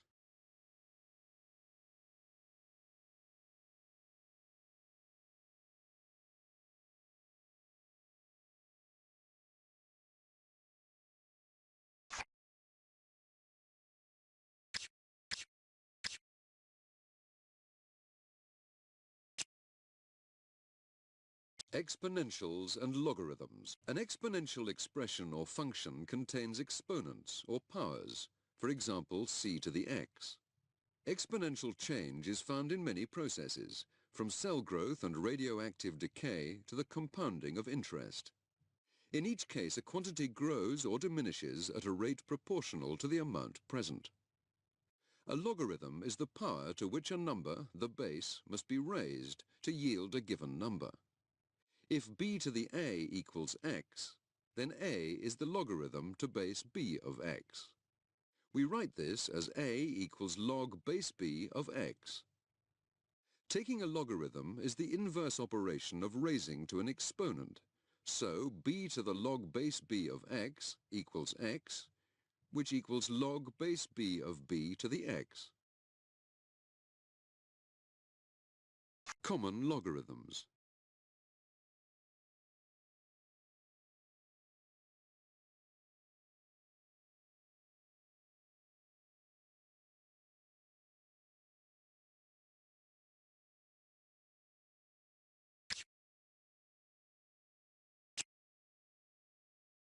Numerals. The ancient Egyptians were using special symbols known as pictographs to write down numbers over 3,000 years ago. Later, the Romans developed a system of numerals that used letters from their alphabet rather than special symbols. Today, we use numbers based on the Hindu-Arabic system. We can write down any number using combinations of up to 10 different symbols.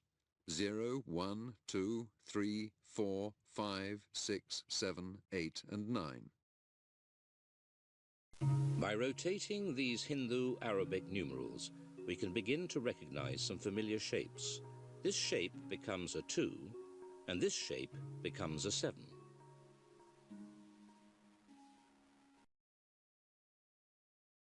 Decimal numbers. By placing 5 in the hundreds column, 8 in the tens column, and 6 in the ones column, we can see how the decimal number 586 is put together. Binary numbers. Binary code is a computer language that uses binary numbers.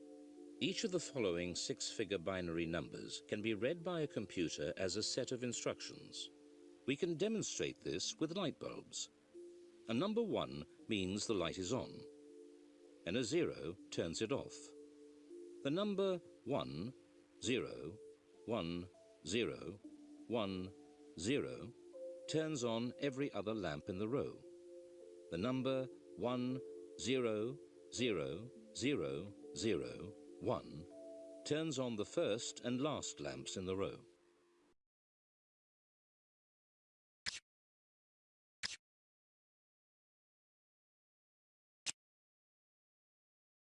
Real numbers. All the positive and negative integers can be arranged in order along a line. Such a number line stretches to infinity either side of 0, because, given any integer, we can find a larger or smaller one. Between adjacent integers, we can locate an infinite number of fractions.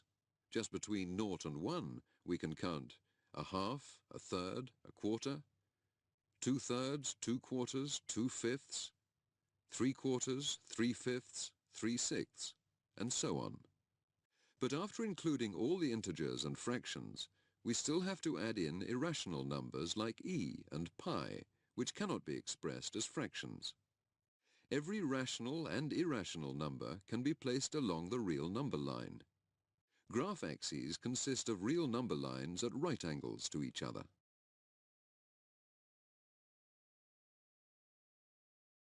Complex numbers.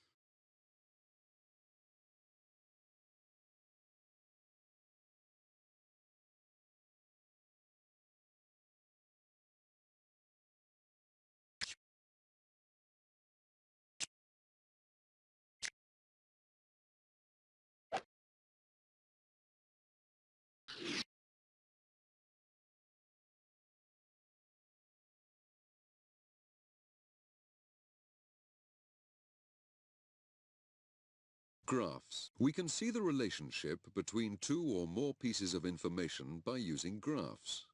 They can, for example, be used to show the relationship between size and weight, or between speed and distance. Using graphs, we can present numerical data as a picture. This often makes the data easier to understand and use. A simple graph has a vertical axis, known as the y-axis, and a horizontal axis, known as the x-axis. The axes are placed at right angles to each other. Usually, the axes meet at the point where x equals 0 and y equals 0. This is known as the origin, or 0 point. Graphs have two axes, the x-axis which runs along the bottom and the y-axis which runs up the side. The point where they meet is called the origin or 0 point. We can plot coordinates on our graph using the x and y axes. For example, the coordinates x equals 2 and y equals 10 will give us a plotted point like this. We can plot some more points in this way and then join them up to get a line.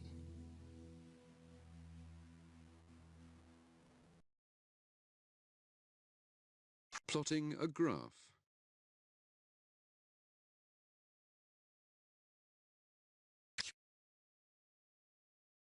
Making predictions.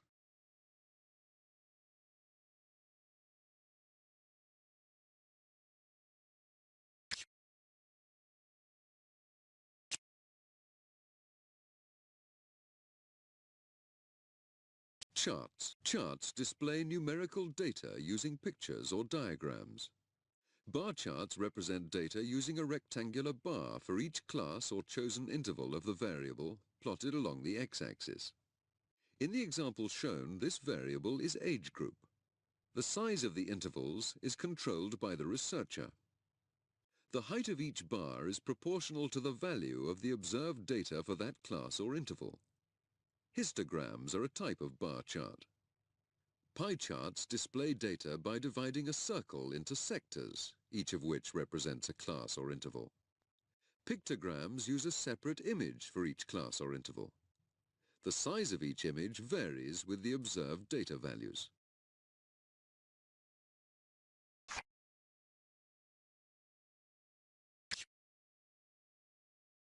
When drawing up a bar chart, we need to start with an x-axis that will tell us what we are dealing with. In this case, it is people in the UK aged 15 or over who take part in sport, divided into age groups. We also need to add a y-axis. The y-axis tells us how many people from each age group take part in sport. If we add bars, the chart shows that more people in the 15 to 29 age range take part in sport than any other group of adults in the UK.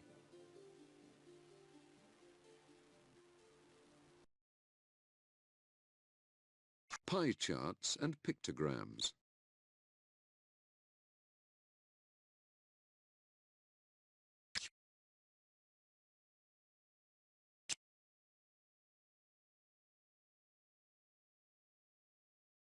Statistics. The branch of mathematics concerned with collecting and interpreting data is called statistics. This data typically consists of measurements from scientific experiments or the business world. Qualitative data, representing people's opinions or beliefs, for example, may also be analyzed statistically. We can use statistics to summarize large amounts of data visually in graphs and charts. We can also make general predictions based on limited data and estimate the accuracy of these predictions. Unlike the certainties of geometry, results in statistics are based on probabilities. Statistical analysis remains a powerful tool, as long as we bear this in mind.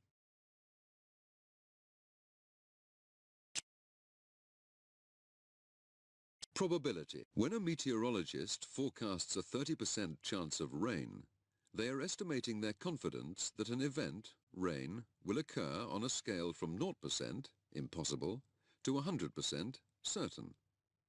The actual probability of any particular event happening may be judged on a purely subjective basis, such as feeling lucky.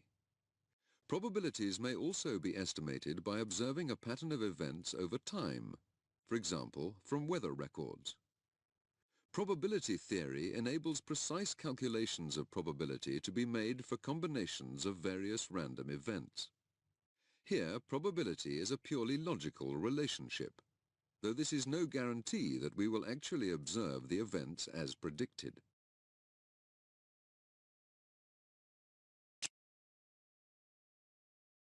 Distributions. A distribution is simply a description of how items are spread out. In statistics, we are usually concerned with distributions of the possible values of a variable, each value being matched to the frequency with which it occurs. Frequency may be observed experimentally or calculated using probability theory. For example, by measuring the heights of people from a randomly chosen sample, we can estimate how height is distributed in an entire population. This distribution is of a type called Gaussian and is very common.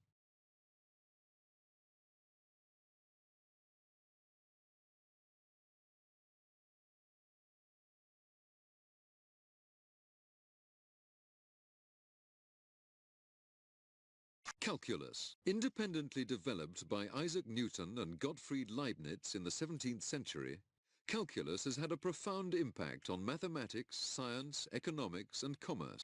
The fundamental concepts of modern calculus are limits and change.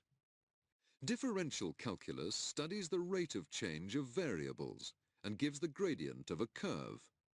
Integration, the inverse operation of differentiation, extends the idea of addition to enable us to find the sum of continuously changing quantities. The method of integration simplifies many tasks, such as finding the areas of curved surfaces. Tangents and normals.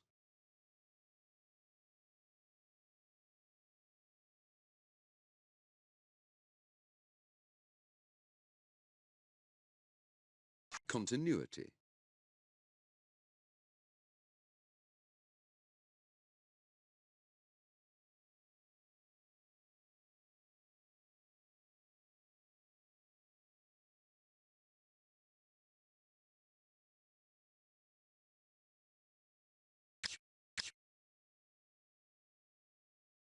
Area under curves.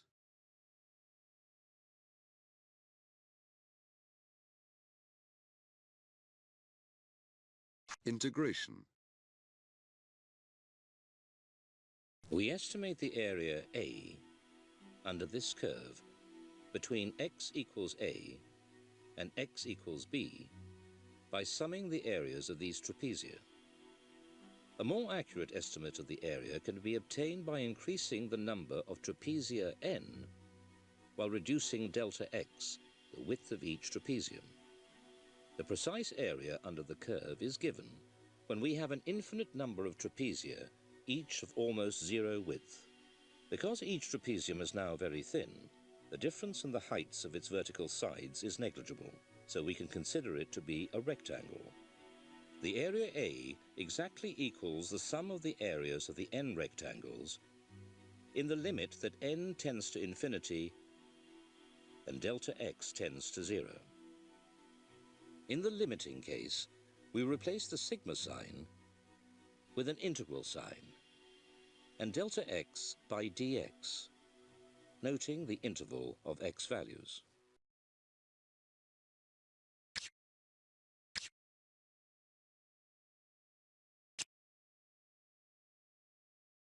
Sequences. A mathematical sequence is simply a string of numbers in an order.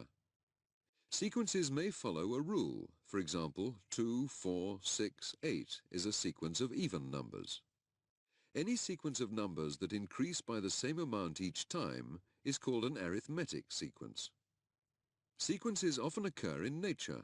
For example, when single-celled organisms reproduce by splitting into 2 parts, then 4 and so on, they follow a geometric sequence. 1, 2, 4, 8, 16, 32, etc. Famous sequences.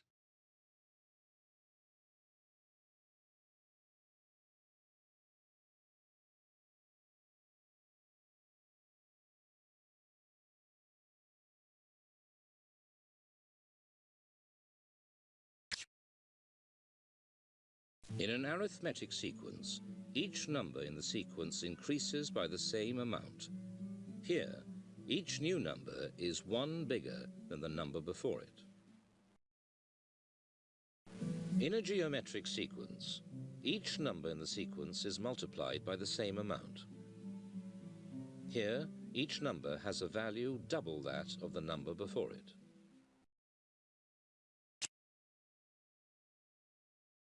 Series. A series is the sum of some or all of the terms in a sequence. For example, the series 1 plus 2 plus 4 plus 8 is the sum of the terms of the sequence 1, 2, 4, 8. The value of any term in a sequence can usually be found from an algebraic expression called the general term. This includes an index number r that gives the position of each term in the sequence. The sum or series of the terms can then be expressed as an equation. Series are often abbreviated by using the Greek letter sigma, which means sum, followed by the general term. We encounter series in many areas of mathematics, in nature, and in everyday life. Achilles' paradox.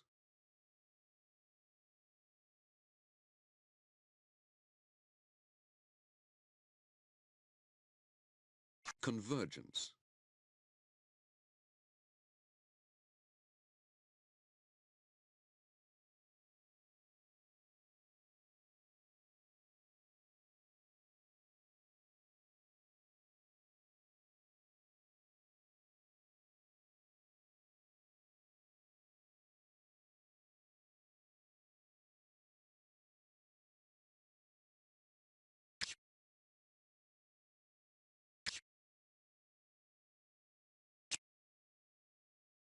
Relations. A mathematical relation is a formal mapping or connection between two objects, numbers, or other elements of a pair.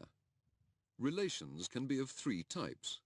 One-to-one, where each first element of a pair maps onto a unique second element. Many-to-one, where many first elements map onto the same second element. And one-to-many, the reverse of many-to-one. One-to-one and many-to-one relations are called functions. Identifying, describing, and playing with patterns within relations is fundamental to mathematics.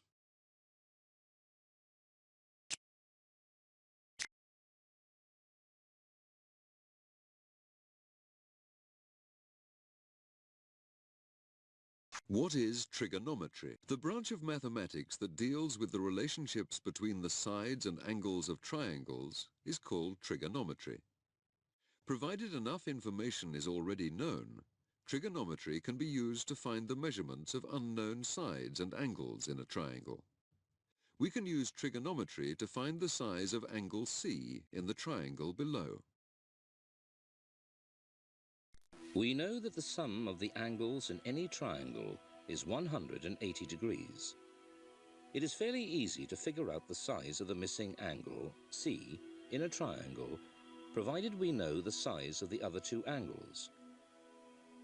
If we add together angle A, which is 35 degrees, and angle B, which is 90 degrees, we get a total of 125 degrees.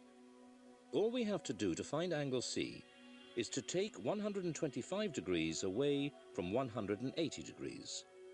This tells us that angle C must be 55 degrees.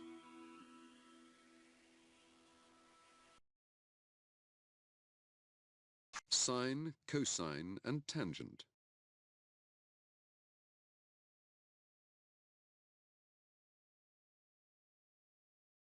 Cosine and sine rules.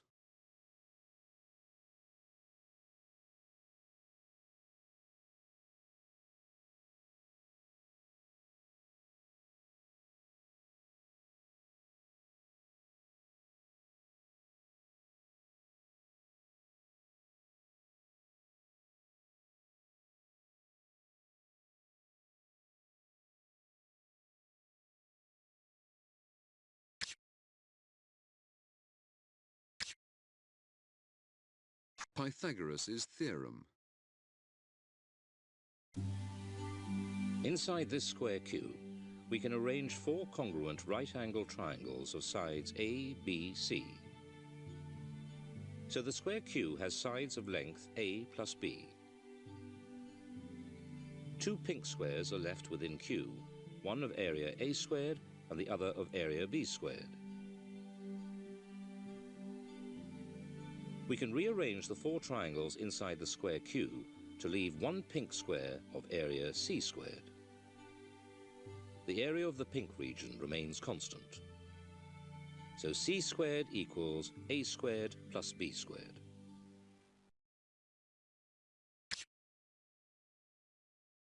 Triangles.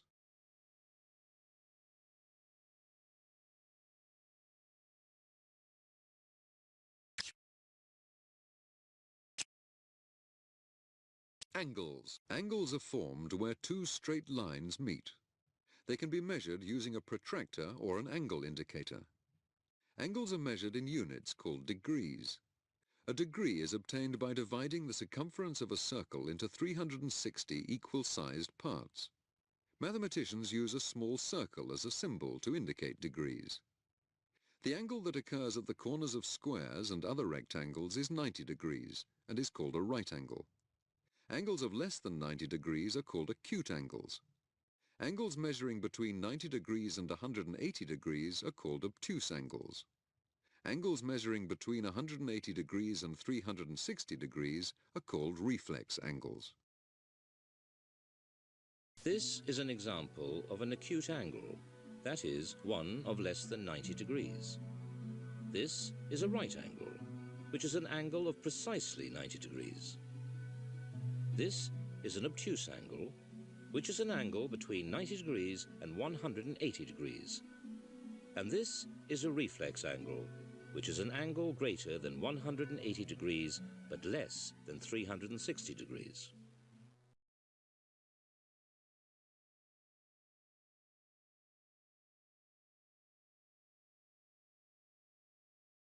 What is logic? Established by Aristotle 2,000 years ago, logic is the study of general patterns of reasoning without reference to particular meanings or contexts.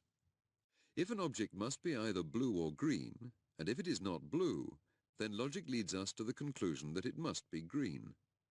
Logical reasoning from the given premises, initial statements, cannot reveal what blue or green mean, or why an object cannot be both. Logical statements can be formalized using, for example, Boolean algebra or propositional calculus. Developments in logic during the 20th century have substantially revised traditional notions of reasoning. The liar paradox.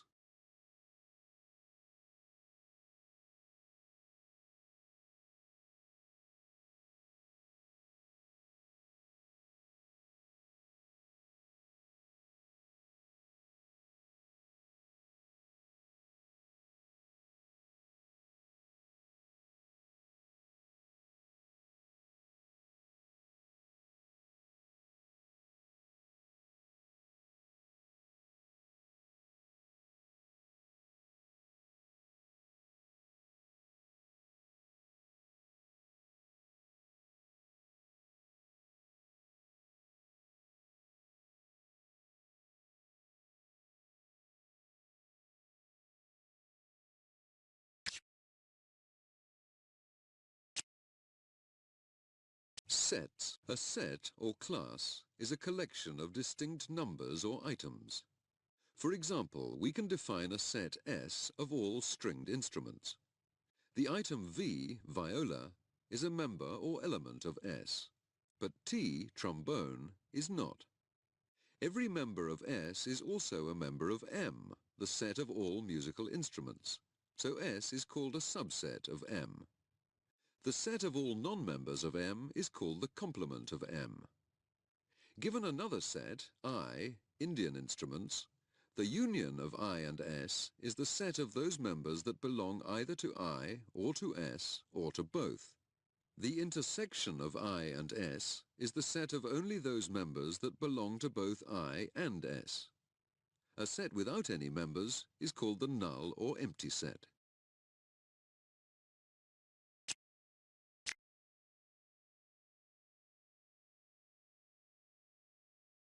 Chaos. Pioneered by meteorologist Edward Lorenz in the 1960s, chaos theory has revolutionized the study of a range of systems, from the motion of a pendulum to population growth and the operation of stock markets. Chaos theorists study how such systems behave using nonlinear differential equations to model them. Systems governed by even simple nonlinear equations turn out to be highly unpredictable. The state of such a system at a given time depends very sensitively on the initial conditions, which can never be specified sufficiently precisely. If, as Newton claimed, the universe runs on clockwork, then its mechanism has a strange and unpredictable nature. The history of chaos.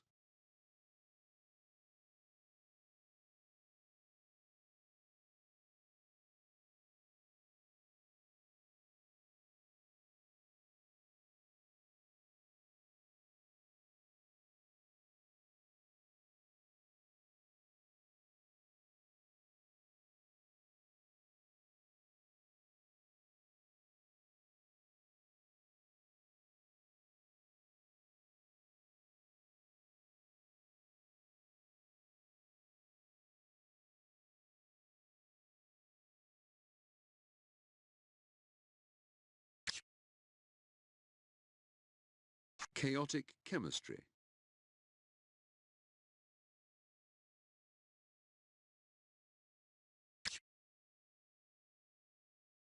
Population models.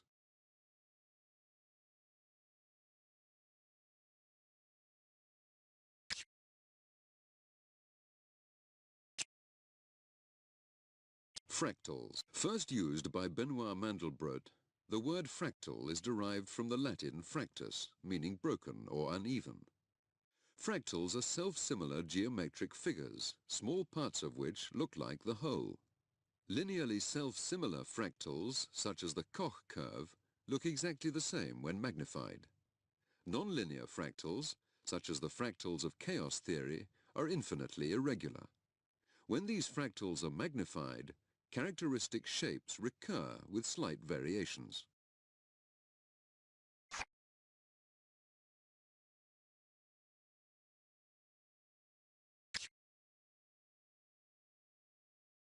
Koch curve. To make a Koch curve, we need to add smaller versions of this equilateral triangle to itself. We replace the line segment that makes up the middle third of each side by two line segments of the same length at 60 degrees to each other. Treating each of the sides that now make up the figure as we did the original three sides, we repeat the process again and again. The Koch curve is a fractal curve that consists of an infinite number of such repetitions. When we magnify any part of the Koch curve by a factor of 3, 6, 9, or more, we find the same repeated pattern. The Sierpinski sponge.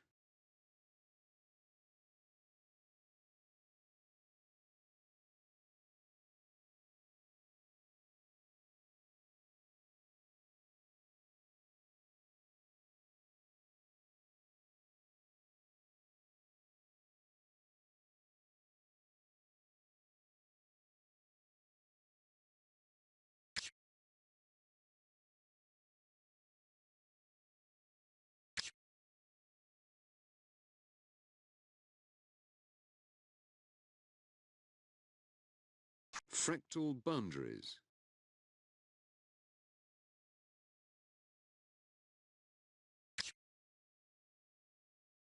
Fractal landscapes.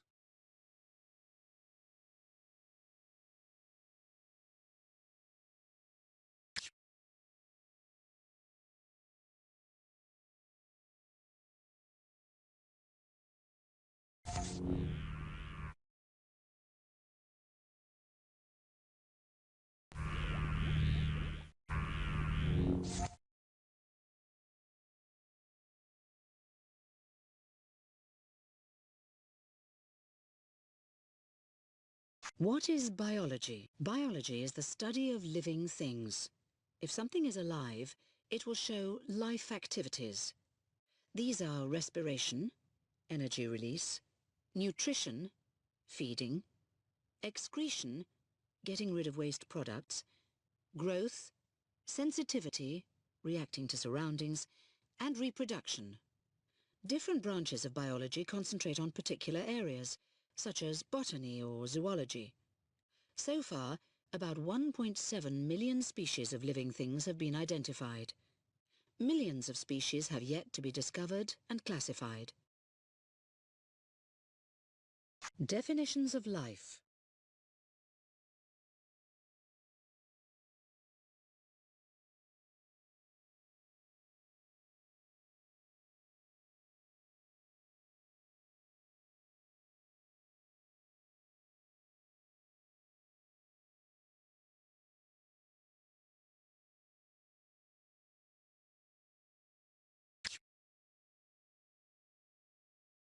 Biological methods.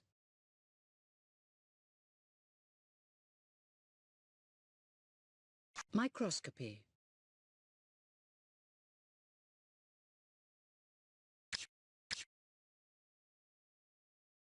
Biotechnology.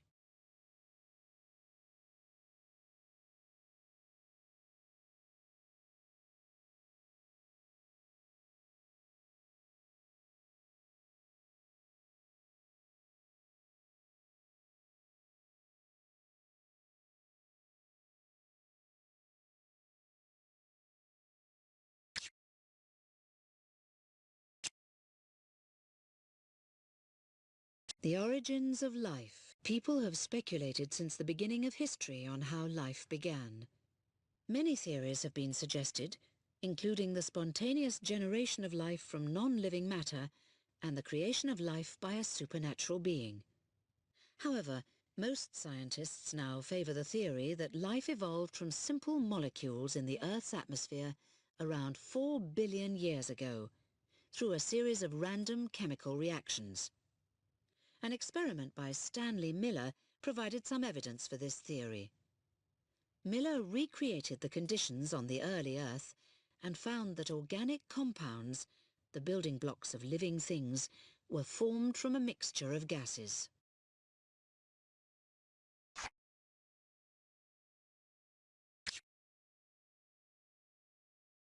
How life began.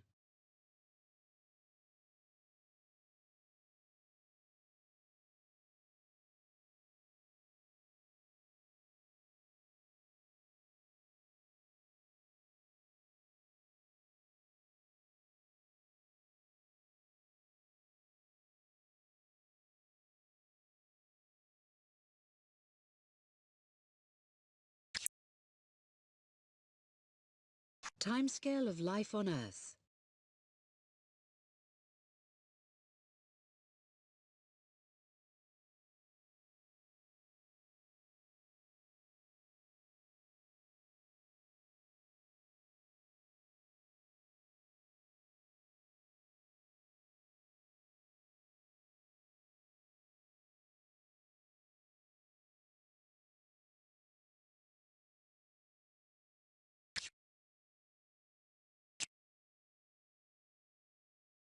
What is evolution? Evolution is a process of gradual change in living things that happens over a long period of time.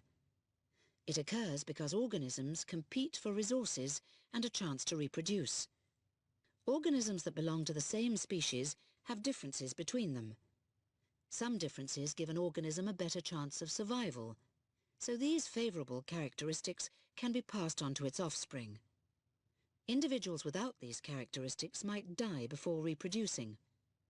This process, called natural selection, lets evolution occur. Examples of evolution.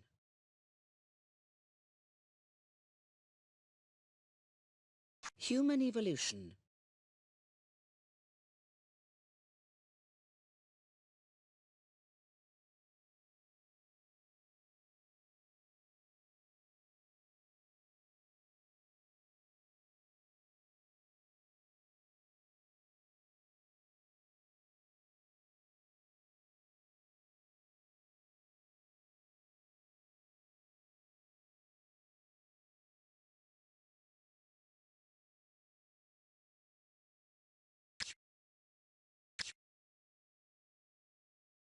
Evidence for evolution.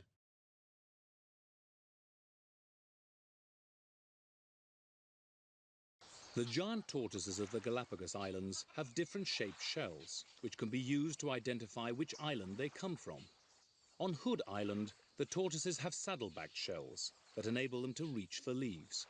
On Santa Cruz, the tortoises have low, rounded shells that help them push their way through thick vegetation. Darwin, the English naturalist who first proposed the theory of natural selection, concluded that the common ancestor of the tortoises evolved into the distinct forms seen today when the islands became isolated from each other by water.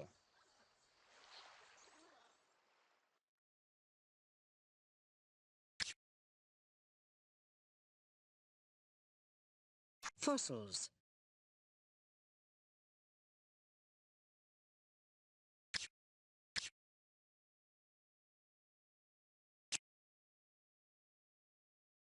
Classification. Living things are sorted into groups to order them and to find links between them. This grouping is called classification. Classification systems allow species to be grouped according to their similarities and differences. For example, hummingbirds and penguins are classified as birds because they both have feathers, a beak, and wings, as well as other features in common. Living organisms are often divided into 5 kingdoms: monorans, protists, fungi, plants, and animals. Some organisms are difficult to classify and do not fit easily into a particular group. This may be because the links between them and other organisms are not yet established. Classifying organisms. The 5 kingdoms.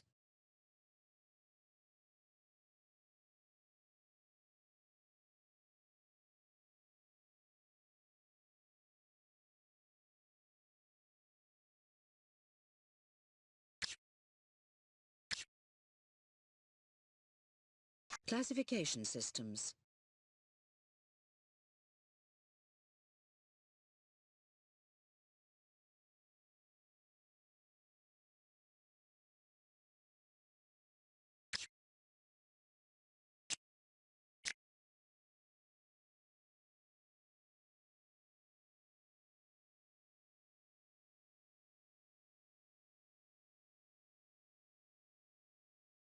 Genes and DNA. Genes carry the information that helps determine an organism's characteristics.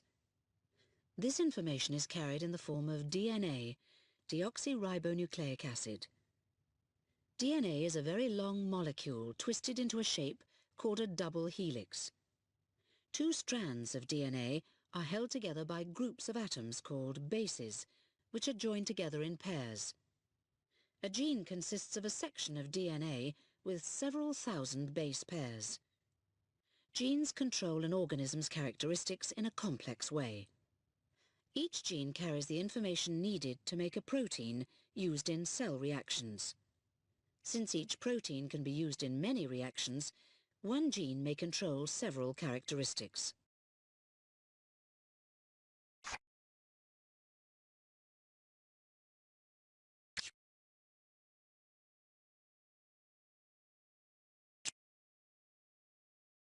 Chromosomes. Chromosomes are thread-like structures found in the nucleus, control center, of each cell.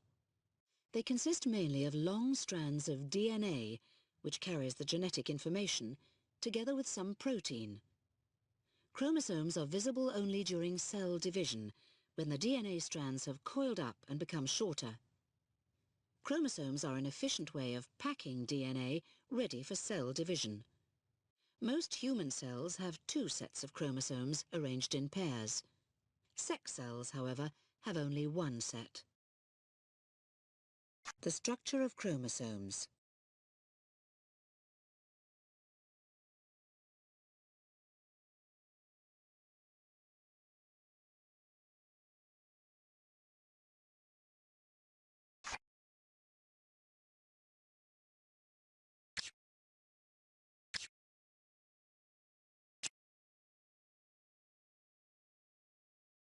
Gene technology. Gene technology covers a range of techniques in which genes are used and manipulated. In genetic engineering, scientists use genes to help them produce useful substances such as insulin in large quantities, or to develop crops that are resistant to disease. Police can use genetic fingerprinting to help identify crime suspects, and doctors hope to use gene therapy and genetic screening to cure or prevent some diseases. Genetic engineering enables us to alter the way in which an organism develops by changing its genetic makeup. This is a bacterial cell. Inside the cell is a loop of DNA containing many genes. This gene controls the production of a substance that is poisonous to caterpillars. It is cut from the DNA strand by an enzyme. This is a normal tomato plant that is often attacked by caterpillars because it does not have a gene that enables it to make the caterpillar poison. This is one of its cells. Inside the nucleus of the cell is the plant's DNA. It is cut in two by another enzyme. The gene from the bacterial cell is then inserted into the DNA of the tomato plant, and the DNA strand is replaced in the nucleus of the plant cell. A new tomato plant grows from the cell. This genetically engineered plant can make the caterpillar poison, so it is protected from insect attack. Genetic engineering.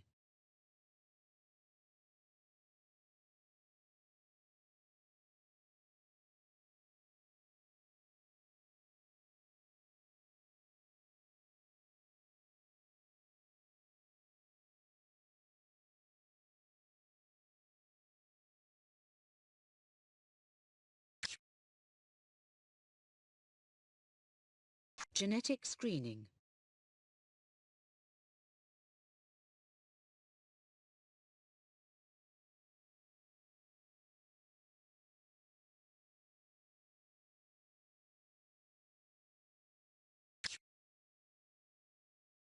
DNA fingerprinting.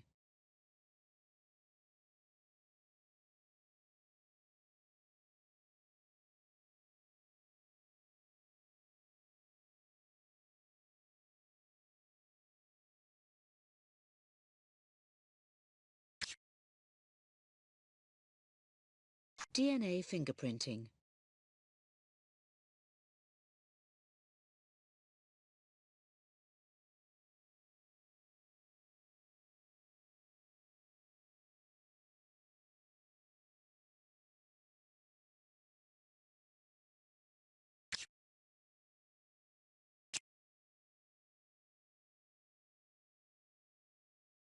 Heredity. Heredity is the transmission of characteristics from one generation to the next. Gregor Mendel pioneered the study of heredity, using breeding experiments to show that characteristics could be inherited. Such studies form the basis of classical genetics.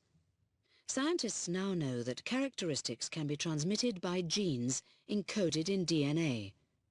Modern techniques, such as biochemistry and electron microscopy, have enabled scientists to study the molecular basis of genetics. Population genetics is the study of the different forms of genes, called alleles, in a population, and the factors, such as mutation and natural selection, that affect their frequency.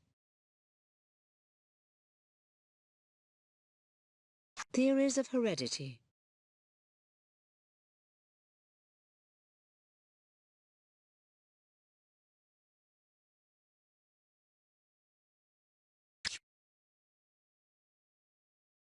Inheritance of characteristics.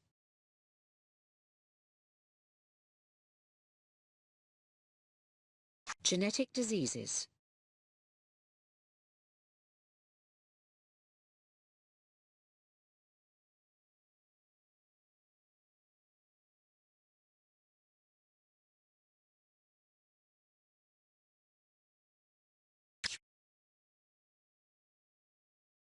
How sex is decided.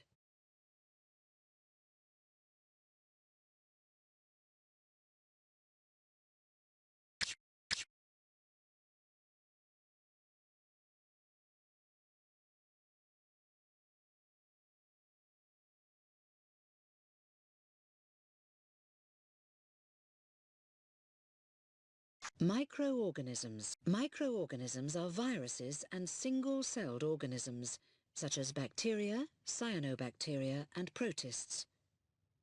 Viruses are on the borderline between living and non-living things. They are not true cells, but simply genetic material surrounded by a protein coat.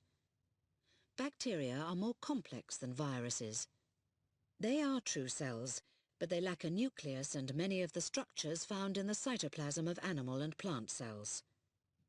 Protists are the most complex microorganisms. Some protists, such as Euglena, have simple eye spots that can detect light. Viruses.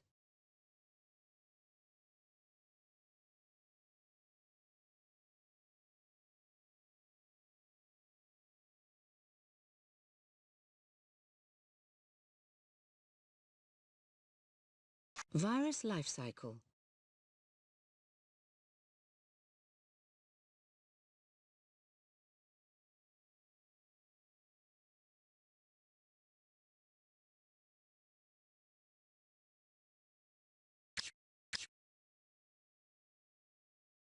Bacteria.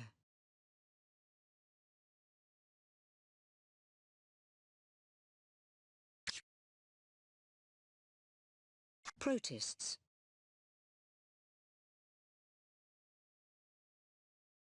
Algae.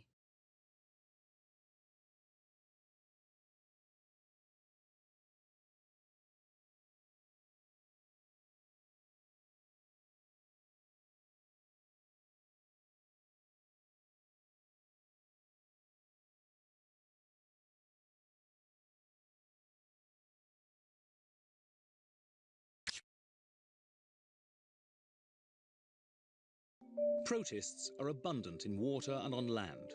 Most, like this amoeba, are single-celled. Its false feet, or pseudopodia, are used for feeding and locomotion. Volvox is a colony of single-celled organisms. Special reproductive cells give rise to new individuals. Paramecium is covered in tiny hairs called cilia that beat in time to produce movement. It uses a structure called a vacuole to engulf and digest food. Peronema, however, can manufacture its own food and uses its whip-like flagellum to propel it forwards.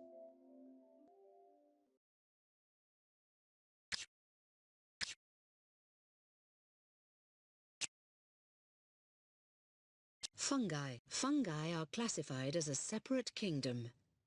Some fungi, such as yeasts, are single-celled and microscopic, but most are multicellular, made up of many cells, and visible. The cells are linked together in a thread called a hypha. Lots of hyphae make up a mycelium. This is the main part of the fungus. Most fungi are saprotrophs, which means that they feed on dead and decaying matter. Some are parasites on plants or animals. Mushrooms and toadstools are the most well-known fungi. Their hyphae grow under the soil and send up fruiting bodies that produce spores. Spores are single-celled reproductive structures that grow into new fungi. Lichens.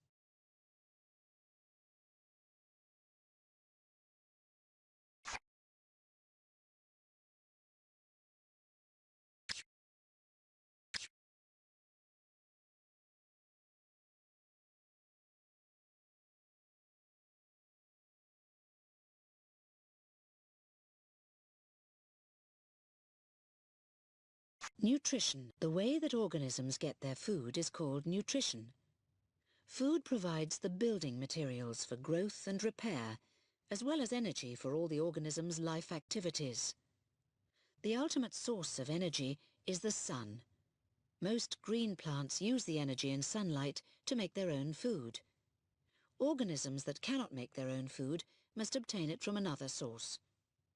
Herbivores, carnivores, and parasites feed on other organisms. Saprotrophs feed on dead and decaying matter. Types of nutrition.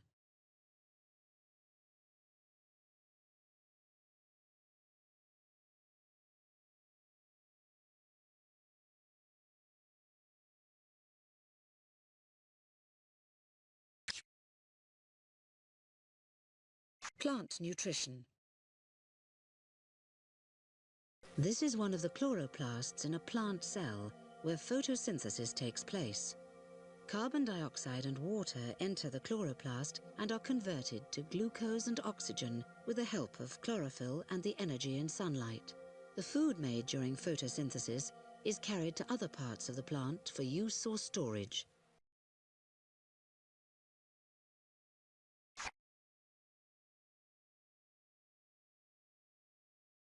Photosynthesis.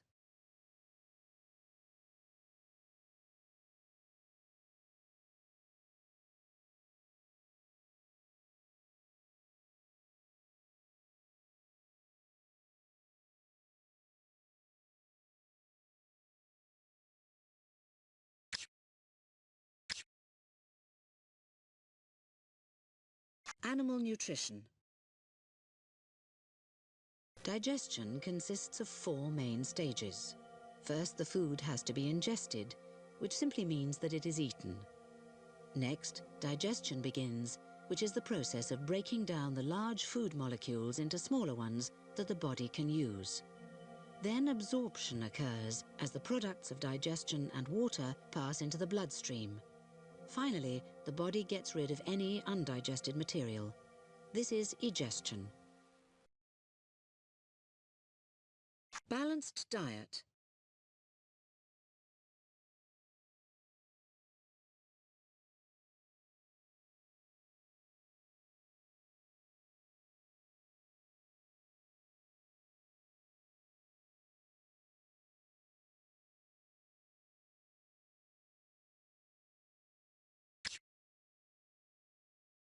Digestive systems.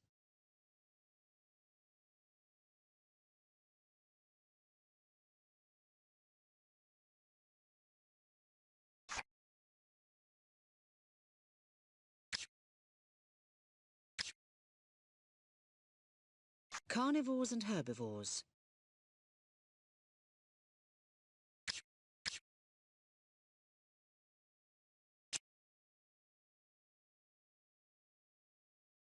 Excretion. The chemical reactions that take place inside cells produce waste products. Getting rid of these wastes is called excretion. Excretion is necessary because a build-up of waste products in an organism would poison and kill it. Plants and animals excrete carbon dioxide produced by respiration. Plants also excrete oxygen, a waste product of photosynthesis, during daylight hours. Animals excrete waste from the breakdown of excess proteins in their diet. The process of expelling undigested food is called egestion, not excretion.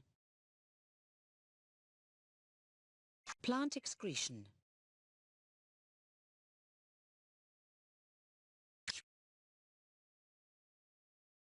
Animal excretion.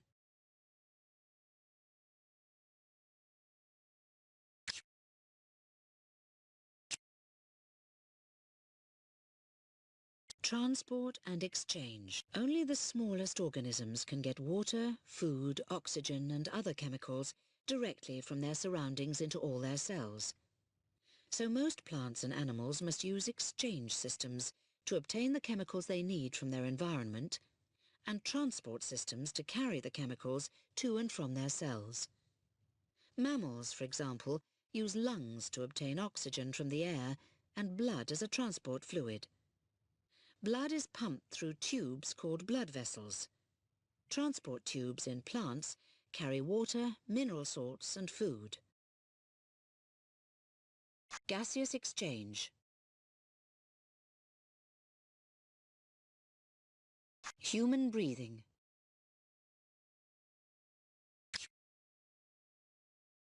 How fish breathe.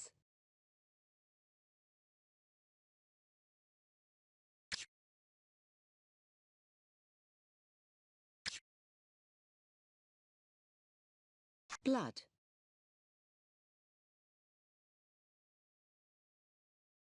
Blood is a transport system.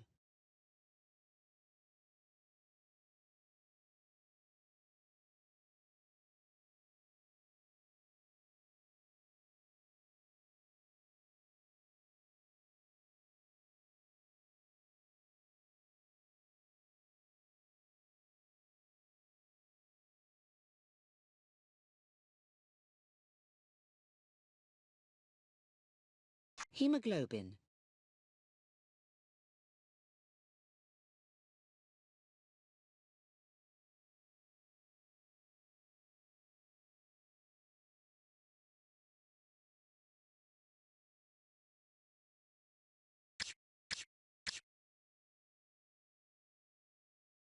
Transport in plants.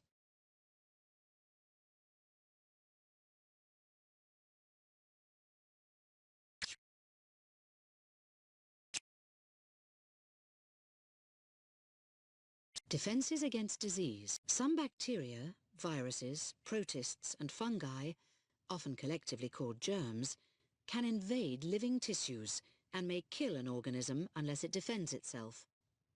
An animal's skin acts as a barrier, but if germs are breathed in or enter the body through a wound or in food, two defence mechanisms fight infection. One is non-specific. Germs are engulfed by white blood cells that patrol the body. The other is specific. Chemicals called antibodies are produced by white blood cells to help destroy specific germs. Plants have only a protective epidermis, or skin, to keep germs out. When a white blood cell detects the presence of bacteria, which it does by the chemicals the bacteria release, it moves towards them. Once it is close enough, the white blood cell wraps itself around the bacteria, totally surrounding them. The white blood cell now releases chemicals that digest the bacteria. They will no longer be able to cause any harm. Phagocytosis.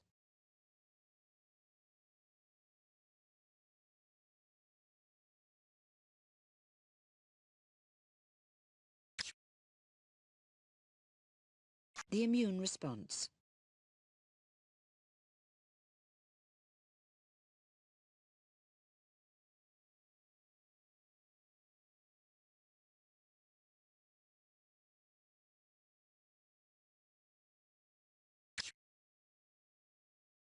Immunization.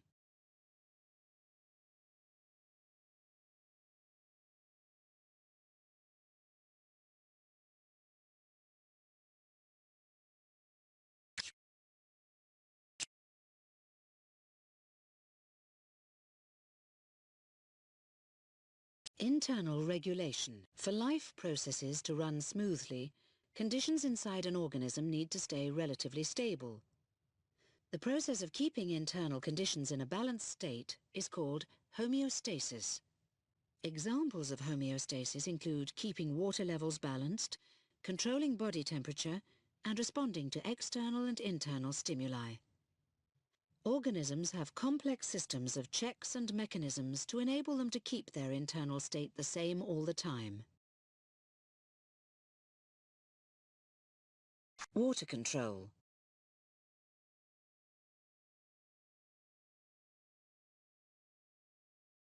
Water control in land animals.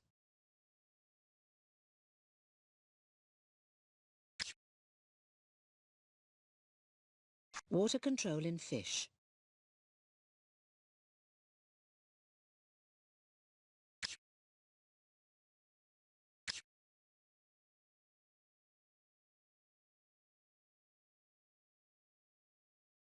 Temperature regulation.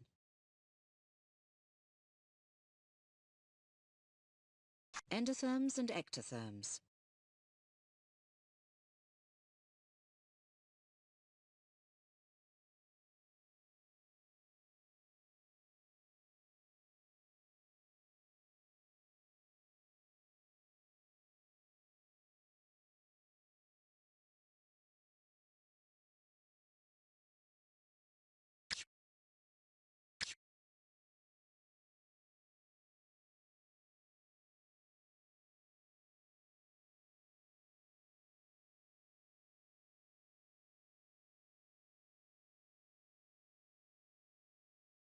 What is an animal? Animals are organisms that move and, in most cases, actively find their own food.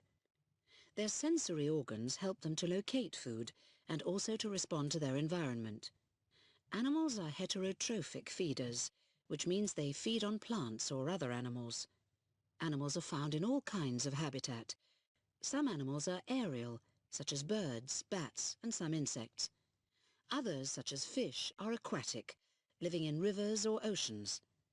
Many are terrestrial, living either above or below the ground. Some groups of animals, such as frogs, have adapted to life in more than one of these habitats. More than 1 million species of animals have been identified so far, and it is thought that many more species remain to be discovered.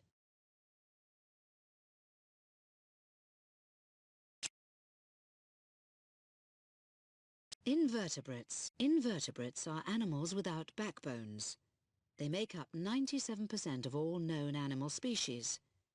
They range from very simple organisms, such as barnacles and sponges, to complex animals, such as insects. Arthropods, such as spiders and locusts, have a hard cover enclosing the soft parts of their body instead of a backbone. Some invertebrates, such as starfish, are symmetrical about a central point. This is known as radial symmetry. The giant squid is the largest of all the invertebrates. It can grow to up to 17 meters long.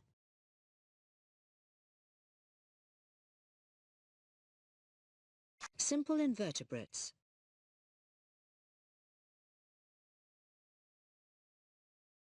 Simple invertebrate groups.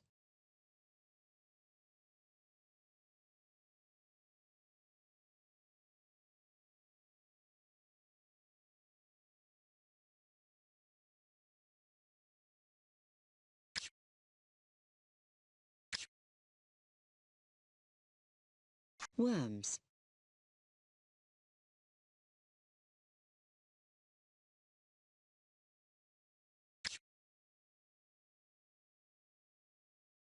Mollusks. Mollusk classification.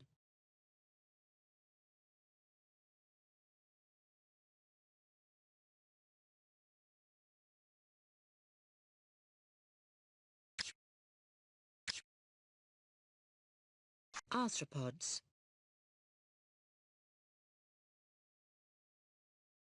The larva that hatches out of a ladybird egg is covered with spines that protect it from predators. When it has eaten enough, it settles underneath a leaf and turns into a pupa. Inside the pupa, body parts are rearranged to produce the adult form, a ladybird. When it emerges, it is yellow and soft, but it soon turns red and hardens.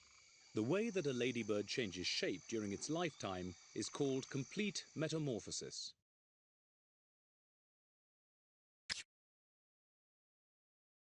Insects.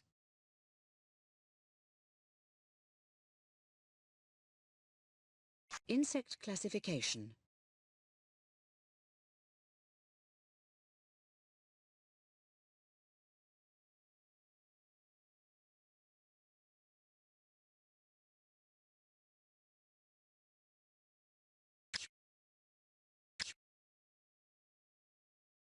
Social insects.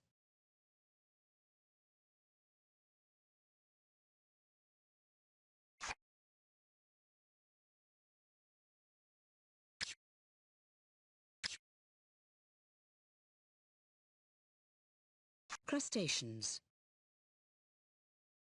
Crustacean classification.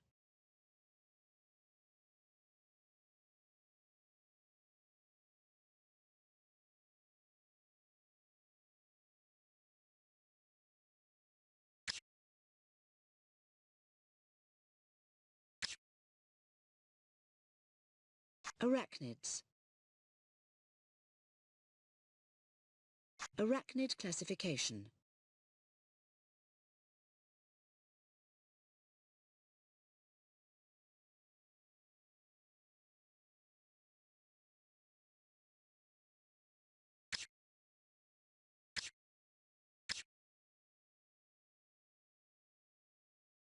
Echinoderms.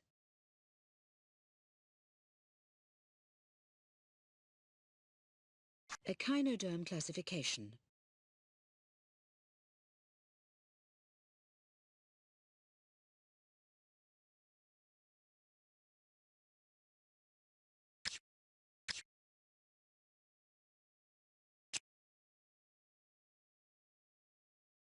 Birds. Birds are the only animals with feathers. Most birds are highly adapted for flight by having a streamlined body and strong chest muscles that move their two wings. To reduce their weight, birds have hollow bones. Birds are endothermic vertebrates, and they all lay eggs. Some birds, such as penguins, cannot fly, but they are superb swimmers. Different birds are adapted to their different habitats and lifestyles. A duck, for example, has a flat beak for sieving food from water, waterproof feathers, and webbed feet for swimming. Hummingbirds are one of the few birds that are able to hover and fly backwards. Because of their flying skills, they can dip into flowers to feed in a perfectly controlled way. They dip their bills right into the flower and extend their long, hollow tongues to suck out the nectar.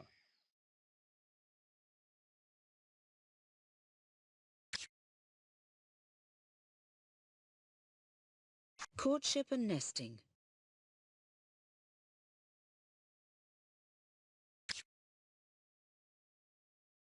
Feathers.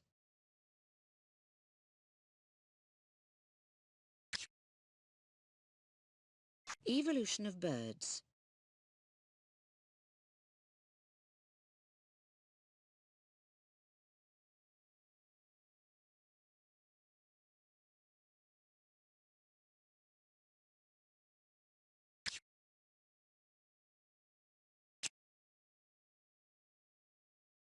Mammals. Mammals are endothermic vertebrates. They are the only animals with fur or hair on their body. Most mammals are placental mammals.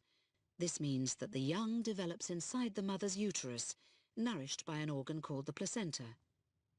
The umbilical cord connects the young to the placenta. After birth, young mammals are nourished by milk from their mother's mammary, milk-producing glands, until they are old enough to eat the adult's diet. Milk is the ideal food for a very young mammal. It contains all the nutrients that it needs for growth and development.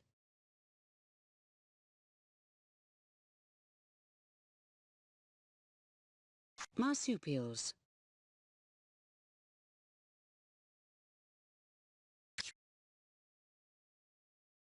Aquatic mammals.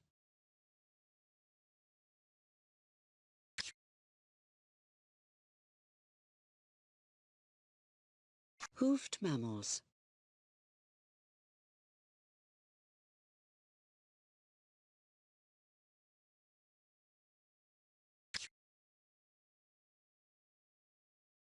Primates.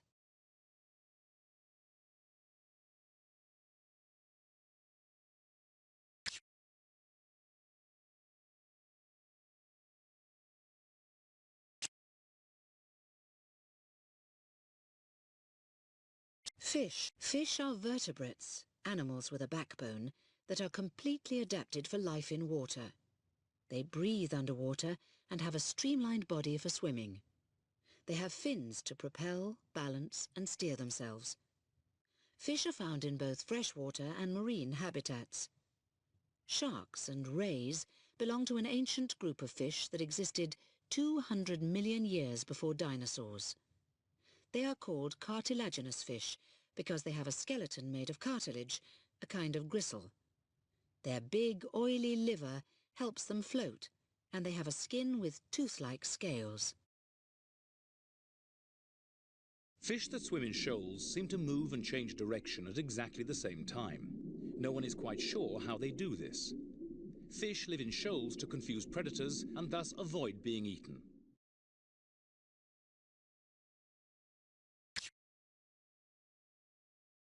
Bony fish.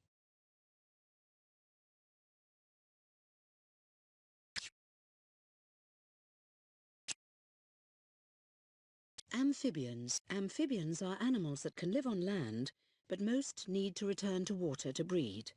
Amphibians are vertebrates and are ectothermic, cold-blooded. The group includes frogs, toads, salamanders and newts. Frogs and toads are the most common amphibians.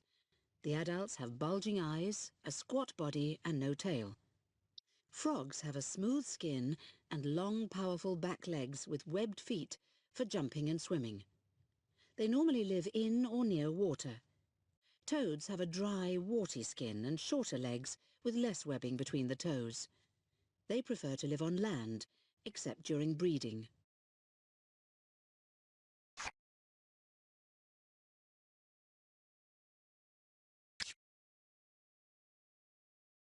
The common frog returns to water to mate and lay hundreds of eggs. Each egg is covered in jelly, which the tadpole feeds on before hatching after 10 days or so. Over the next 3 months, the plant-eating tadpole grows and changes colour, gradually developing back legs and then front legs. Finally, it loses its tail to become a little frog, which moves onto land and grows to reach its adult size.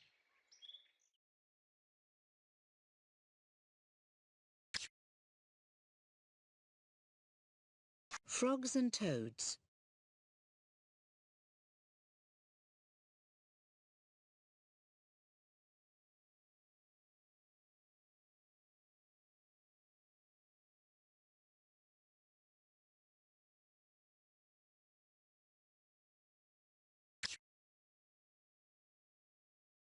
Newts and salamanders.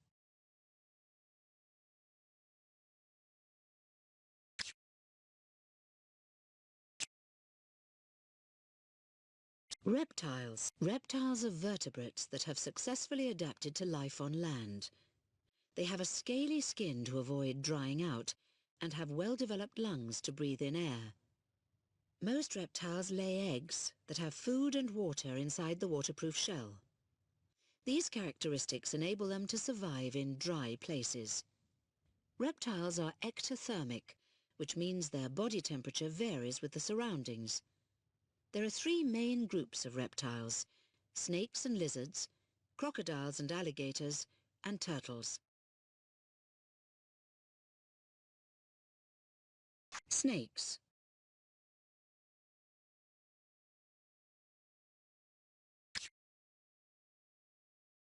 Lizards.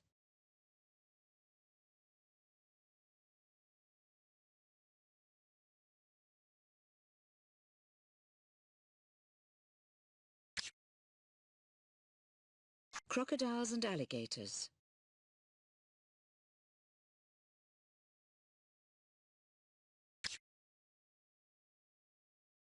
Turtles.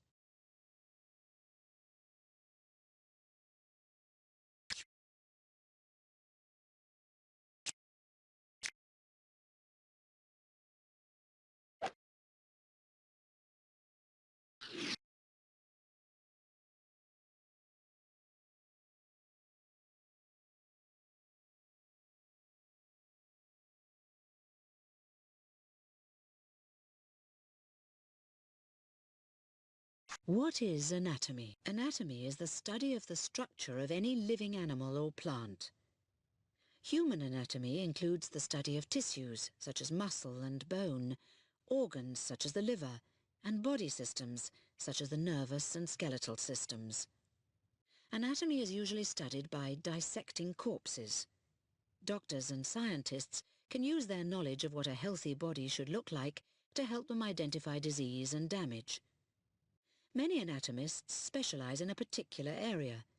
For example, embryologists examine how an embryo develops from a single cell, and systemic anatomists study specific organ systems, such as nerves or kidneys.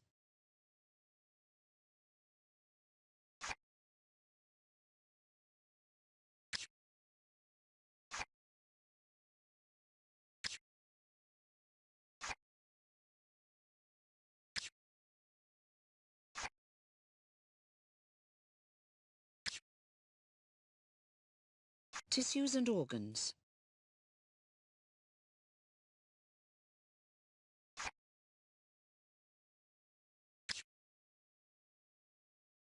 Body tissues.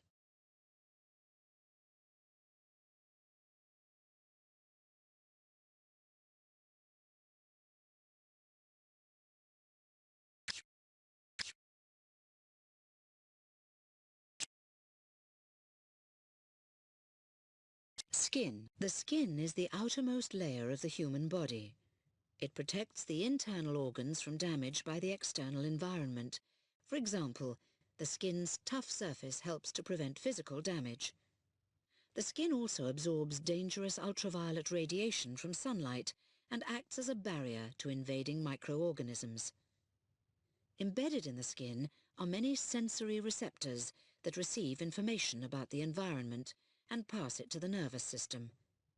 Some are stimulated by stretch and pressure, others respond to changes in temperature.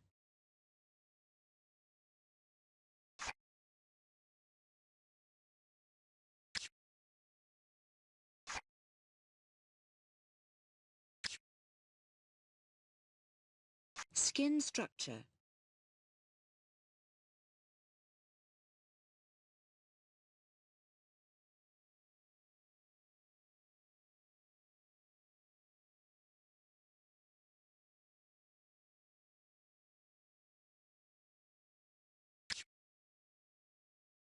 Hair.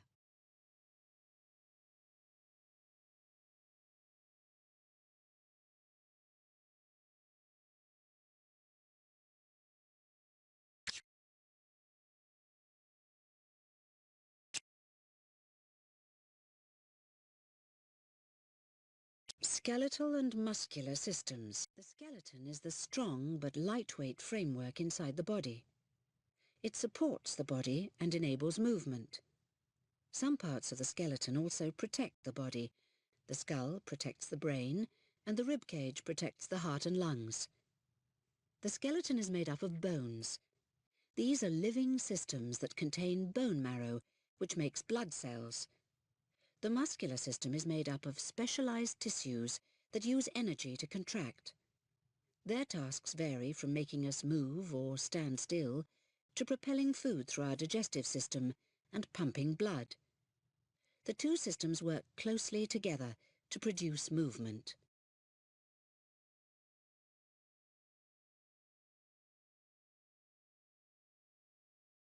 Skeletal system.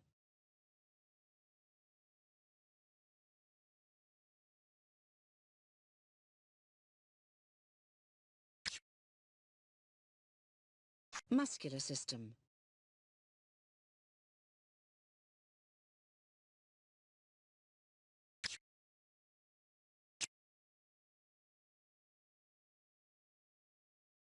Blood and lymph systems. An animal's circulatory systems carry substances such as food and oxygen to and from its cells. The blood circulatory system carries substances around the body in the bloodstream. Vessels called arteries carry blood pumped under pressure from the heart to the rest of the body, and veins return blood from tissues to the heart. The lymphatic system returns waste and other substances from cells to the blood circulatory system. A fluid called lymph carries the substances through a system of lymph veins into the blood.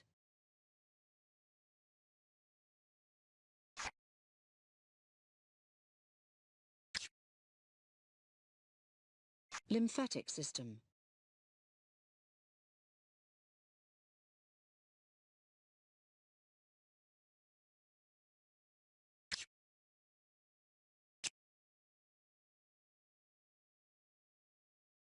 Nervous and endocrine systems. The human nervous and endocrine systems work together to coordinate the different parts of the body.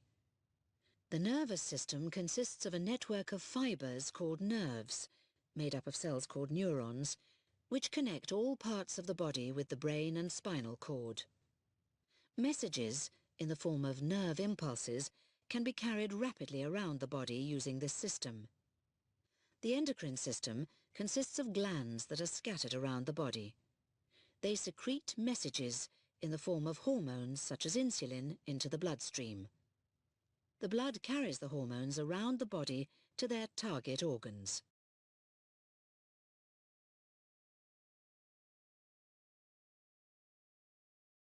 Endocrine system.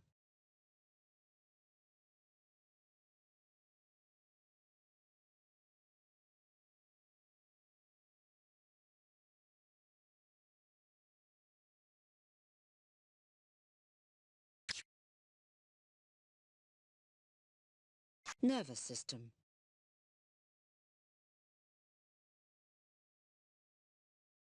The brain. Anatomy of the human brain.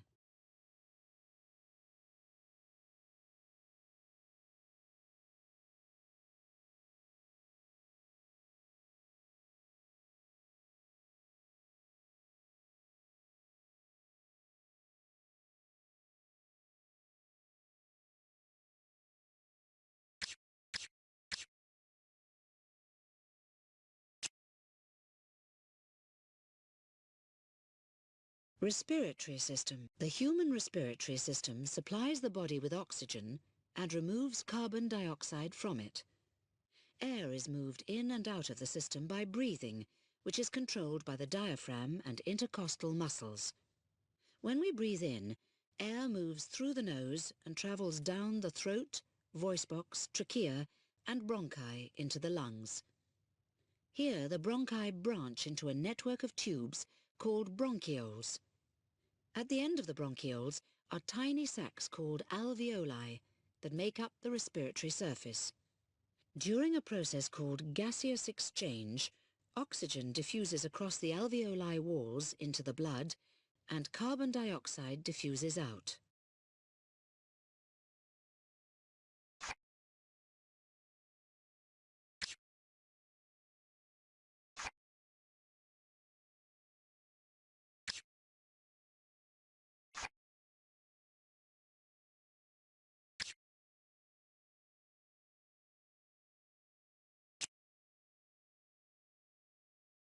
Digestive system. The human digestive system consists of a long tube called the alimentary canal.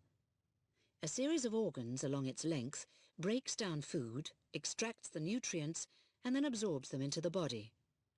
Digestion starts in the mouth, where the teeth cut and grind food. After swallowing, the food passes down the esophagus into the stomach, and much of it is broken down into food molecules. These enter the small intestine, where they are absorbed into the bloodstream. Water is absorbed in the large intestine. The remaining undigested matter is stored in the colon until it is egested as feces.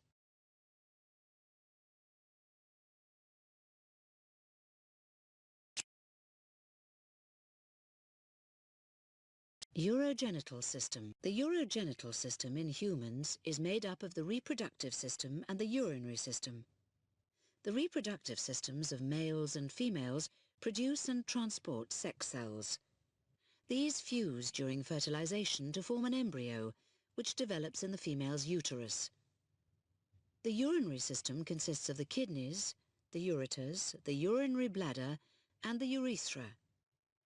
This system produces a waste liquid called urine and transports it out of the body. Although the reproductive and urinary systems perform different functions, they are often grouped together because they share structures in common and because they develop from the same set of cells in an embryo.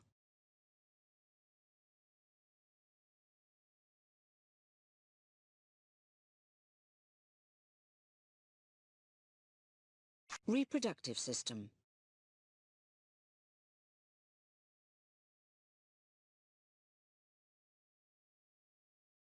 Female reproductive system.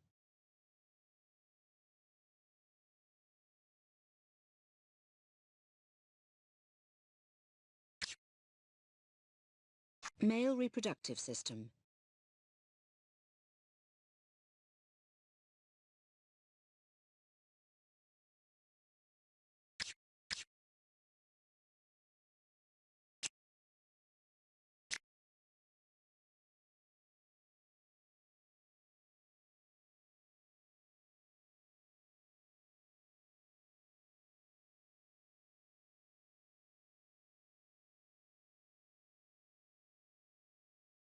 Development. During its life, an organism changes from a fertilized egg into a mature adult.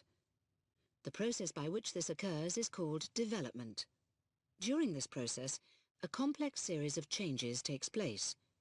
In animals, for example, the fertilized egg divides to form a ball of cells. These cells then move to particular positions within the embryo and become specialized to perform particular functions.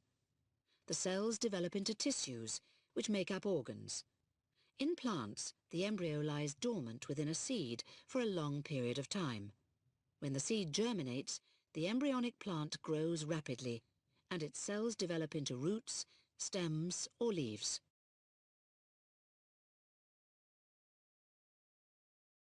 This human fetus growing inside its mother's uterus receives all the nutrients it needs to grow and develop from a structure called the placenta, to which it is connected by the umbilical cord. Its brain and most of its major organs develop within the first 12 weeks of pregnancy. In later months, the fetus grows in size and complexity until it reaches full term at around 40 weeks.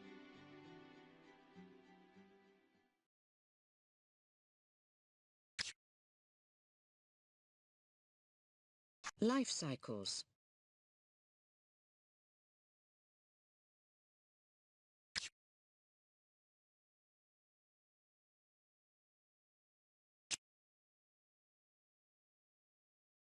Reproduction. All organisms eventually die.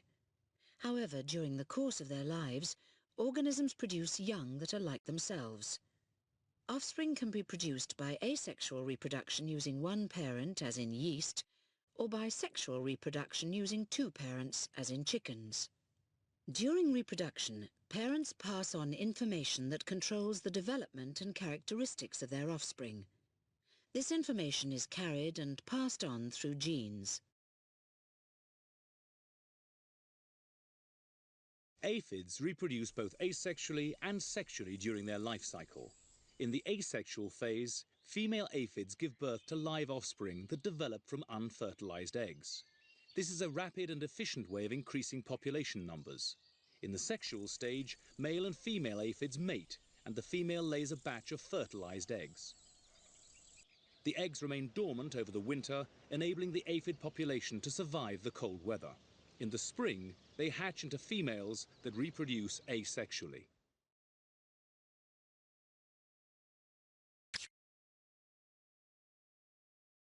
Asexual reproduction.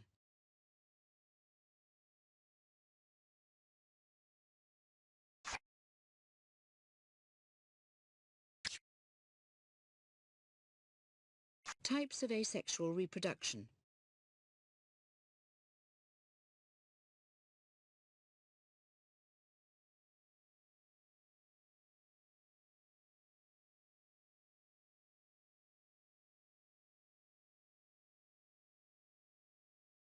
Parthenogenesis.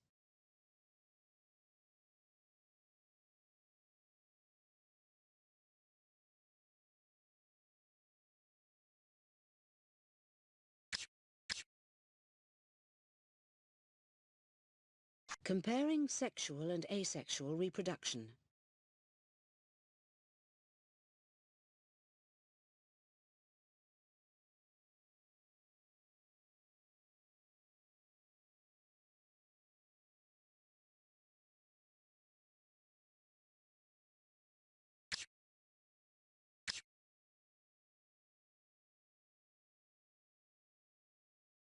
Sexual reproduction.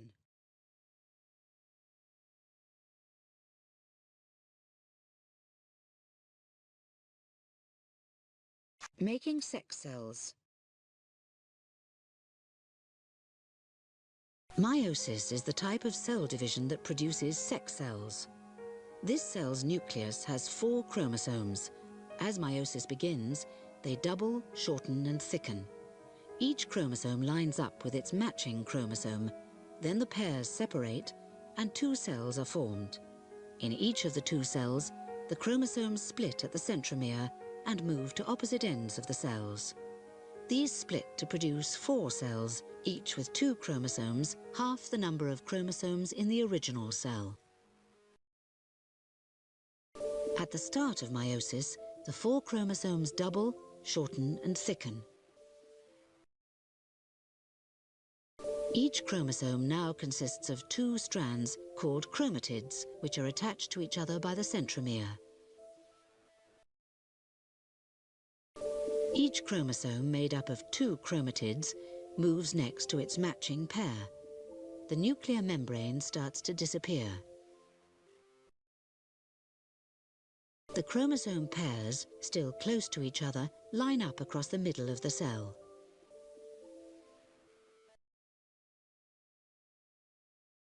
The members of each chromosome pair separate and move towards opposite ends of the cell. The cell narrows in the middle and divides.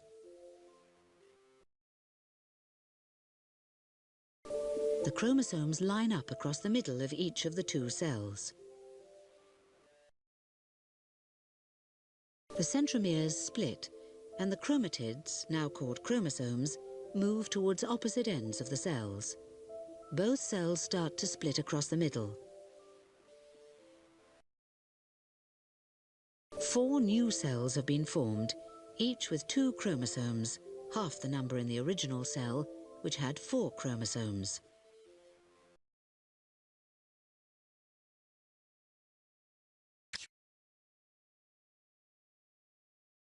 Pollination.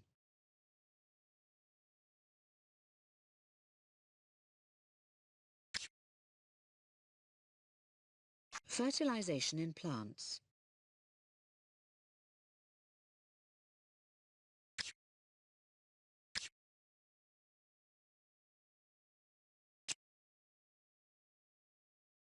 Aging and death. Once organisms reach sexual maturity, are able to reproduce, most start to decline physically.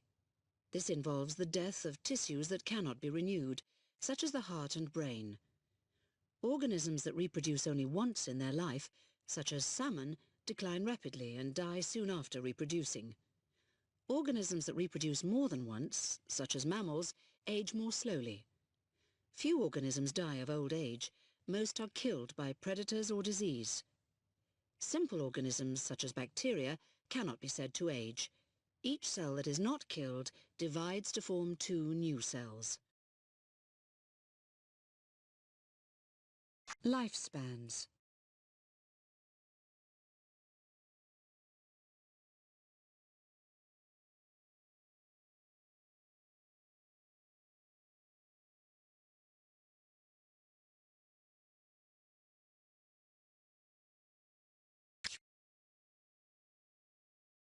The aging process.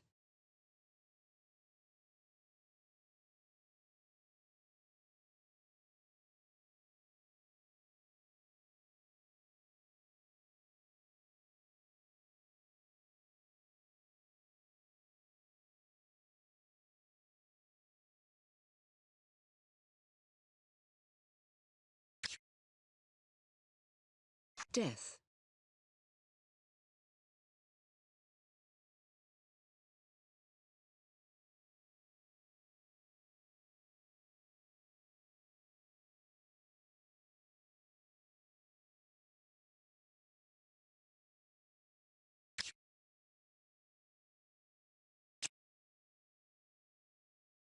Growth. When an organism grows, it adds more cells to itself and becomes more complex. Once an organism has grown, it cannot return to its original size. Growth occurs by a process called mitosis, during which the chromosomes in a cell double and divide, and then the cell splits into 2. In this way, each new cell ends up as an exact replica of the original cell. Growth is affected by environmental factors, such as food supply, light, in plants, and temperature.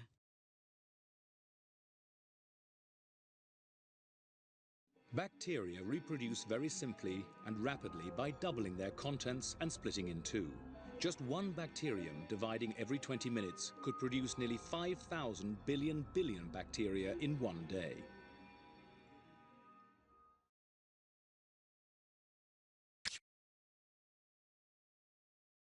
The growth process.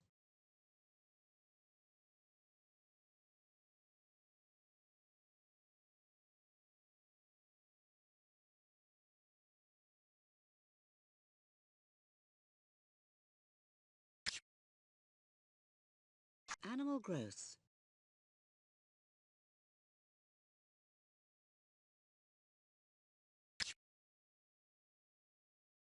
Plant growth.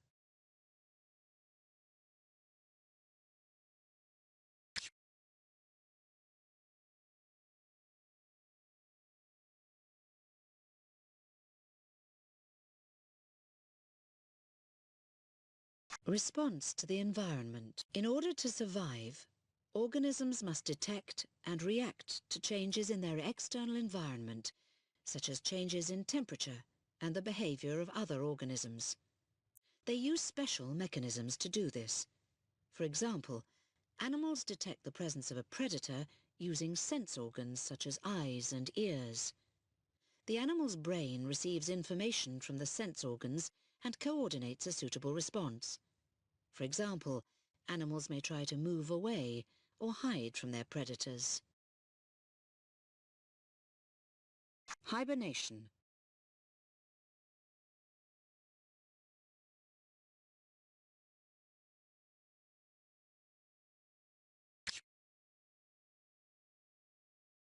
Plant sensitivity.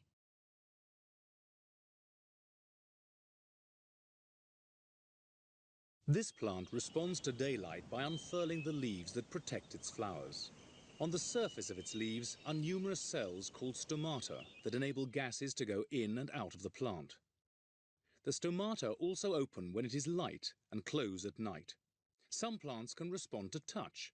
For example, the tendril of this passion flower coils round the tree branch as it touches it. The Venus flytrap is insectivorous. It catches insects using tiny hairs that are triggered by touch.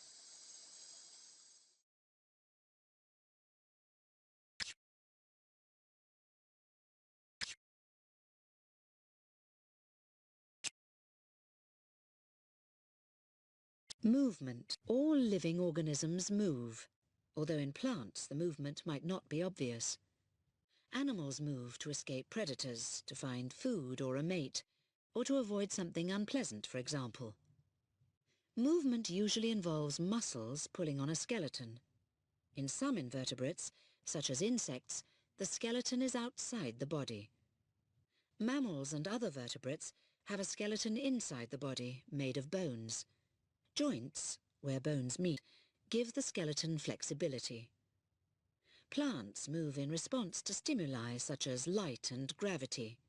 For example, in plant cells, chloroplasts move to positions where they obtain light. The kingfisher is in perfect control of every movement when it dives into the water to catch its prey and then immediately rises out of the water again. It is using its muscles in a coordinated way.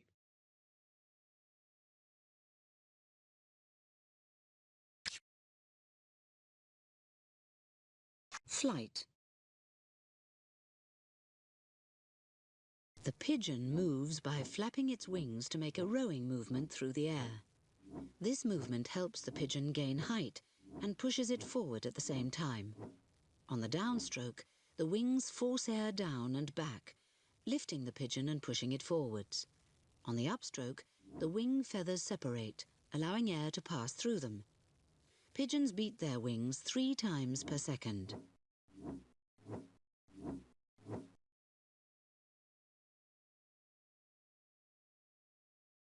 Migration.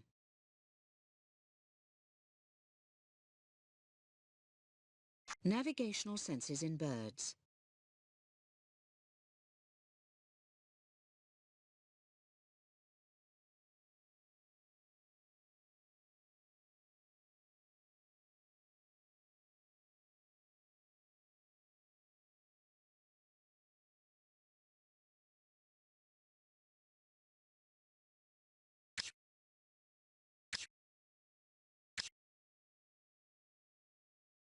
Movement in water.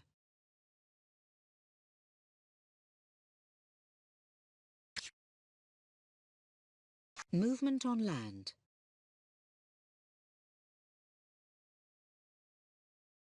The cheetah is well adapted to moving on land.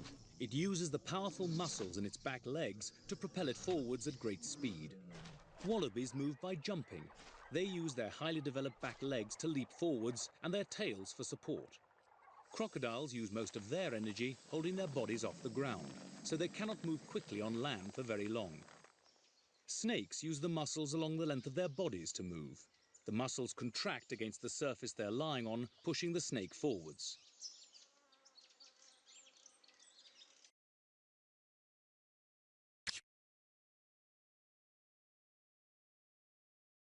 Forms of locomotion on land.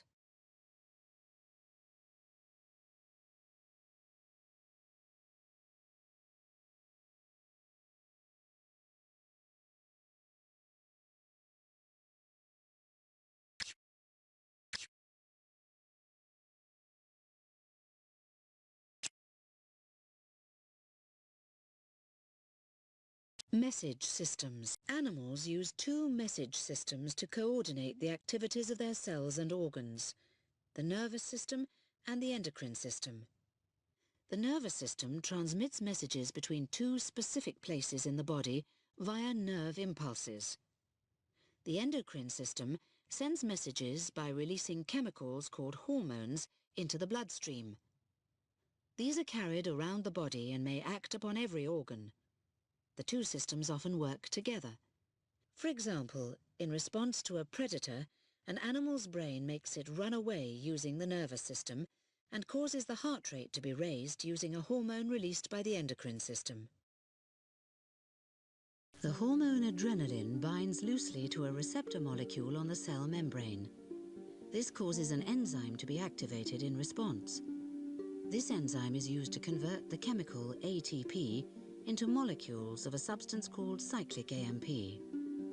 Each enzyme molecule is reused, so one molecule of enzyme helps to produce around 100 cyclic AMP molecules.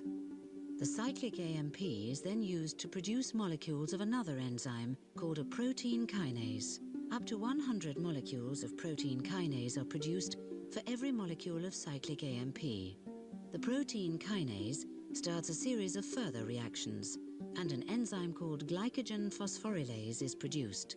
This is used to convert molecules of glycogen into molecules of glucose. Again, each enzyme molecule is reused many times. The resulting glucose is used to obtain energy. The production of glucose as a result of the action of adrenaline is called a cascade reaction. This is because the effect of one hormone molecule is amplified many times to produce up to 10 billion glucose molecules. Nerves.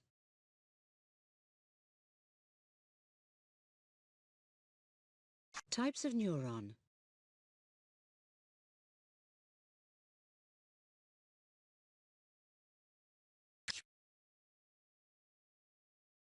The nerve cell.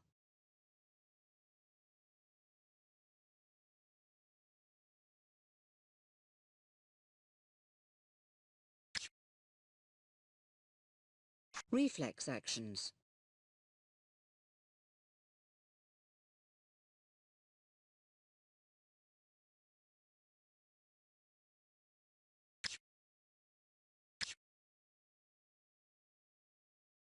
The nerve impulse. This is the axon of a nerve cell or neuron. When no impulse is being transmitted, its interior is negatively charged. When the neuron is stimulated, a small section of the membrane allows positively charged ions to rush into the axon, and the inside of the axon in this area becomes positively charged. This reversal of charge stimulates a similar change in the next section of the membrane. More positively charged ions flow into the axon, and another section of the axon becomes positively charged. As this occurs, the previous section of the membrane expels positive ions and reverts to its resting negative state. This process is repeated along the axon, causing the impulse to move along it. Neurotransmitters.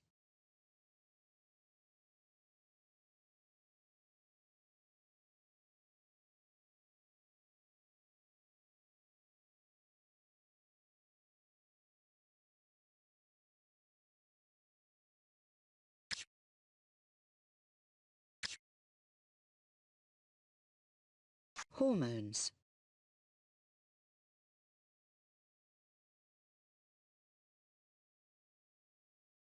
More about hormones.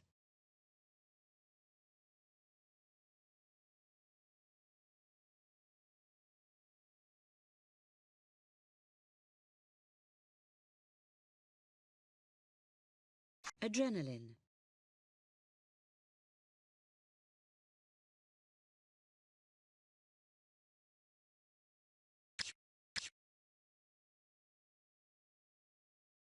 Insect hormones.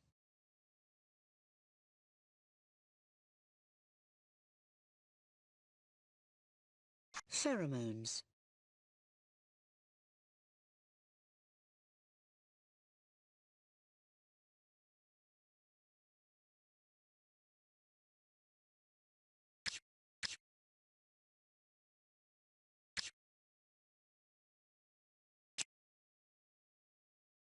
Behavior. Behavior is the way in which an organism acts. Often this is in response to a stimulus, for example, the movement of a moth towards light. Some types of behavior, such as the ability of a chick to hatch from its egg, are strongly controlled by genes and have evolved through natural selection. This innate behavior is shared by the entire species and is relatively uninfluenced by an individual's experience. Other types of behavior, such as writing in humans, are not genetically controlled. Instead, they are learned during life. Scientists have classified learning into different types. Some simple types of learning are shared by almost all animals, from humans to mollusks. Some complex behaviors, such as nest building in weaver birds, are innate. Male birds are programmed from birth to build elaborate nests, which help them attract a mate. The males collect long strands of grass and weave them together to form a loop. Further material is added to form the roof, and finally, the entrance. Chimpanzees, however, learn many of their skills during the early years of their lives. This young chimp is watching its mother use a tool to crack open nuts. As it grows older, it will start to imitate this behavior, and eventually, with practice, it will succeed.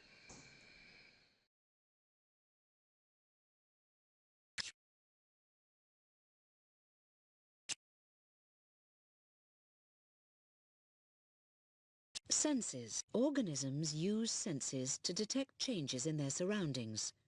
Animals usually react quickly to changes in their environment because they have sensory cells to receive information and nervous systems to carry information.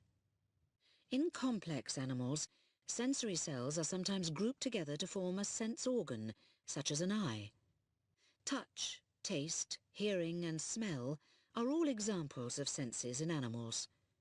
In general, plants react more slowly, growing, for example, towards a stimulus, such as light. As soon as a chameleon sees an edible insect within range, it reacts by flicking its sticky tongue out to catch it. Chameleons' eyes are unusual in that they can operate independently of each other. One eye can look at an insect that the chameleon wants to eat, while the other can keep a lookout for any predators.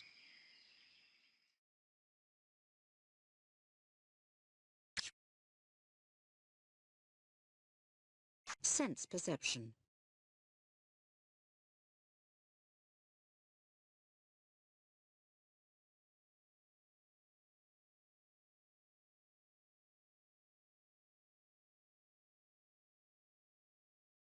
Pain.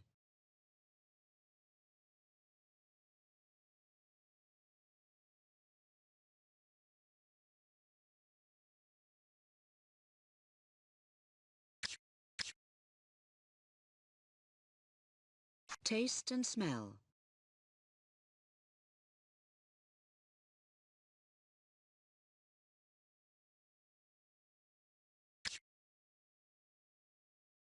Sight.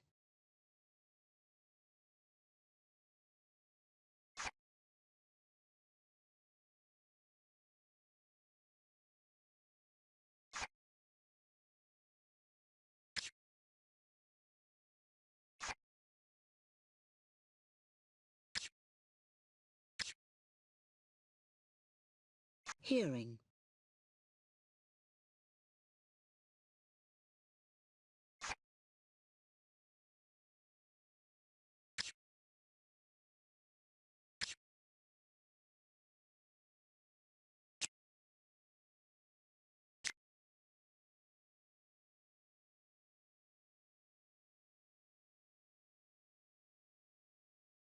The Earth's cycles. The same materials are continually reused in the living world.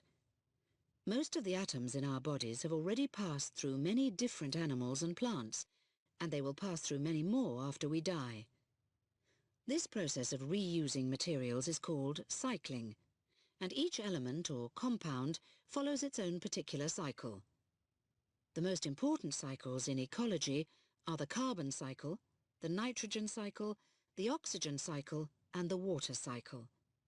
Many elements also pass through oceans and rocks. The energy that is needed to drive these cycles is provided by the sun. Water cycle.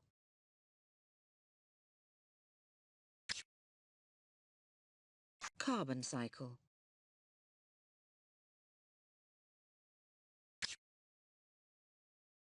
Oxygen cycle.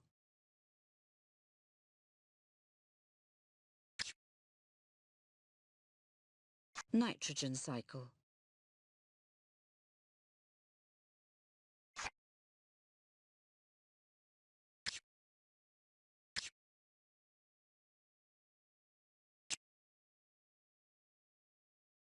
The biosphere, the part of the Earth and its atmosphere that can support living organisms, is called the biosphere.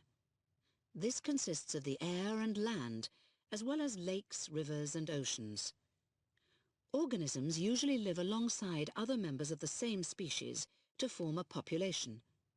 Lots of different populations share the same habitat. Together they all form a community.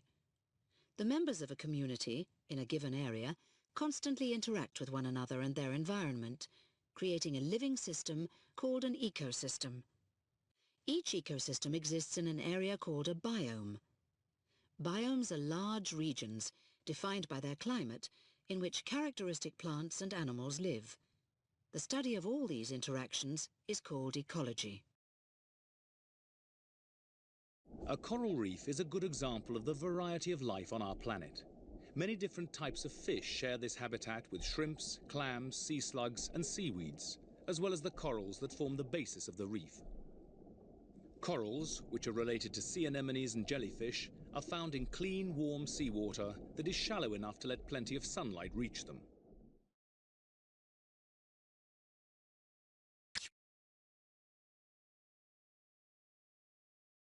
Biomes. North, Central and South America contain every land and water biome known, including ocean surrounding the continents, desert in Arizona, mountains in Canada, deciduous forest in New Hampshire, coniferous forest in Washington State, and tundra in Alaska. The ocean is a saltwater biome that supports a huge range of organisms. The upper layer of the ocean contains billions of tiny organisms called plankton that form the ultimate food source for all the ocean's animals. Green, brown and red seaweeds are found on or near the shore. Common ocean animals include fish, mollusks and jellyfish, as well as larger animals such as sharks and whales. Deserts support organisms that are adapted to a shortage of water. Plants such as cacti store water in their stems and have spines instead of leaves to reduce water loss and prevent animals eating them. Most desert animals emerge at night to avoid the high daytime temperatures. During the day, some animals such as kangaroo rats shelter in cool burrows. Others, including lizards, shelter in rock crevices. Higher up a mountain, as the air gets cooler, the deciduous trees of the lower slopes are replaced by more hardy coniferous woodland. Above a certain altitude, trees can no longer grow. In this alpine zone, plants are smaller and more like those found in the tundra. The peaks of the highest mountains are bare rock. Mountain animals are also adapted to the temperatures, and many are also adapted to the difficult terrain. Deciduous forests consist of trees such as oak or beech, with other deciduous trees, shrubs and smaller plants forming the undergrowth. Deciduous forest animals include rodents such as mice and shrews, larger ground dwellers such as deer and raccoons, and predators such as foxes. Up in the trees are squirrels and many species of nesting birds. Coniferous forests consist of fir trees or pine trees, often with very little undergrowth. The trees have needle-like leaves that drop all year round, not all together in the autumn. Coniferous forest animals include bears, lynxes, foxes, squirrels, beavers, birds, and insects. The tundra is cold and dry. Its ground is permanently frozen to a depth of about 1 meter below the surface. It has dense, low-growing plants, such as lichens and mosses, as well as flowering plants with leathery leaves that prevent them losing too much moisture in the dry air. Tundra animals include caribou, lemmings, and Arctic foxes.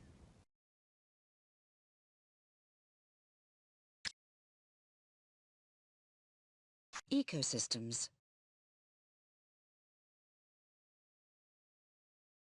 Types of ecosystem.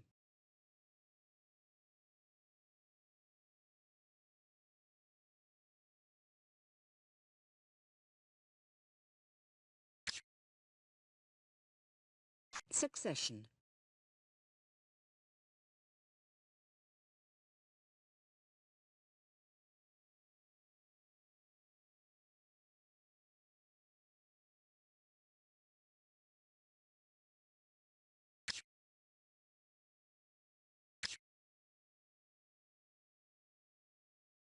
Ecological niches.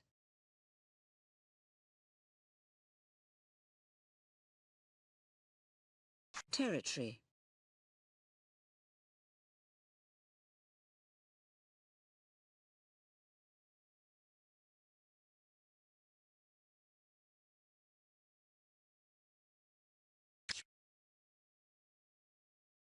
Competitive exclusion.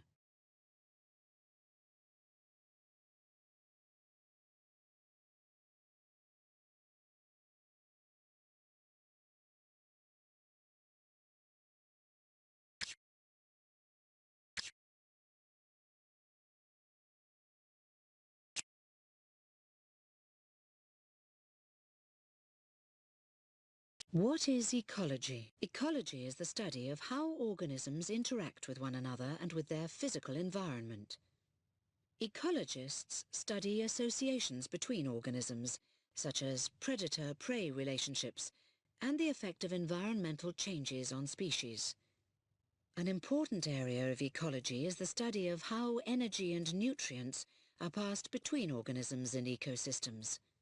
Ecology also includes the study of how species are distributed, biogeography, changes in the sizes of populations, population dynamics, and the number of different species in particular areas, biodiversity.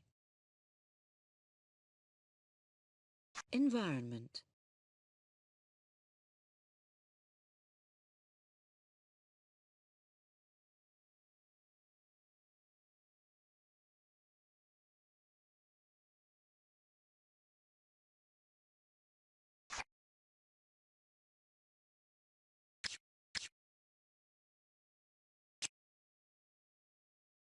Energy in ecosystems. The flow of energy through an ecosystem starts when light is trapped by autotrophs, such as green plants and cyanobacteria. They use the energy in light to make food by photosynthesis. Since these organisms can make food, they are called the world's producers. The energy available in producers is passed on when they are eaten by herbivores, which are the primary, first-level consumers. Carnivores, the secondary consumers, obtain their energy by eating herbivores. Every time energy is passed on, some is lost as heat and in undigested matter. Dead and decaying matter is used as a source of energy by the decomposers, fungi and bacteria. Food webs.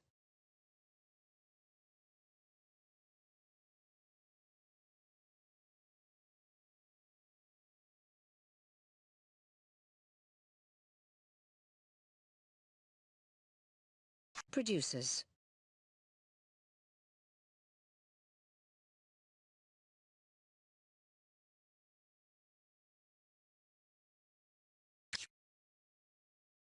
Consumers.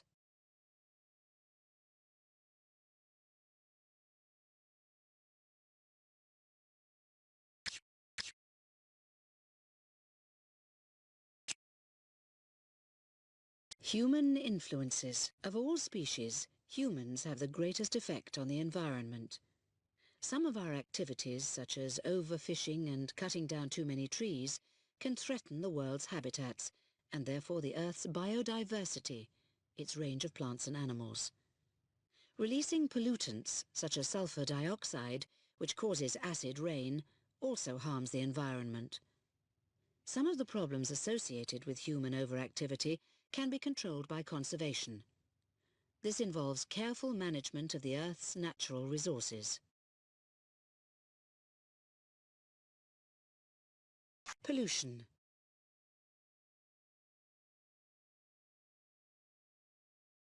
When oil leaks from a damaged sea tanker, large slicks form on the surface of the water. The oil is washed up on coastlines, causing extensive pollution.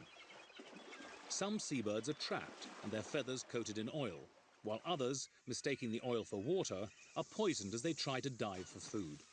Some birds can be saved by cleaning their plumage and releasing them into unpolluted areas. However, many others die as habitats where they live are destroyed.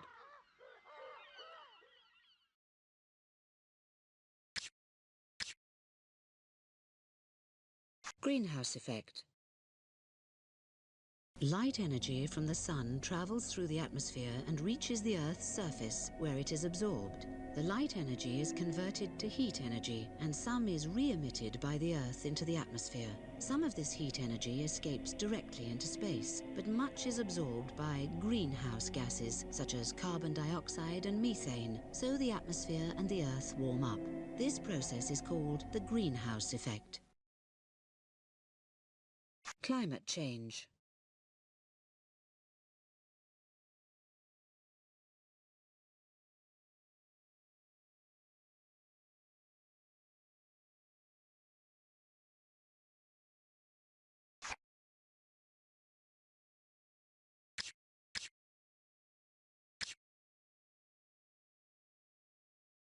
Deforestation.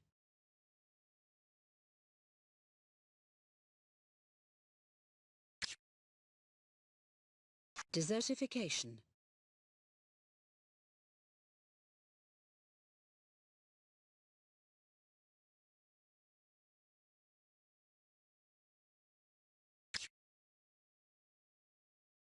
Extinction.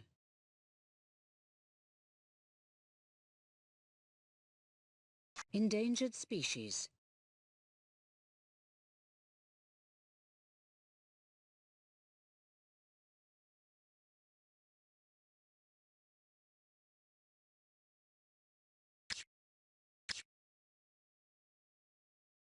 What can we do?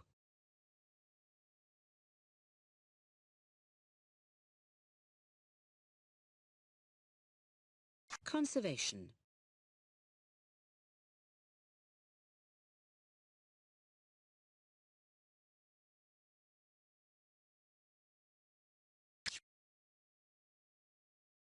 Sustainable resources.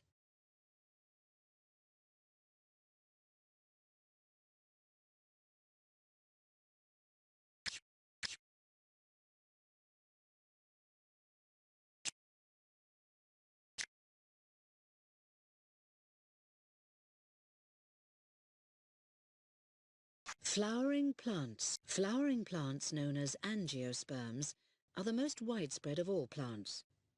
Using flowers to reproduce has contributed to this success. Flowers carry the reproductive organs within a ring of petals. After pollination and fertilization, the flowers produce seeds, which are often enclosed and protected by fruits. There are two classes of flowering plants: monocots, such as grasses, in which the seed embryo has only one leaf, and dicots, such as oak trees, in which the seed embryo has two leaves. Flowering plants use a variety of ingenious ways to scatter their seeds. As the bee goes round this flower collecting nectar, the pollen the bee has taken from another flower rubs off onto the sticky central part of this flower. This is pollination. Pollination is crucial in the sexual reproduction of flowering plants because it is the method by which the male sex cell inside the pollen is brought to the female sex cell contained in the center of the flower.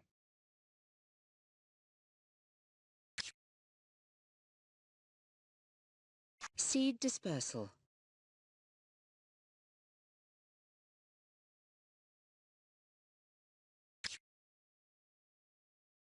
Monocots and dicots. Monocot classification.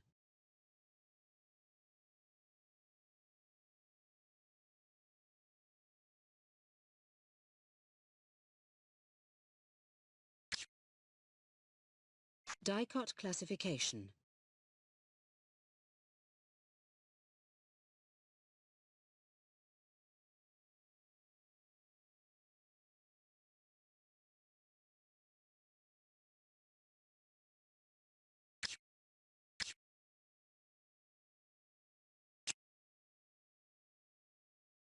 What is a plant? Most plants are green because they contain the substance chlorophyll. They use it to trap light energy. This is used during photosynthesis to make food. Plants are usually anchored in a growing medium such as soil. Some, such as mosses and liverworts, are small and delicate. Others, such as the giant redwood trees, are huge. Many plants, such as marigolds and sunflowers, are annuals, which means that they live for just a year. Perennials can live for many years. Some bristlecone pine trees, for example, are nearly 5,000 years old. Plant classification.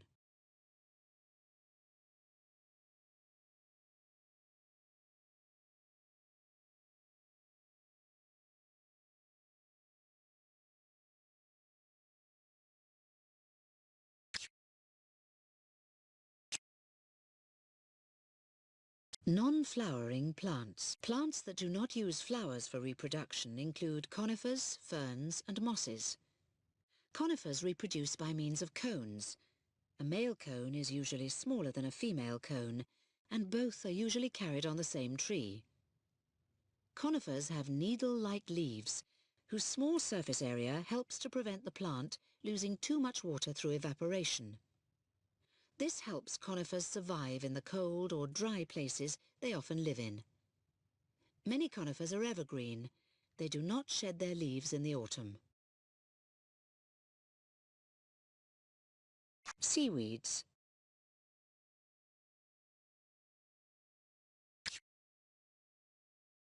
Bryophytes. Mosses.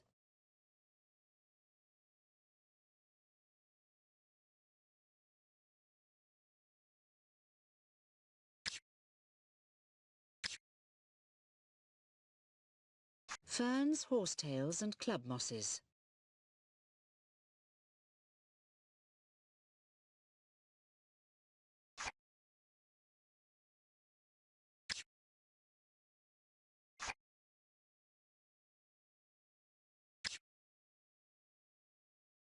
Ferns.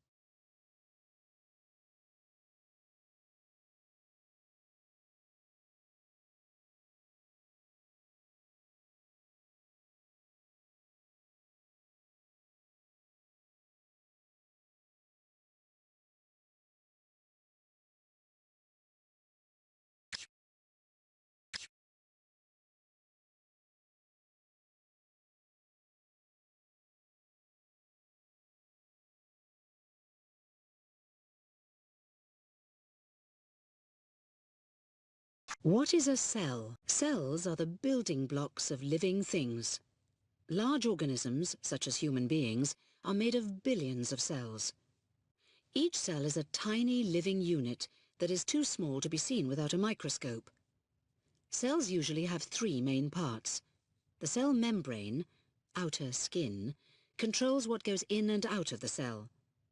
The cytoplasm is the area where most of the cell's reactions take place, such as the release of energy by the mitochondria. The control center, or nucleus, coordinates all the cell's activities. Bacterial cells do not have a proper nucleus. Instead, they have a nucleoid.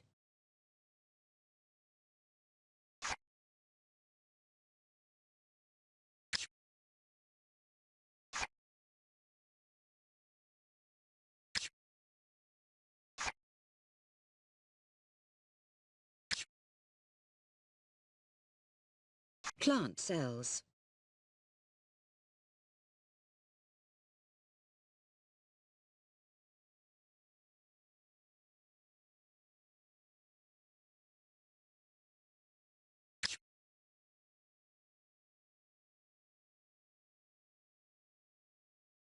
Animal cells.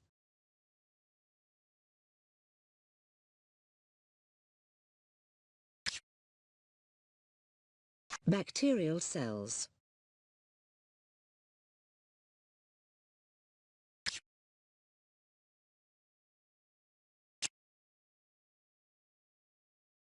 Cell processes. Thousands of complex chemical reactions take place inside living cells every second.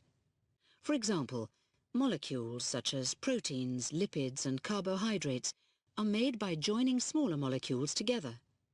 In plant cells, food is made through a process called photosynthesis. In multicellular organisms, cell division produces cells that become specialized to carry out particular functions. The energy required to fuel all these processes is obtained from glucose molecules through a process called respiration. This is a mitochondrion, the powerhouse of a cell. In this diagram you can see the inner membrane and the matrix of the mitochondrion, where many of the reactions involved in respiration take place. During respiration, glucose and oxygen are used to produce energy. First, glucose molecules are broken down into simpler molecules called pyruvate. This happens in the cytoplasm of the cell. Then pyruvate and oxygen molecules enter the mitochondrion.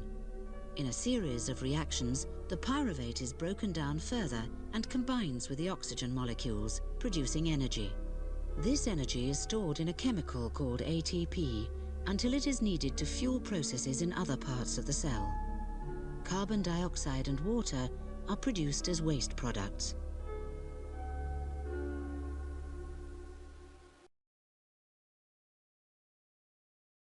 Movement of molecules.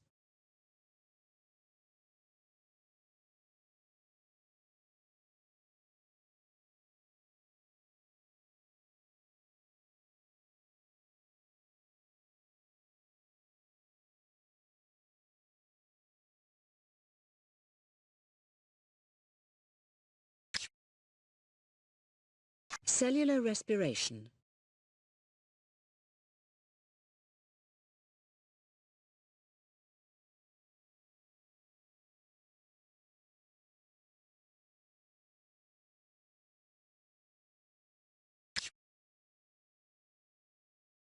Metabolic rate.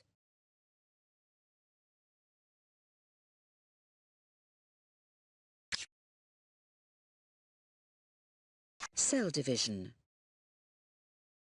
Mitosis is the type of cell division that produces growth. This cell's nucleus has 2 chromosomes which normally exist as long strands. As mitosis begins, they double, shorten and thicken. They then divide and move to opposite ends of the cell. The cell then splits to make 2 daughter cells that are identical to the original cell. Inside the nucleus of a cell, the 2 chromosomes double and begin to shorten and thicken. Each chromosome now consists of 2 strands called chromatids, linked by the centromere. The nuclear membrane starts to disappear. The chromosomes line up across the cell, and the cell starts to stretch. The centromeres split, and the separated chromatids, now called chromosomes, move to opposite ends of the cell, which narrows in the middle. The cell splits into the 2 daughter cells, and a nuclear membrane reforms around each set of chromosomes. These daughter cells are identical to the original cell.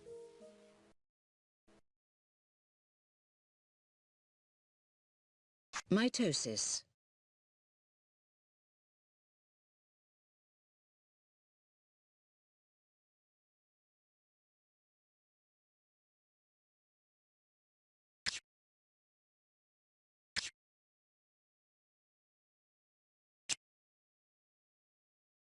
Biological molecules. Biological molecules are large, complex molecules that are essential to the structure and function of all cells.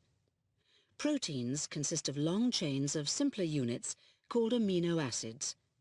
Some proteins are used to make body tissues, and others, called enzymes, control chemical reactions within cells.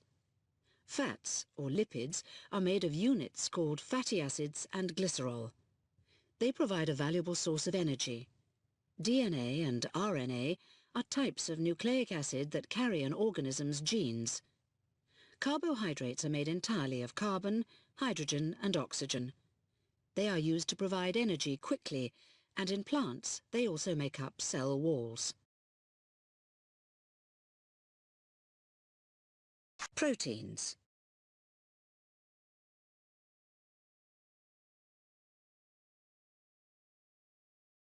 Protein structure.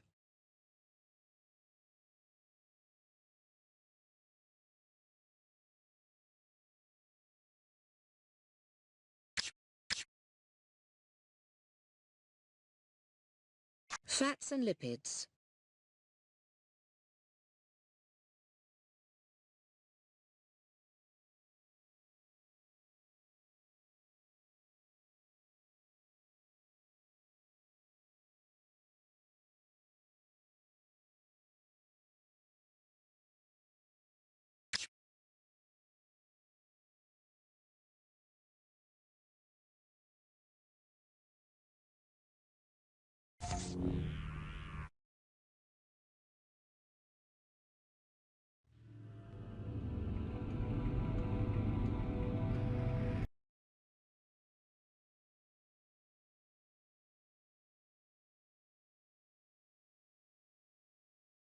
Al-Hazan.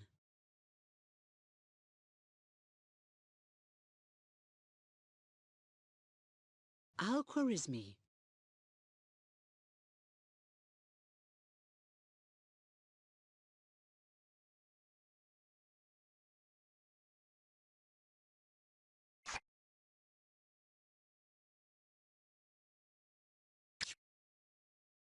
André-Marie Ampère.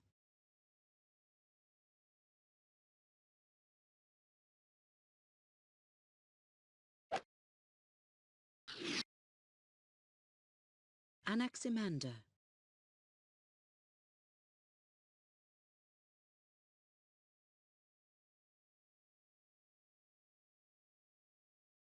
Carl Anderson.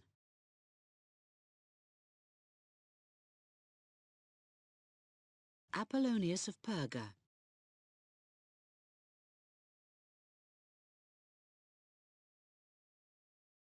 Archimedes.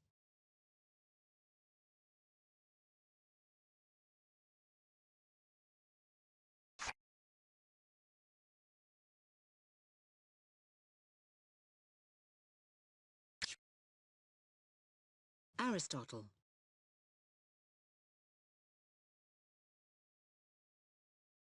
Svante Arrhenius.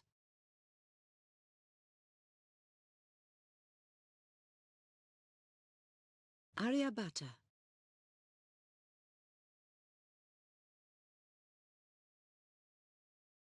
Oswald Avery.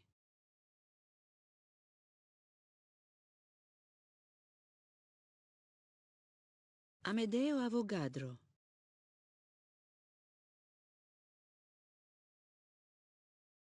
Charles Babbage.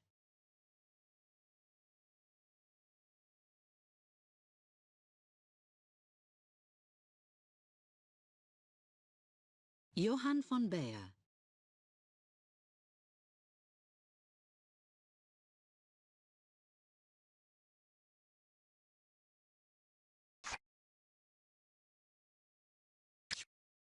John Bardeen.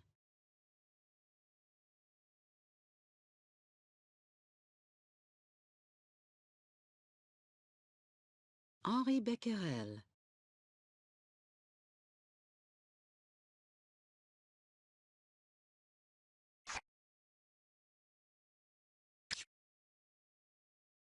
Emil von Behring.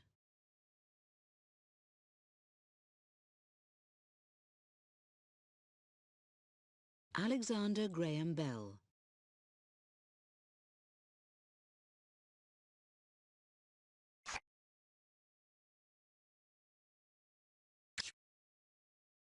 Daniel Bernoulli.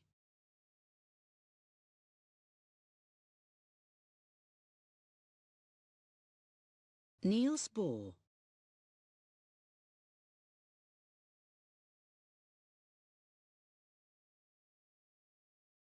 Ludwig Boltzmann.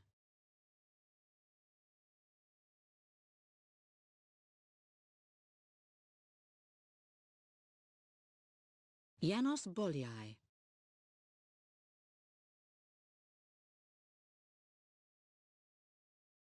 George Boole. Max Born.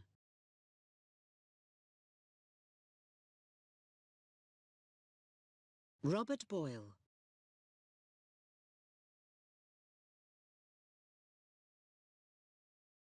William Bragg and Lawrence Bragg.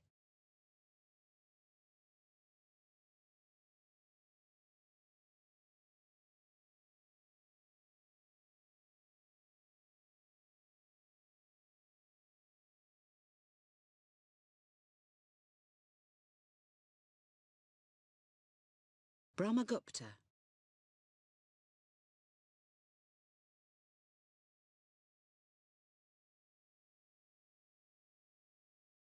Melvin Calvin.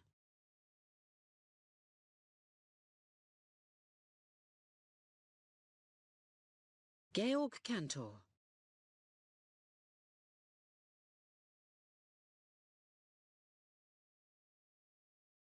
Sadi Carnot.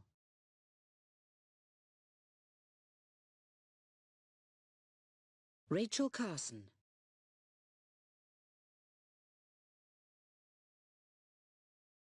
Augustin Louis Cauchy.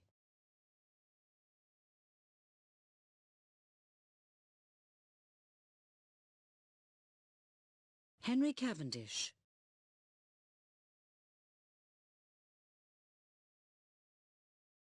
Arthur Cayley.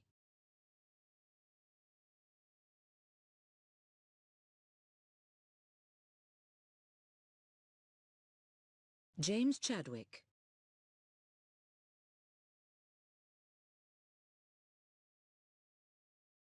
John Cockcroft.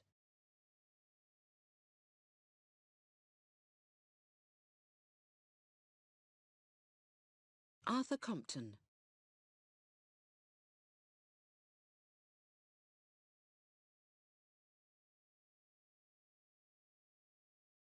Nicolaus Copernicus.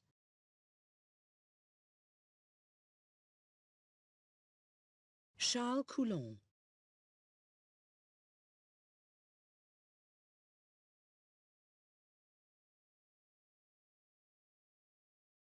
Francis Crick.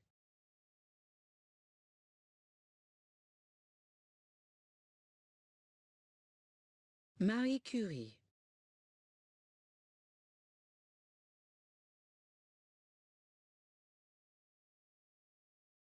Pierre Curie. Georges Cuvier.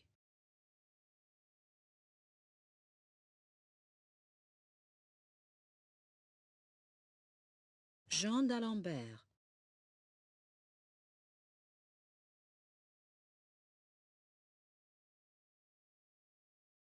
John Dalton.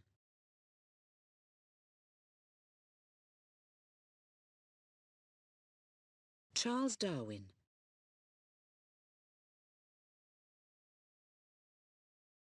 Humphrey Davy.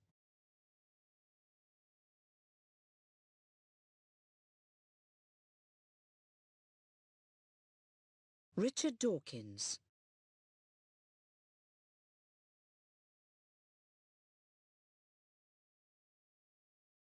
Louis Victor de Broglie.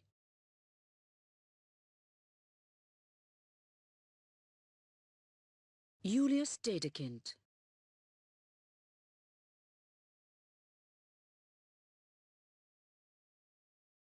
Democritus.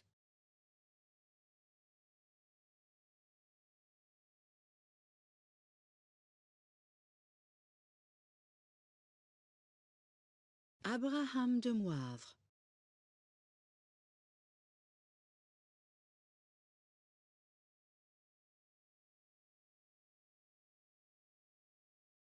Augustus de Morgan.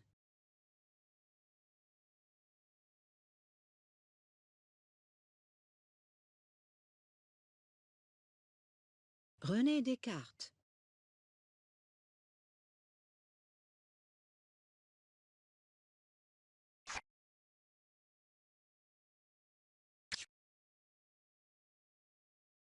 Diophantus of Alexandria.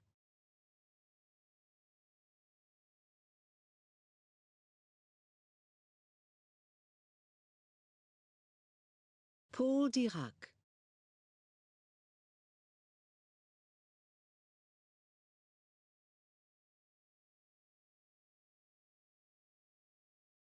Johann Doppler.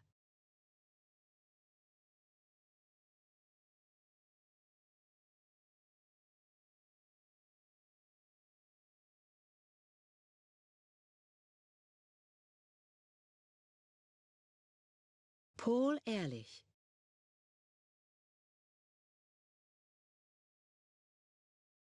Albert Einstein.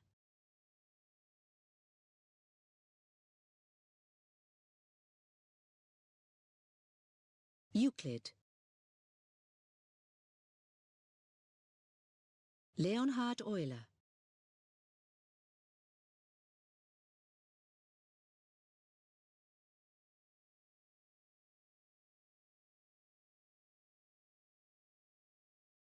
Hieronymus Fabricius.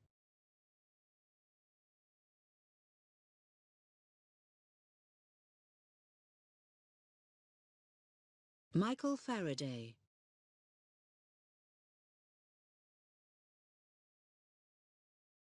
Pierre de Fermat.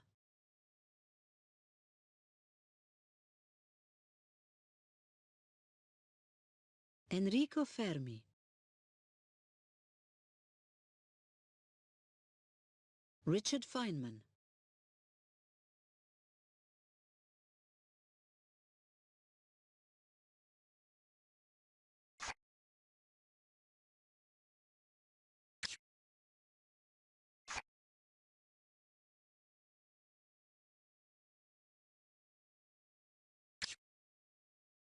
Leonardo Fibonacci.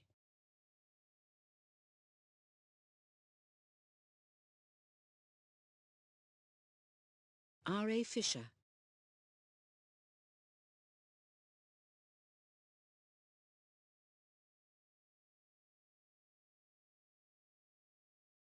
Alexander Fleming.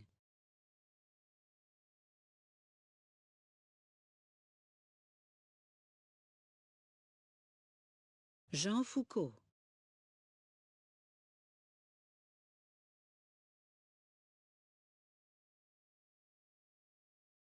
Benjamin Franklin.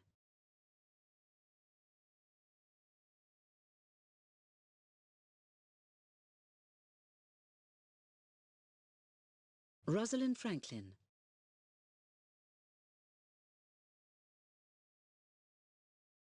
Joseph von Fraunhofer.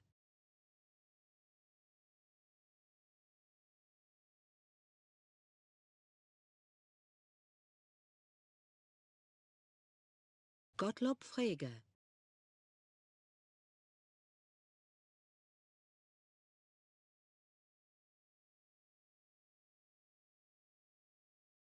Augustin Fresnel.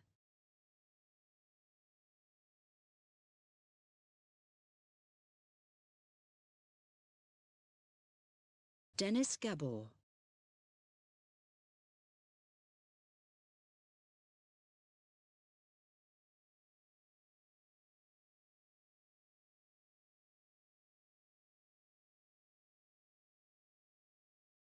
Galen.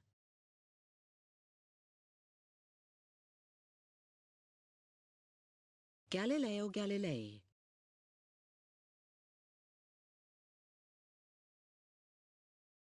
Évariste Galois.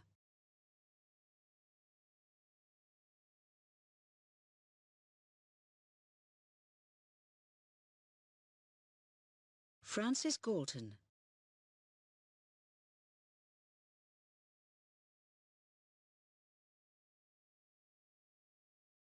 Luigi Galvani, Karl Gauss,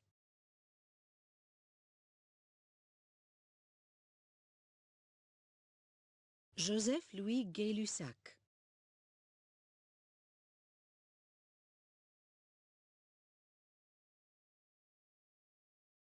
Hans Geiger,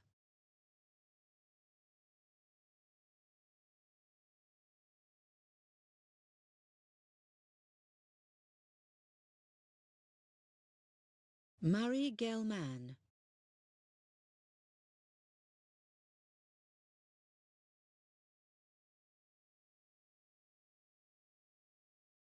Sophie Germain,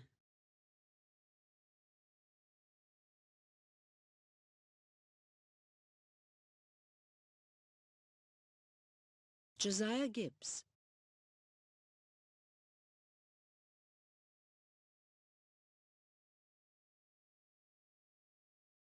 William Gilbert,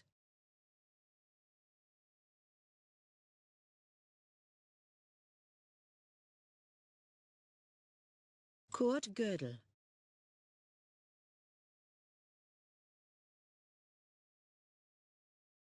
Maria Göppert-Meyer,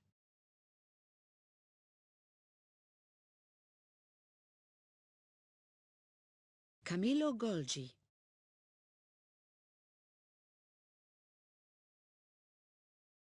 Fritz Haber,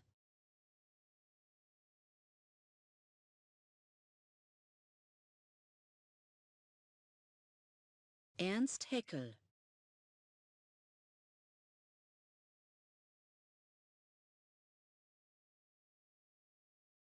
J.B.S. Haldane,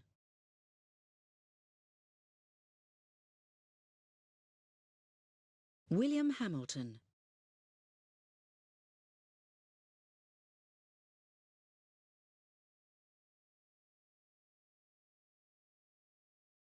G.H. Hardy,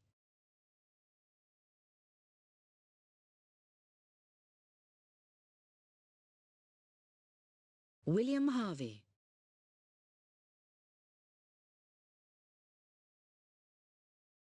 Stephen Hawking,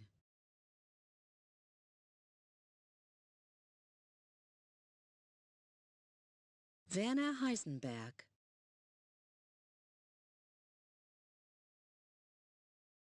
Hermann Helmholtz,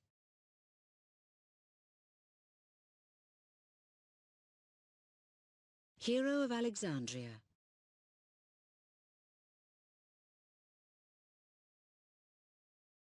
Heinrich Hertz,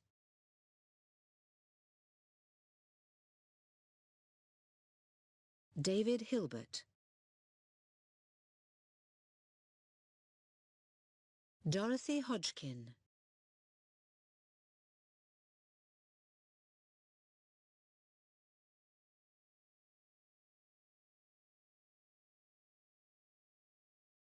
Robert Hooke,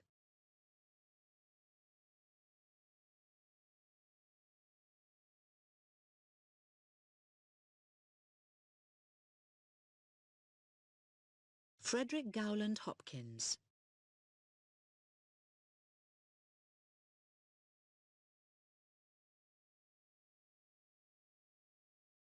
Grace Hopper,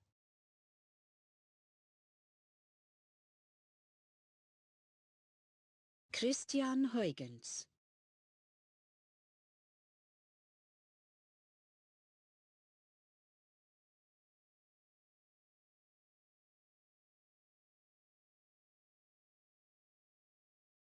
Hypatia,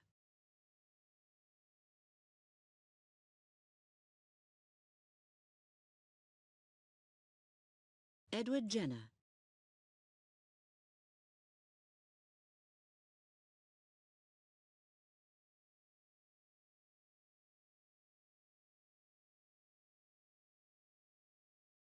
Irène Joliot-Curie and Frédéric Joliot-Curie,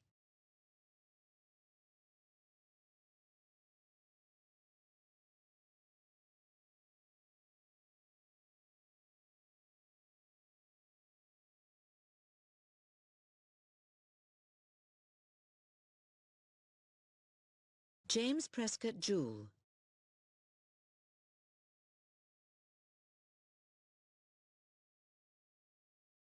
Piotr Kapitsa.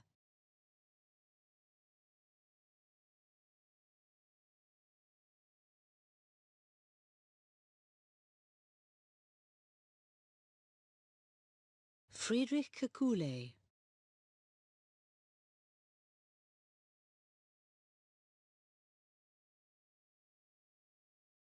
Lord Kelvin.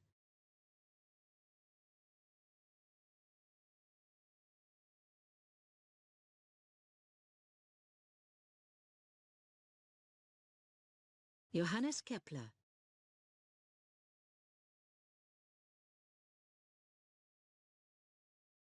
Gustav Robert Kirchhoff.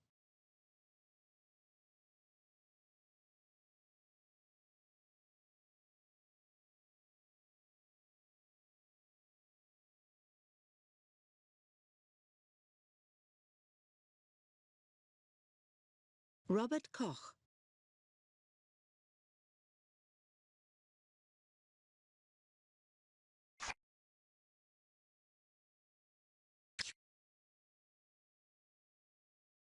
Hans Krebs. Joseph Louis Lagrange.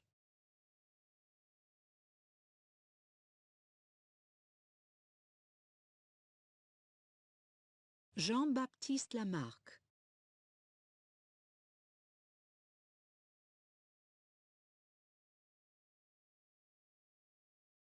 Pierre-Simon Laplace.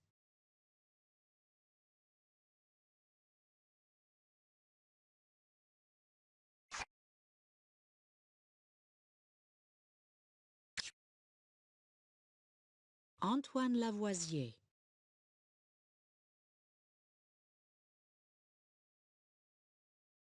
Louis Seymour Leakey.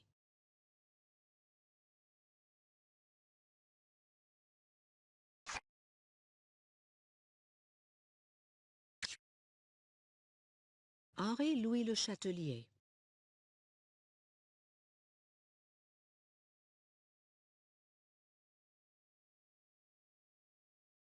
Anton van Leeuwenhoek.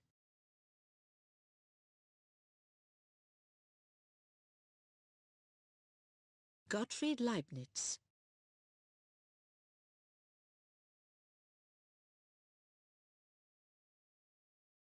Gilbert Lewis.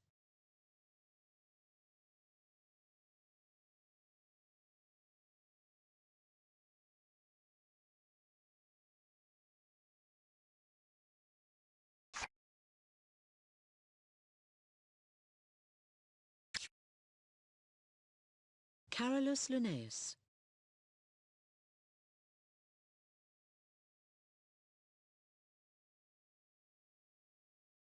Nikolai Ivanovich Lobachevsky.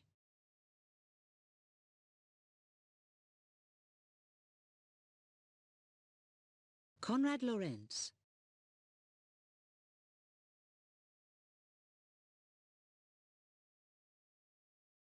James Lovelock.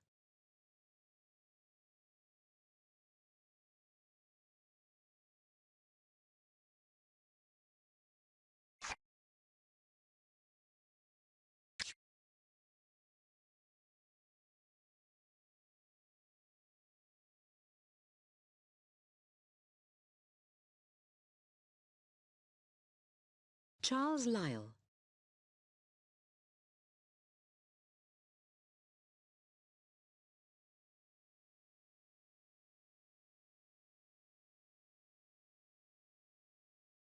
Trofim Denisovich Lysenko.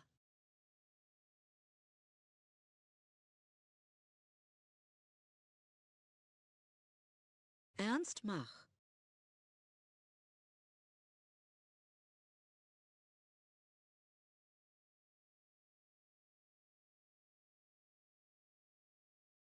Marcello Malpighi.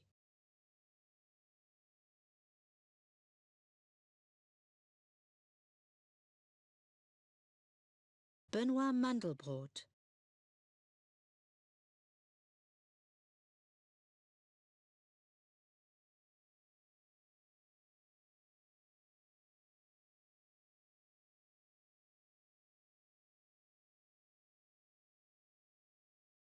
Lynn Margulis.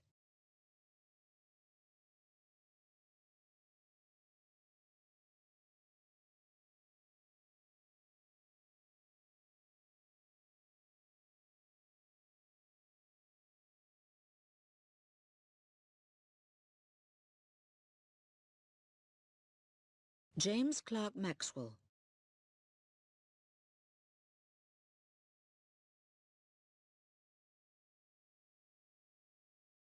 Barbara McClintock.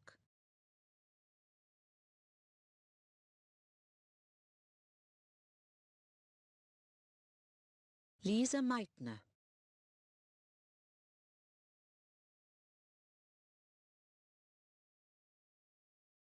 Gregor Mendel.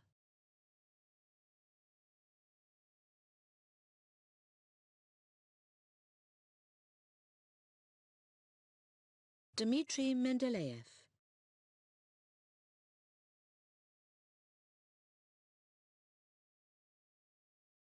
Albert Michelson.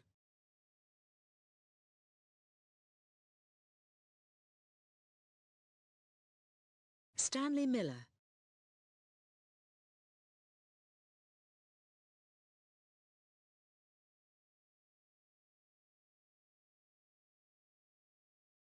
Robert Millikan.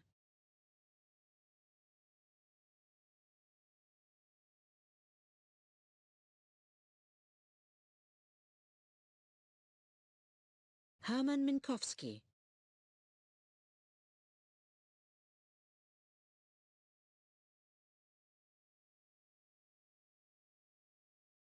Peter Mitchell.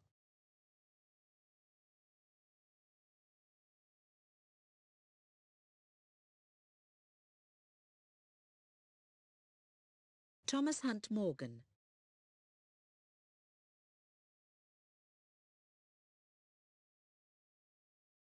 John Napier.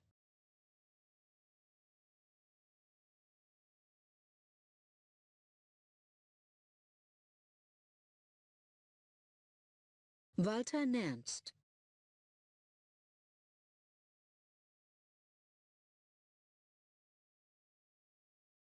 Isaac Newton.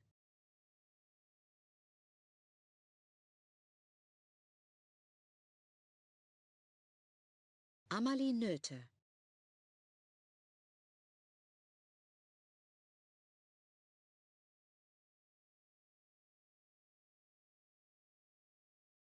Georg Ohm.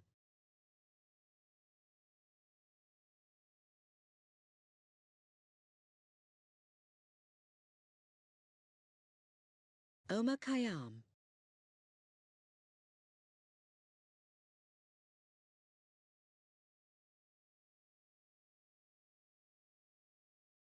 Robert Oppenheimer.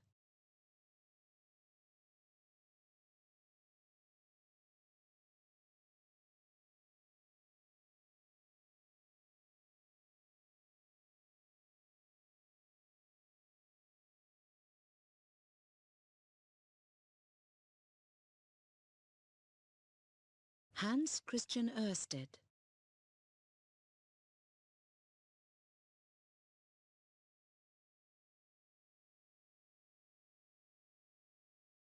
Paracelsus.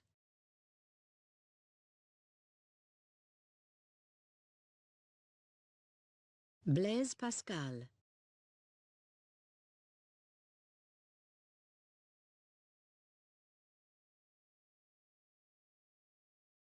Louis Pasteur.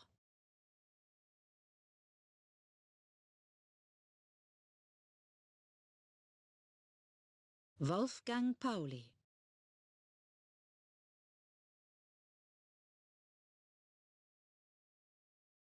Linus Pauling.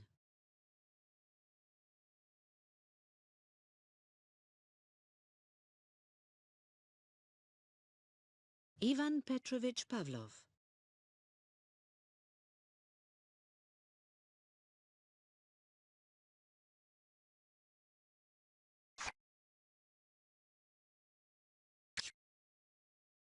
Giuseppe Peano.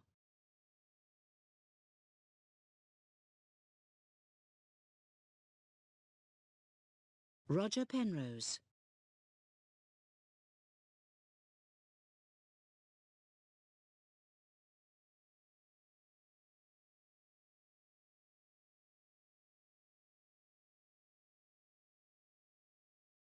Max Planck.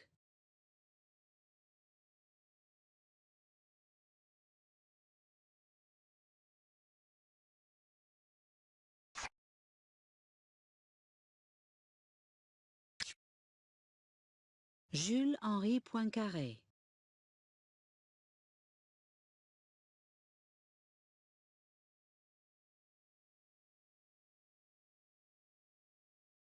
Karl Popper.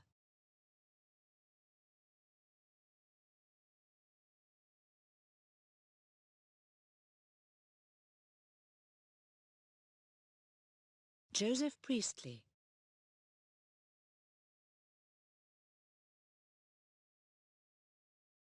Ptolemy.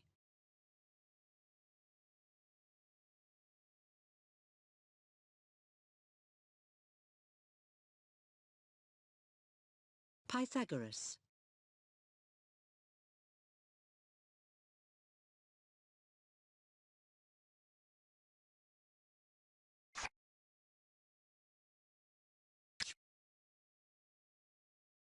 Chandrasekhar Venkat Raman.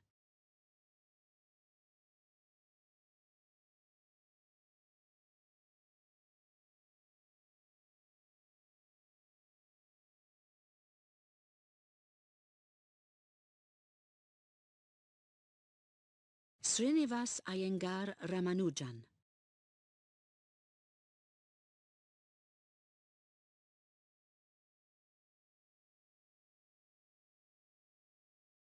Lord Rayleigh.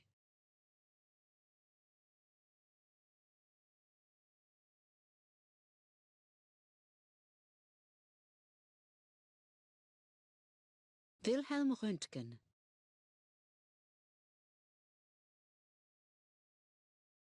Bertrand Russell.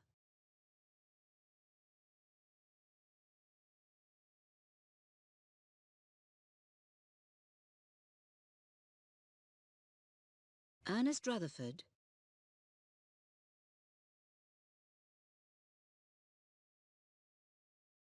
Andrei Dmitrievich Sakharov.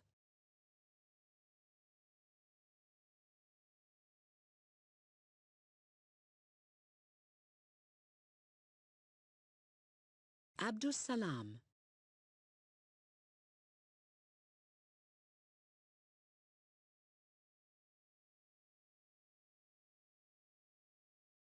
Jonas Salk.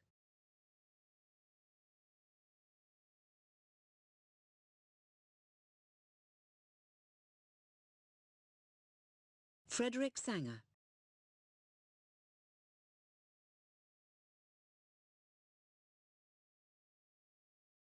Carl Wilhelm Scheele.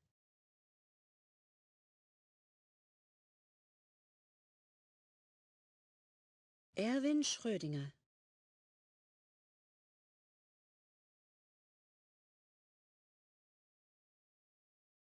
Theodor Schwann.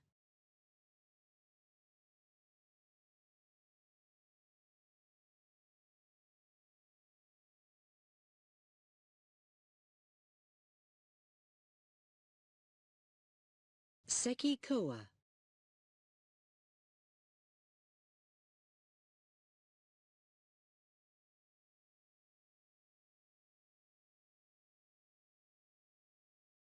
B.F. Skinner.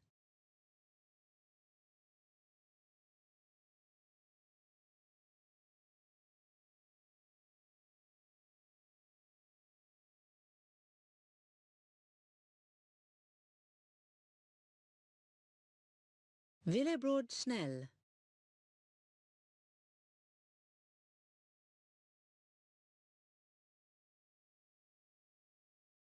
Frederick Soddy.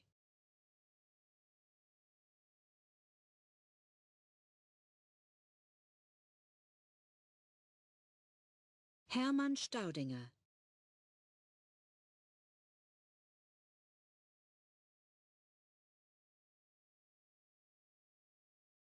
Sun Tzu.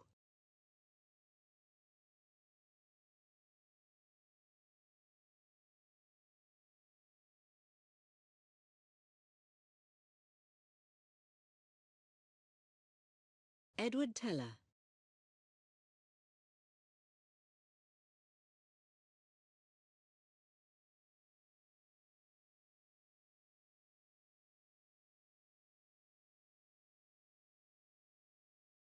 Nikola Tesla.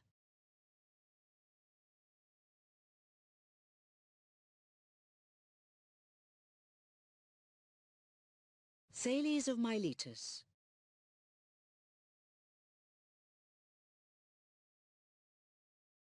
Benjamin Thompson.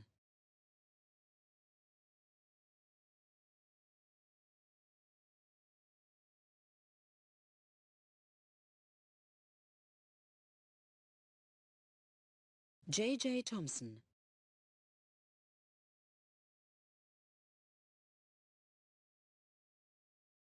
Nikolaus Tinbergen.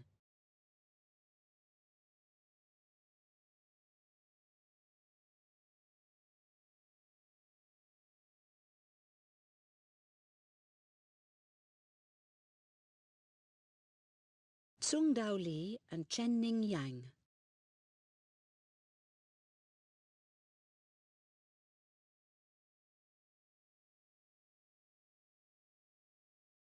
Alan Turing.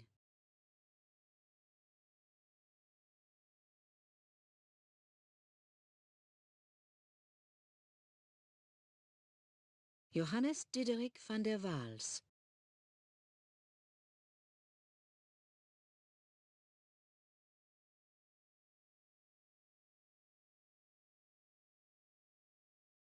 J. H. van 't Hoff. Andreas Vesalius.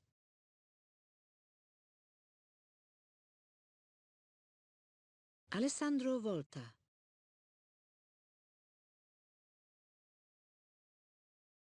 John von Neumann.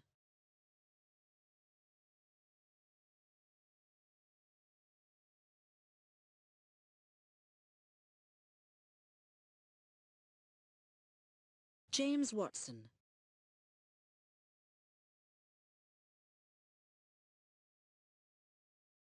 James Watt.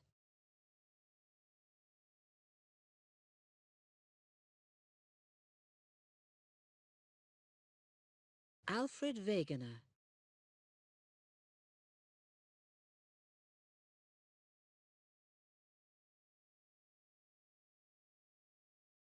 Steven Weinberg.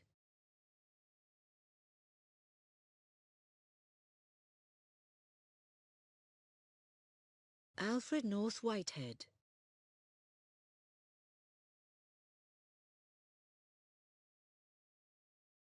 E. O. Wilson.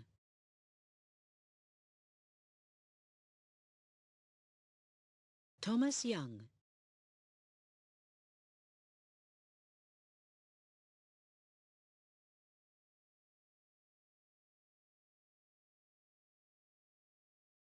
Hideki Yukawa.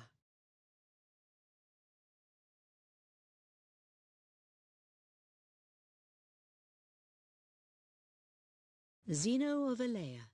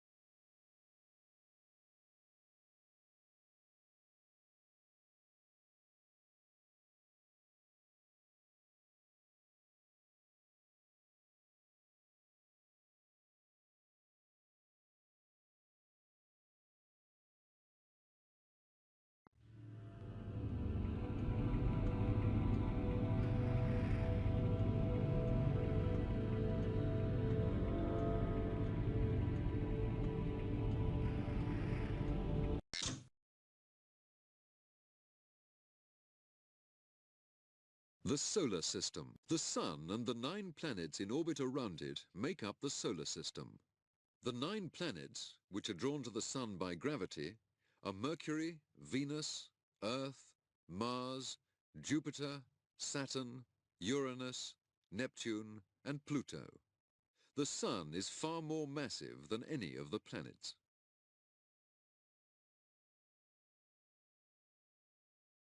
Life cycle of the solar system. Nearly 5 billion years ago, our solar system began life as a spinning cloud of gas, dust and ice. This cloud was drawn inwards by the force of its own gravity to form a central mass, the young Sun. Rock and ice debris clustered together to make the other planets in our solar system. Eventually, the Sun will start to run out of energy. 5 billion years from now, the Sun will swell to at least 100 times its present size, engulfing the planets nearest to it. The Sun's outer layers will then disperse into space as a thin cloud of gas. The remains of the Sun will cool and fade until it becomes an invisible cold star. Nearly 5 billion years ago, our solar system began life as a spinning cloud of gas and dust.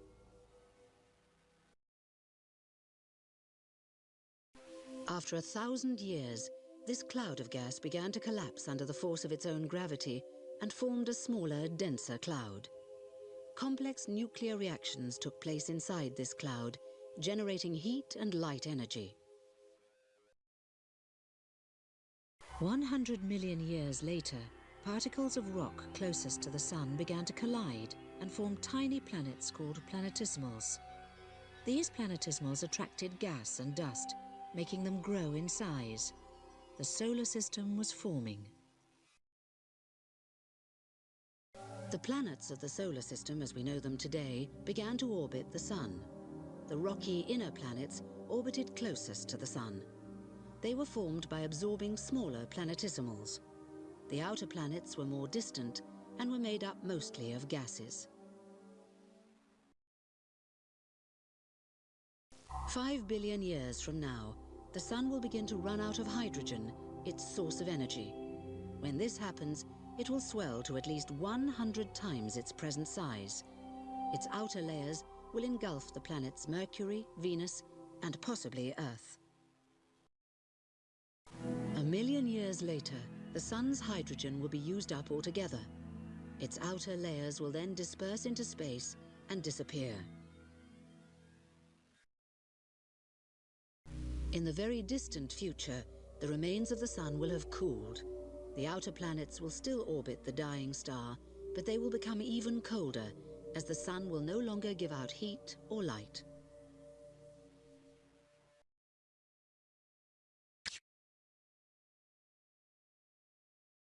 The Sun.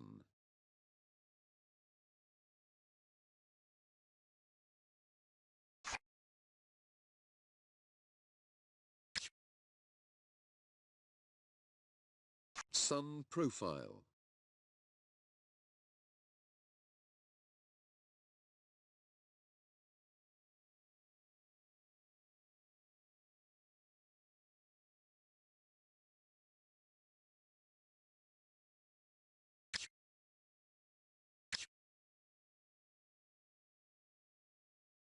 The inner planets.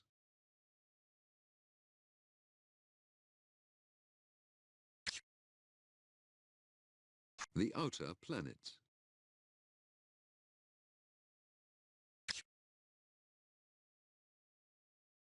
The asteroid belt.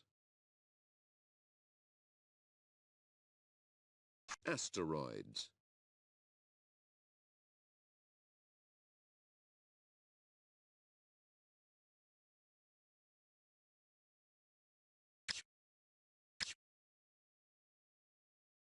Comets. Halley's Comet.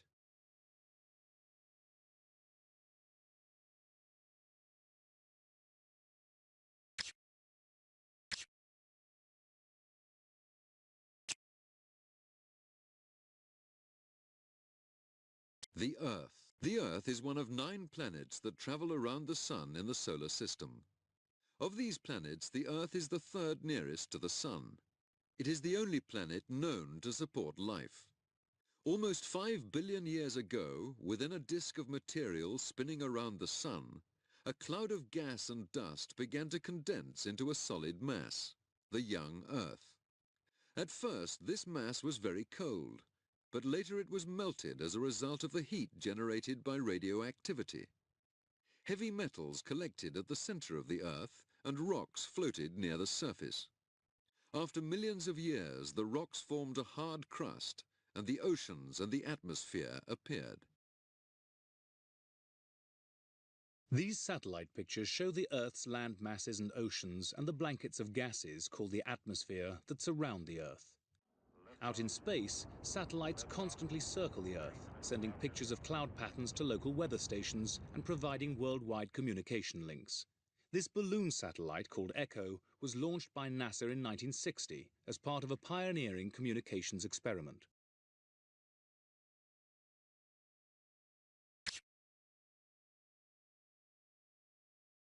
Earth history.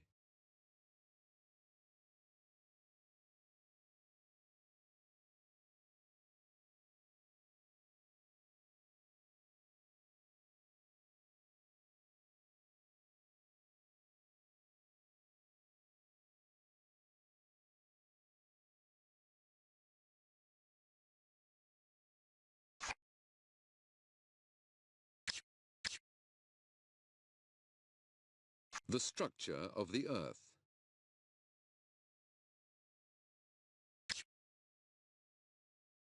The Moon.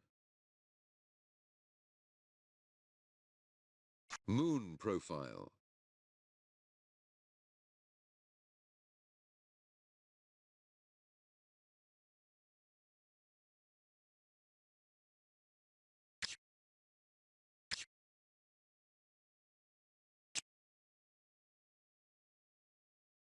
The Big Bang. Most scientists believe that the universe was born about 15 billion years ago in a colossal explosion called the Big Bang. No one knows exactly what happened, but it is thought that the universe formed from a tiny, dense, intensely hot center. The young universe began to expand rapidly, and within minutes, the first atomic nuclei formed. Over billions of years, this matter began to cluster together and develop into the first galaxies. First moments of the Big Bang.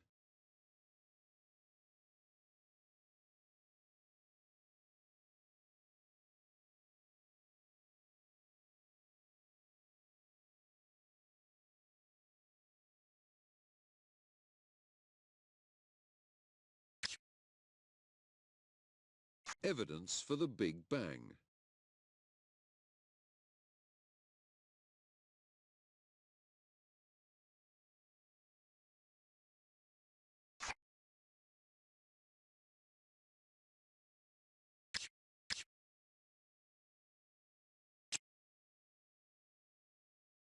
Stars. There are billions of stars in the universe.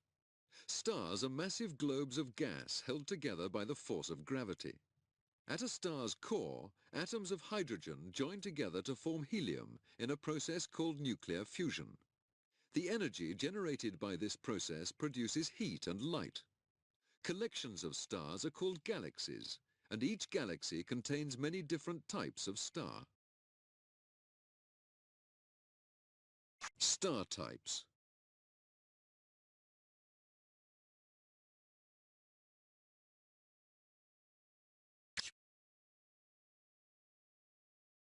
Life cycles of stars. The birth of a new star takes place inside a giant cloud of gas and dust called a nebula. The nebula starts to collapse as gravity draws the gas and dust inwards, and hundreds of separate young stars are formed. Each young star, or protostar, begins to glow as it generates nuclear energy. The force of the energy blows away most of the surrounding gas and dust, leaving behind a T Tauri-type star. The star now shines steadily for billions of years in the main sequence period of its life. But eventually, the gases that fuel the nuclear reactions start to run out. The star's center becomes hotter and hotter, and the star swells to form a red giant. Once all the fuel is used up, the star shrinks to become a white dwarf, which continues to fade. Some very large stars shrink so quickly that they break up spectacularly in a supernova explosion.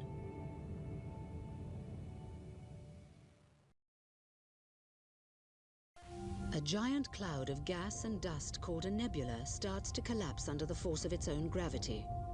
As material is drawn inwards, it divides up into hundreds of separate masses. The gases inside these masses get hotter and eventually cause nuclear reactions to take place. Nuclear energy pours out of each mass, now called a protostar, in the form of ultraviolet light.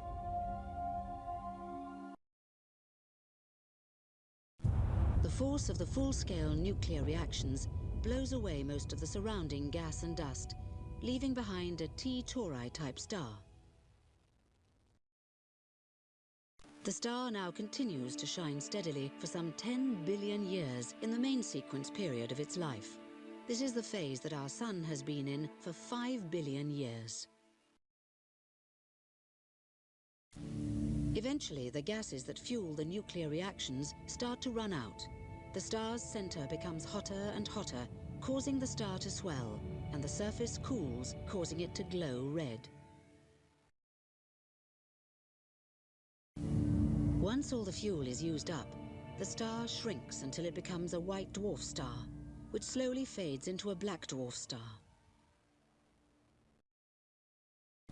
Not all stars become white dwarfs. Some are so massive and shrink so quickly that they explode. These explosions are called supernovae. The core of a supernova may remain and take on the form of an extremely dense neutron star or a black hole.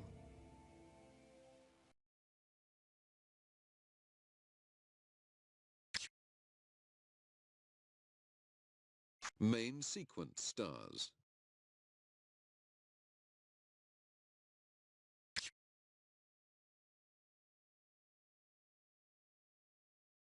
Supernovae.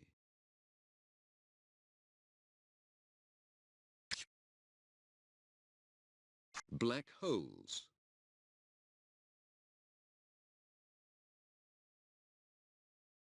The event horizon.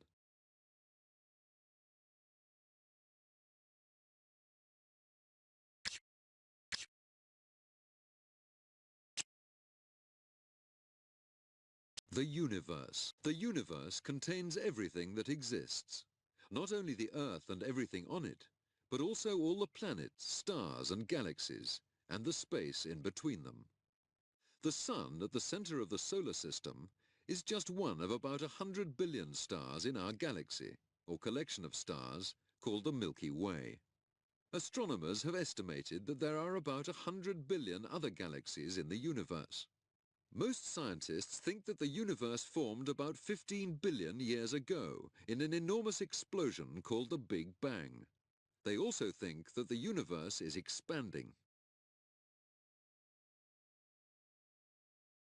Structure of the universe.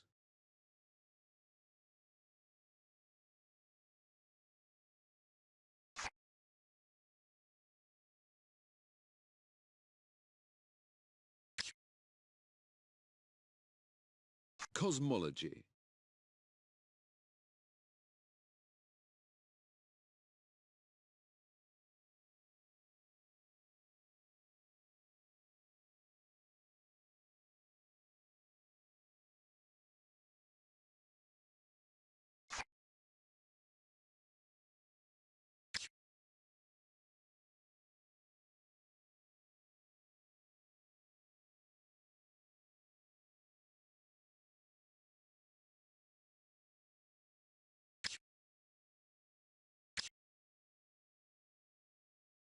Galaxies.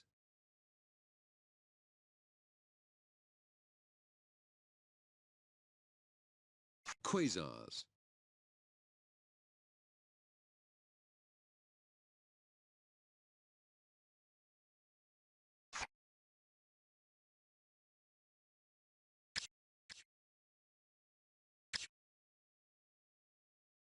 Radio astronomy.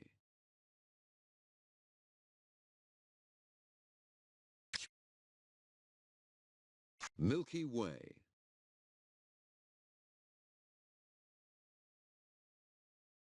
Structure of the Milky Way.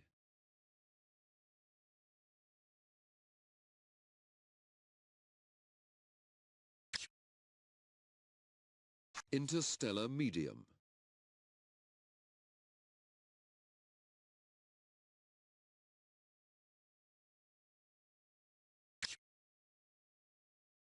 Nebulae.